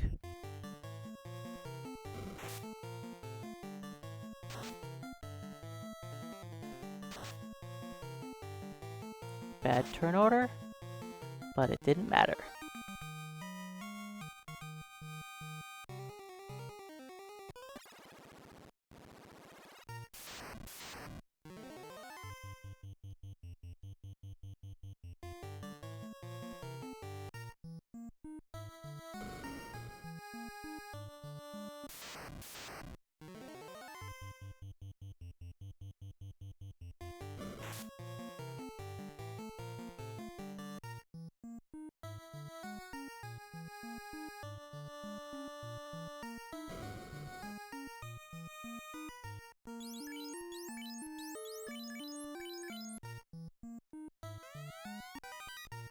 Depending on what you're trying to hit,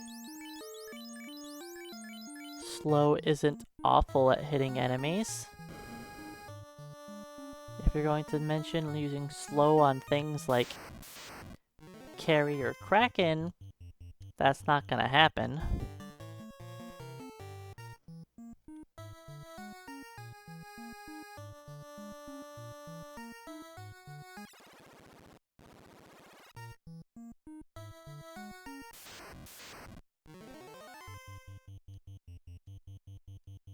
Because I definitely don't need any assistance for either of those fights. Kraken 1 is typically just better to just kill him ASAP. I mean, I have the defense sword and I usually don't even use it. And against Carry, I only have one character alive.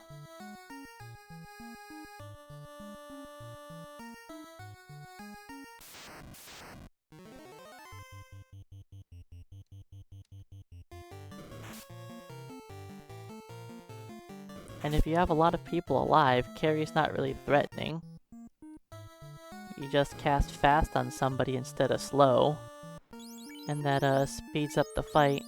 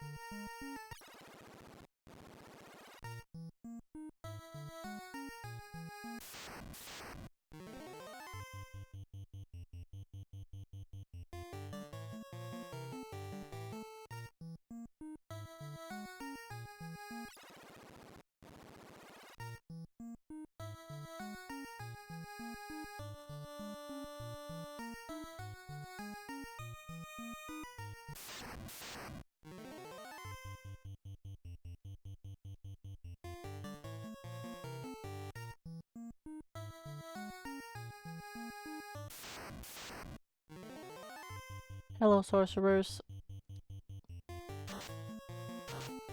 Well, that's probably gonna be pretty bad. I knew I should have delayed encounters, but I didn't.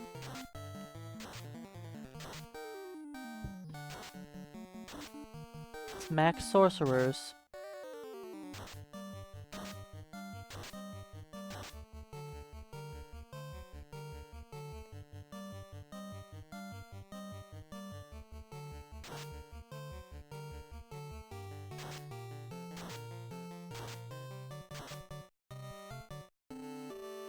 I mean, no one's dead yet. Until I spoke.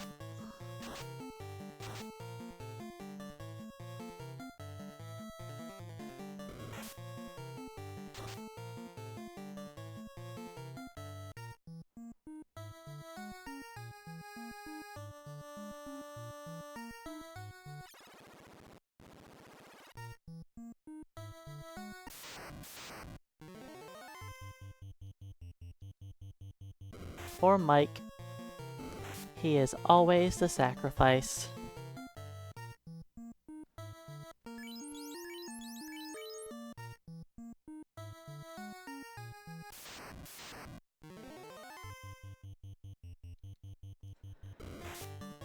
But yeah, I don't think slow is a very beneficial spell to purchase.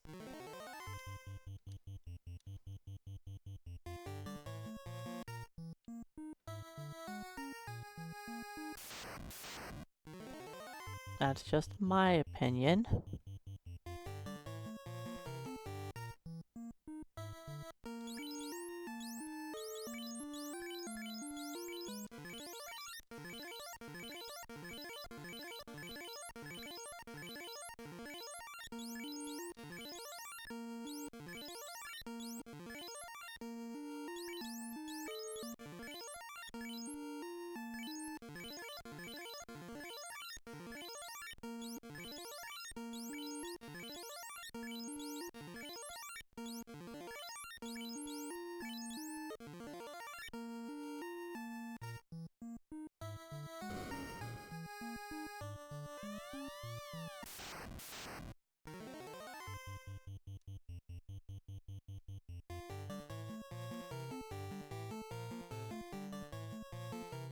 Do you have the white shirt? Yeah, you white shirt. Fast.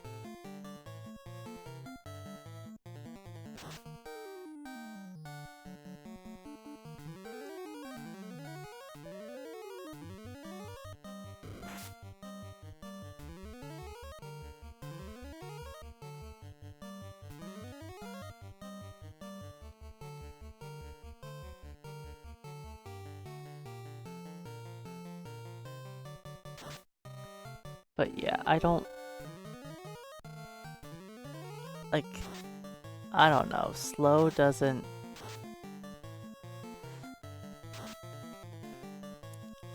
You could potentially try it, I guess, but...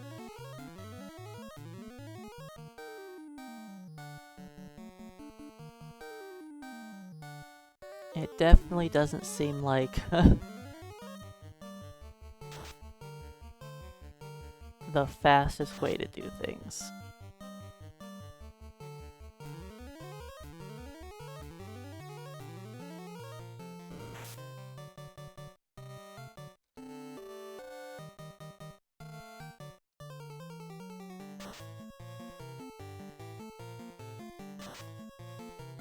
But I mean, slow is... I guess the fact that it's a level 2 spell, it's not the worst.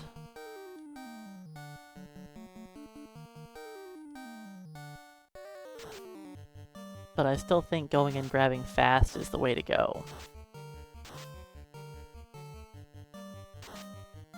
Fast is just too good of a spell.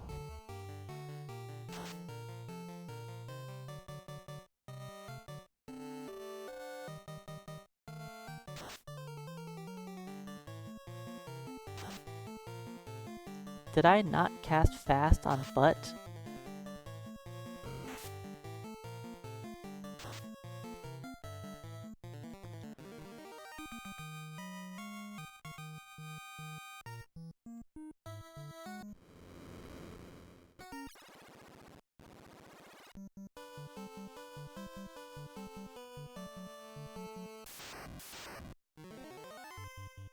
I don't see why you would need to spend 20k at a black magic shop.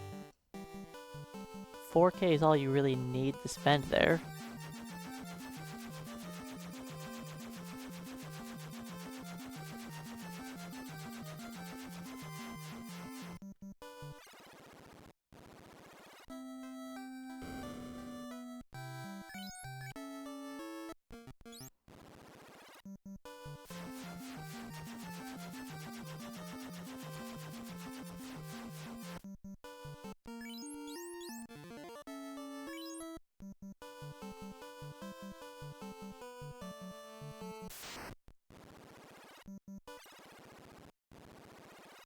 I mean, even with your party having red mages and black mages, it doesn't mean that they...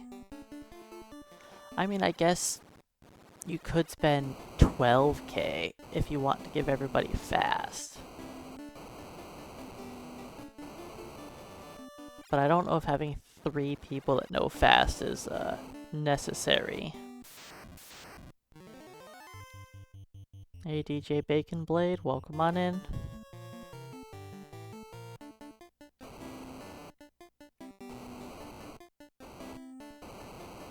And for going through the late game, you probably only want to have 3 characters alive.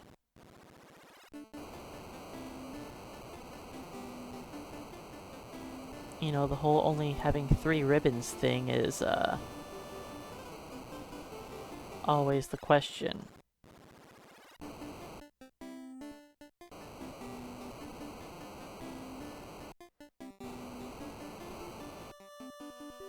Most of the time, you have to expect that your 4th character is going to instantly die to chaos.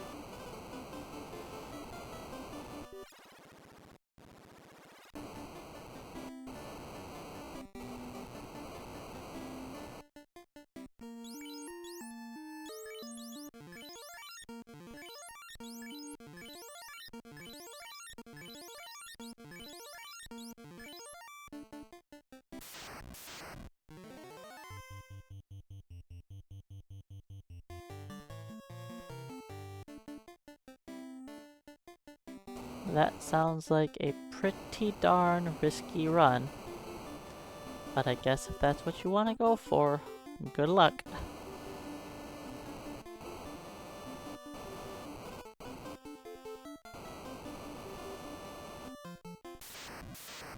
I mean, if you want to complete a run, I don't recommend trying to Bane Sword Chaos for your victory. Because you're gonna wind up disappointed most of the time.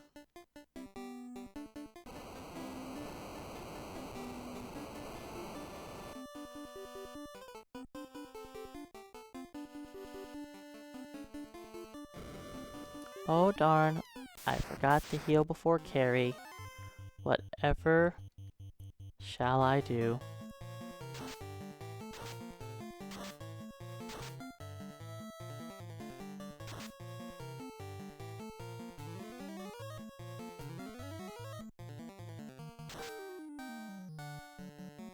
Oh, we didn't one-shot carry.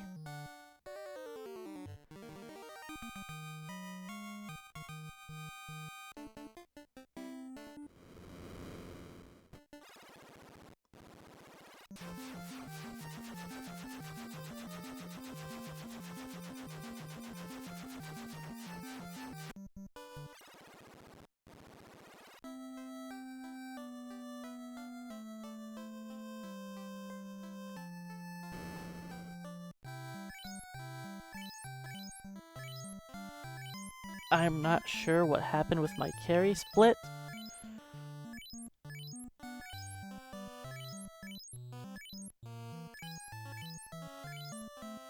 I'm really not sure.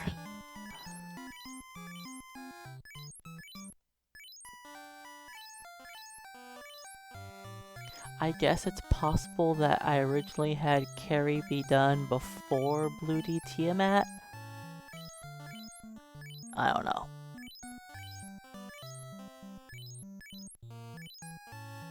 I mean, good luck on your route. I do, you know, I think it's great when people try their own routes, but sometimes the ideas just don't always work out.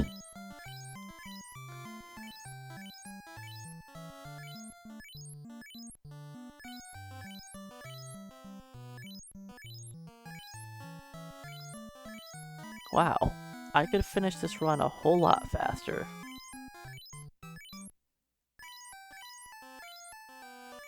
Why did I save so much time this time?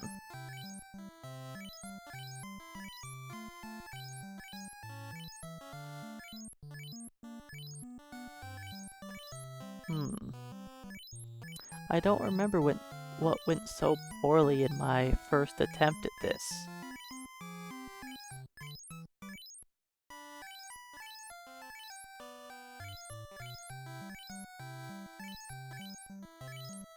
I'm really not sure where all that time save came from. What did I do differently? I can't remember.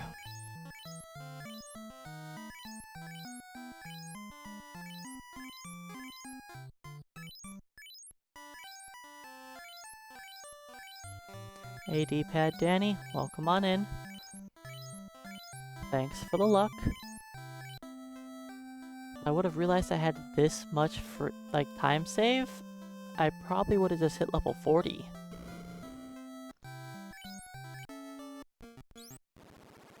Why did I hard power?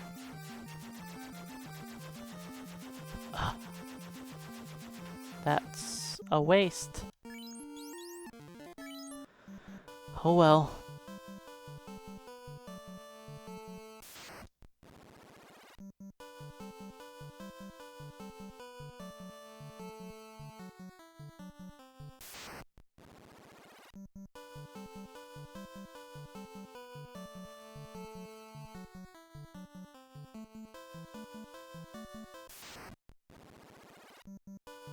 I was already 4 encounters in.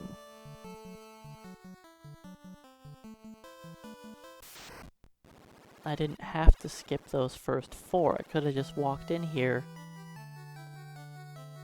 to skip 1.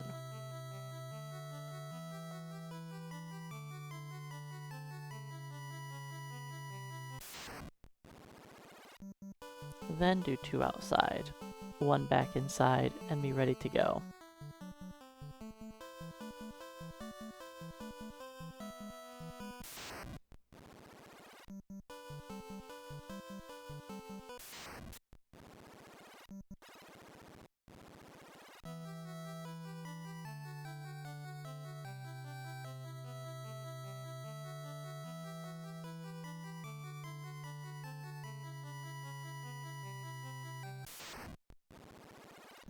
Alright.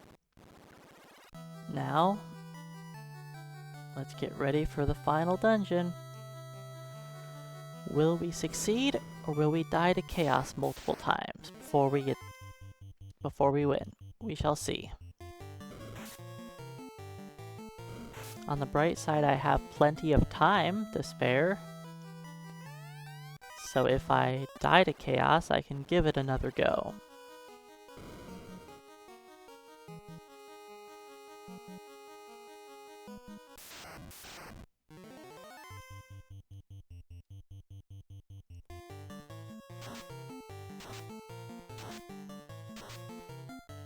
Ow.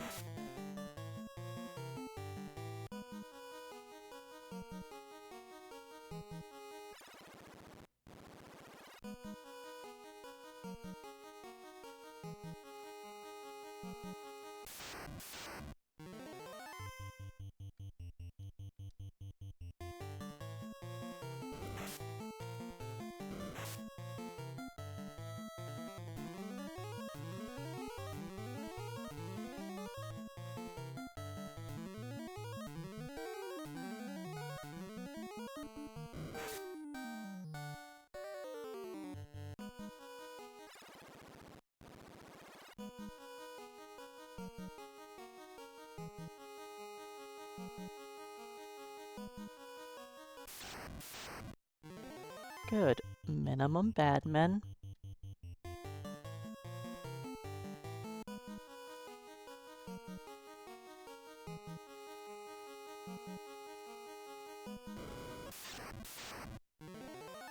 Let's hope that we get some good critical hits on Phantom. At least Mike got his attack in before he was paralyzed. Good crit. Next round we should take out Phantom.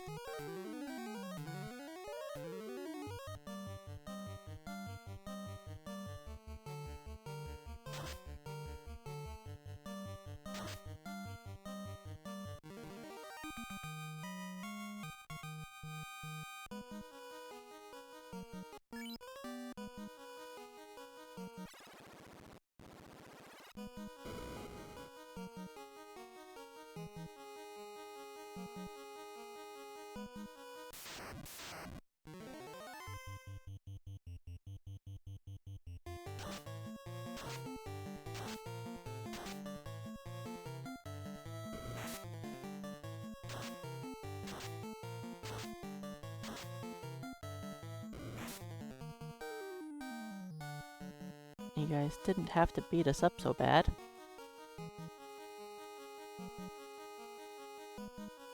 Hopefully it's only one purple worm.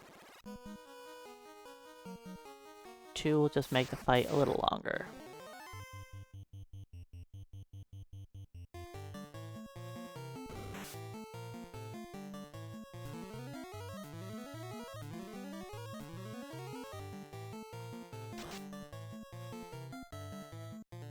He'll helmet it up.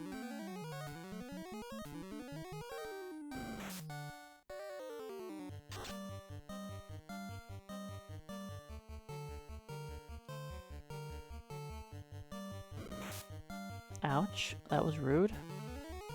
Don't need you hitting my poor red mage. The worm is kicking my butt.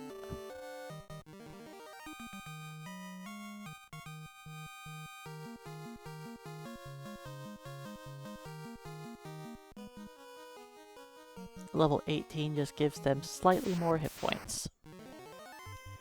Technically also more magic defense, which could come in handy.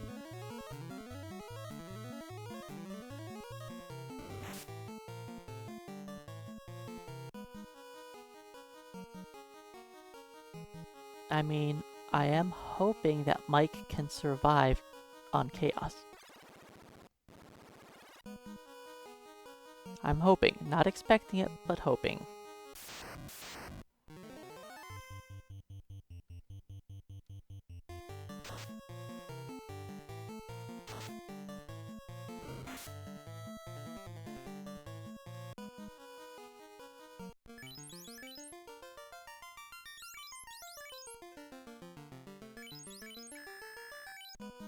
Alright, remove some ribbons.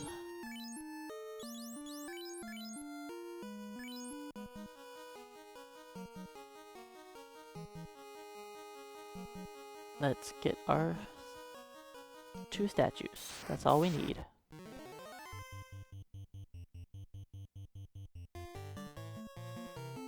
Oops, I should have used the white shirt. It's okay.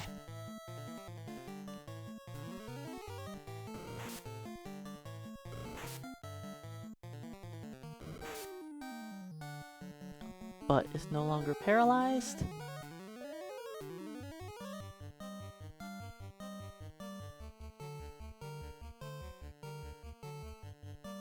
We just need Mike to get turned to stone.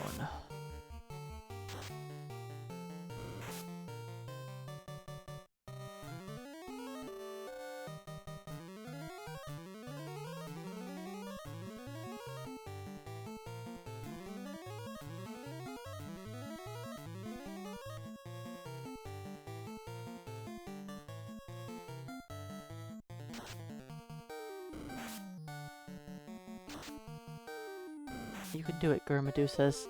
I know you can.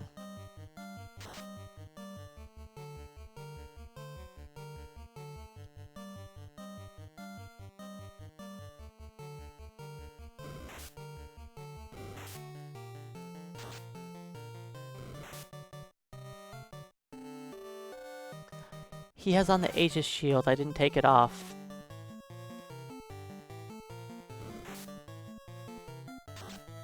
But that's why he's not getting turned to stone.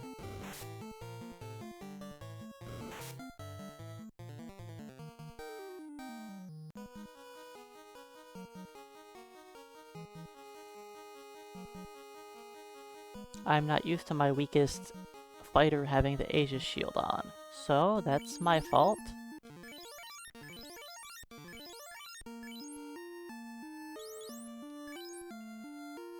Aegis shield. Yeah, dummy. It's okay. It's okay. Lich is gonna start off with a melee attack, huh? We could potentially get a nucleus lich.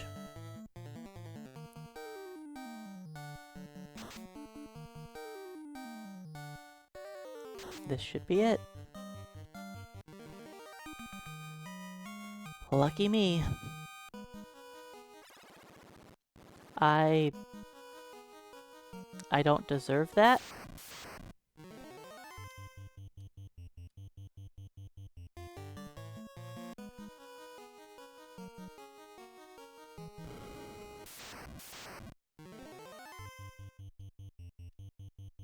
Yes, it's nice, but I don't deserve it.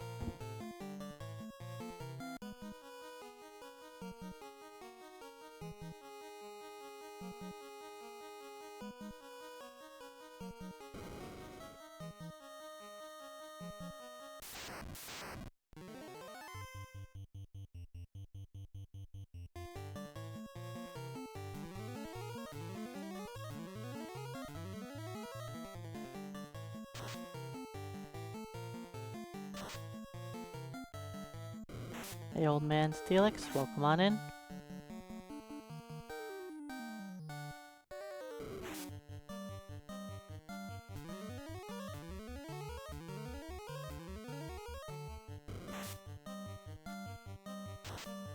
I didn't plan on having all of my fighters alive still, but Mike wanted to hang out with his bros.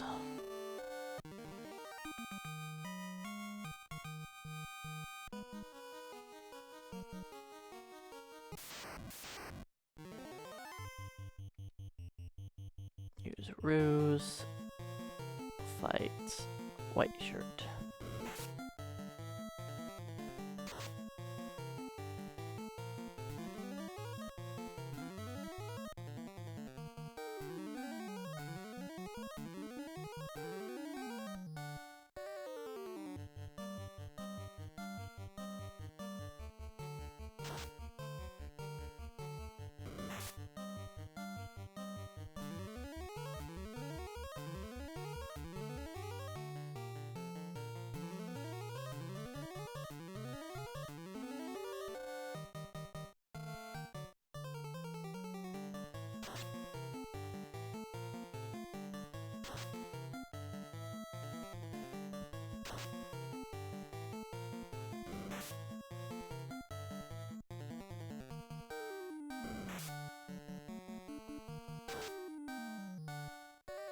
And there goes Carrie too.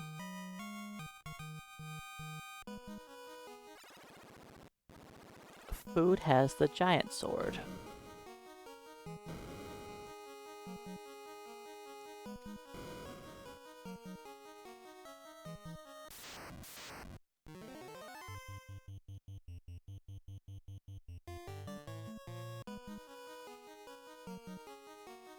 Oh look, I'm wasting steps.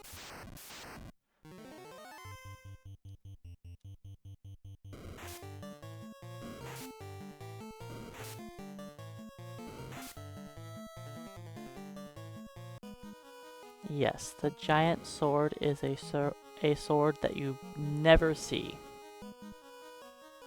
Because there is no circumstance when you would ever want it for any character.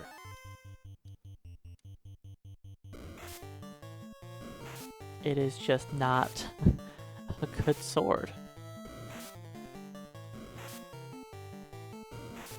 The only time you see it is during weird niche runs where you're forced to use it. Those are the only times you'll see it. Like, oh hey, I have to kill every enemy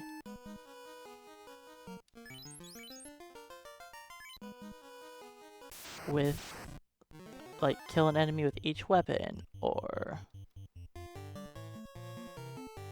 something like that. It's the only time you ever see it.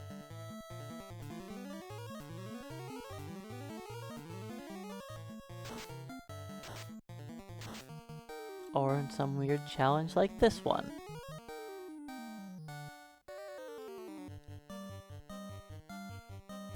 Two white shirts.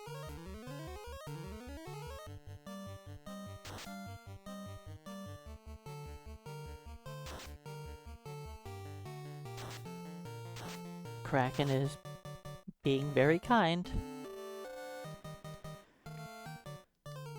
That's 3 white shirts, then I use a ruse on food, then we're all resistant to his melee attacks.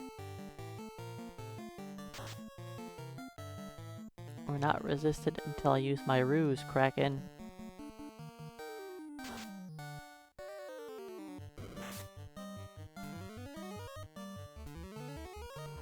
I will probably be done at the end of this run. It is a little early for me to call it quits, but I was also planning on this run being longer.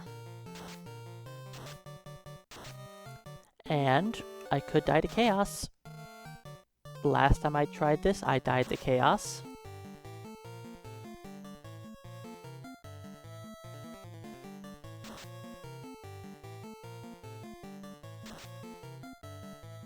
There's definitely no guarantee that I will succeed. All chaos has to do is, kick someone in the butt.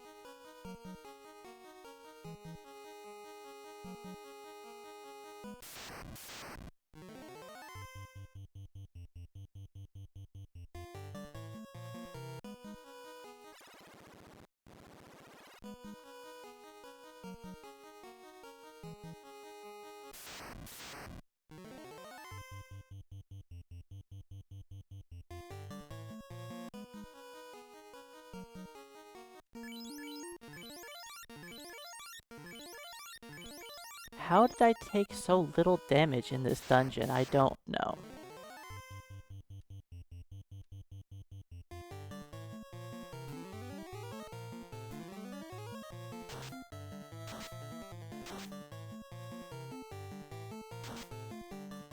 I mean, the Nucleus Lich definitely helped.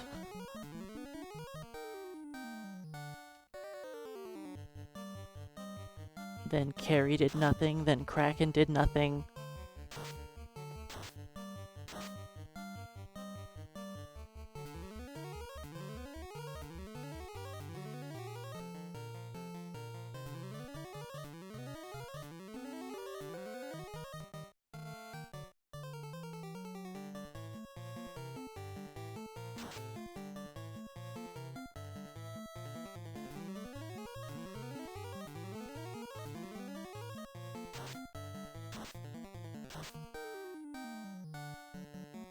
Alright, that's 3 white shirts.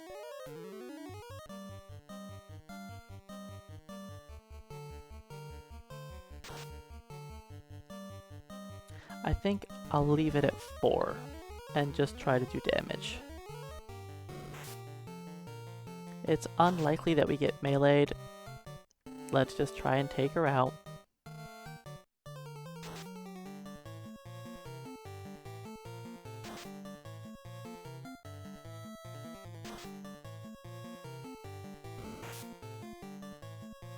I mean, we did get meleeed, she just didn't hit us.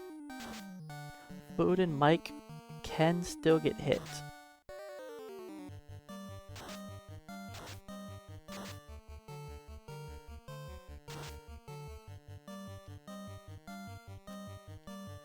You know what? This might be a lengthy battle. Let's just put up another layer of defense. Just play it safe.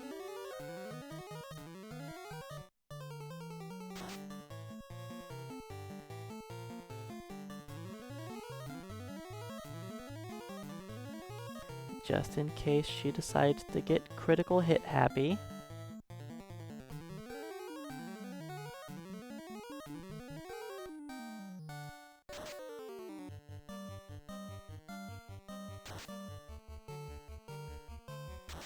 Okay, we're looking good on damage. Let's go all in now.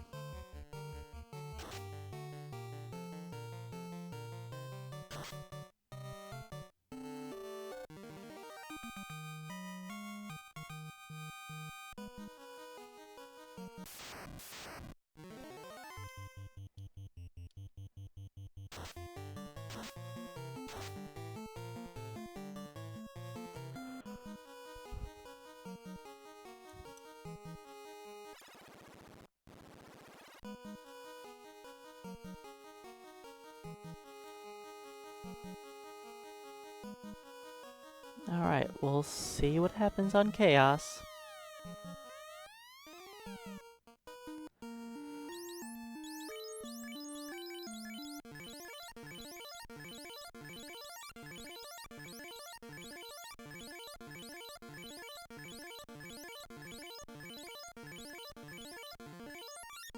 Alright, our armor is on. Our weapons are as good as they get. Let's fight Mr. Jerkface.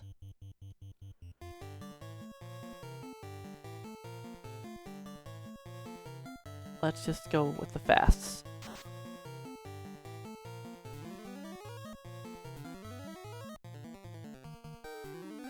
Alright, one white shirt.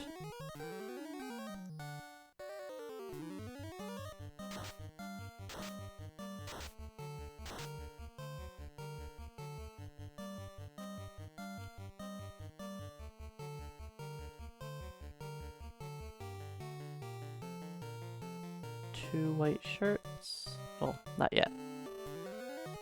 Don't get ahead of myself.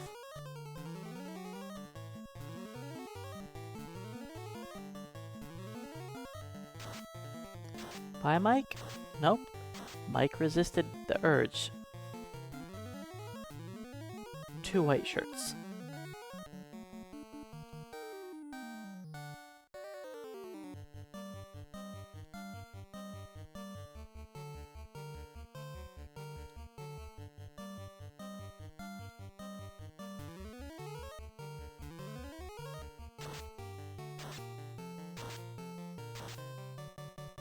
Okay, Chaos is rushing his spells. That's a good thing.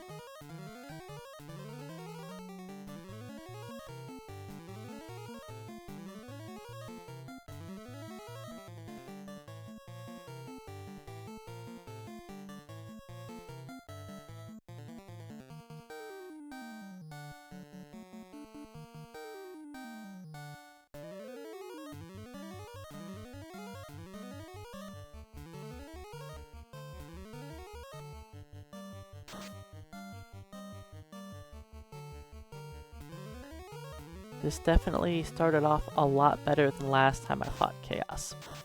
Inferno's not so great.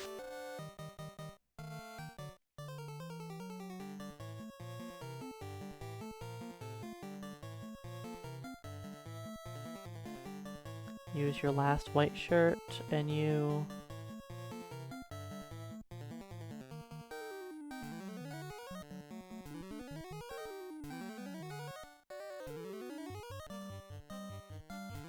Hopefully he'll use slow 2 next. I just realized... Oh, good. Slow 2 didn't hit. I wasted all my fasts. If that slow 2 would have just hit my fighter, that would have been bad.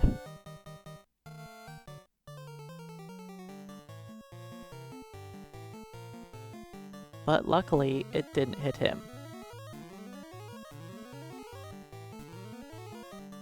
I wasn't accounting for me fasting Mike.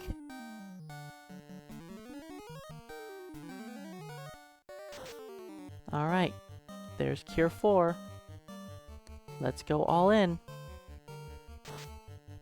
And hope that he starts using a lot of melee attacks. Good hit, 190 is great.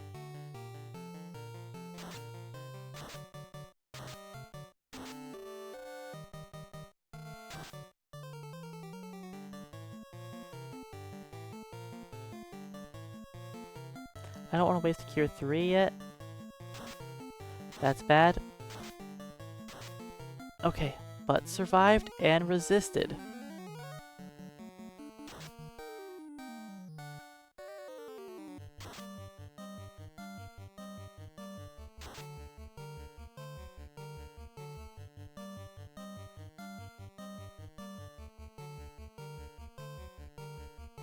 Let's just do a heal helmet. I know I have Cure 3s. I should Cure 3 food. Thank you for the melee attack, Chaos.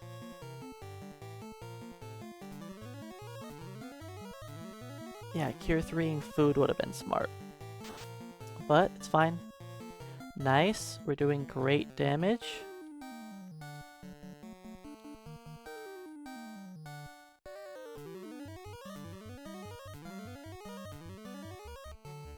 Tornado. This is why we heal.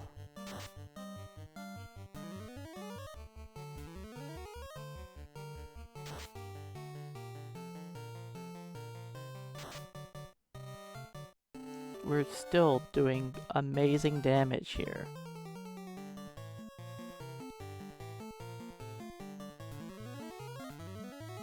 Mike could be using his last turn. You know what, Mike? You did good.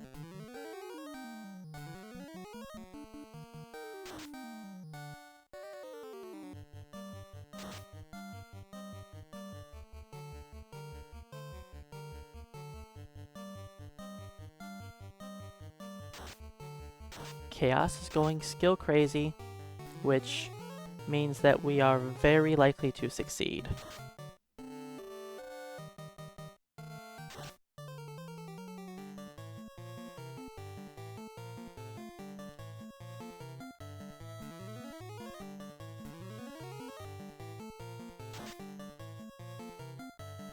Death by Giant Sword.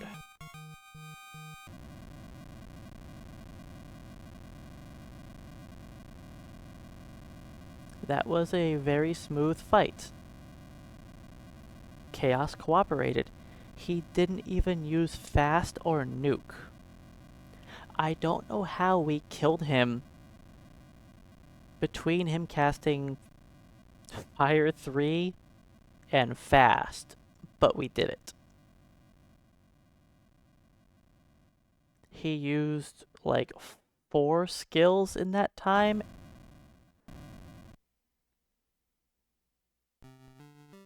But yeah, we win. That was a pretty good run.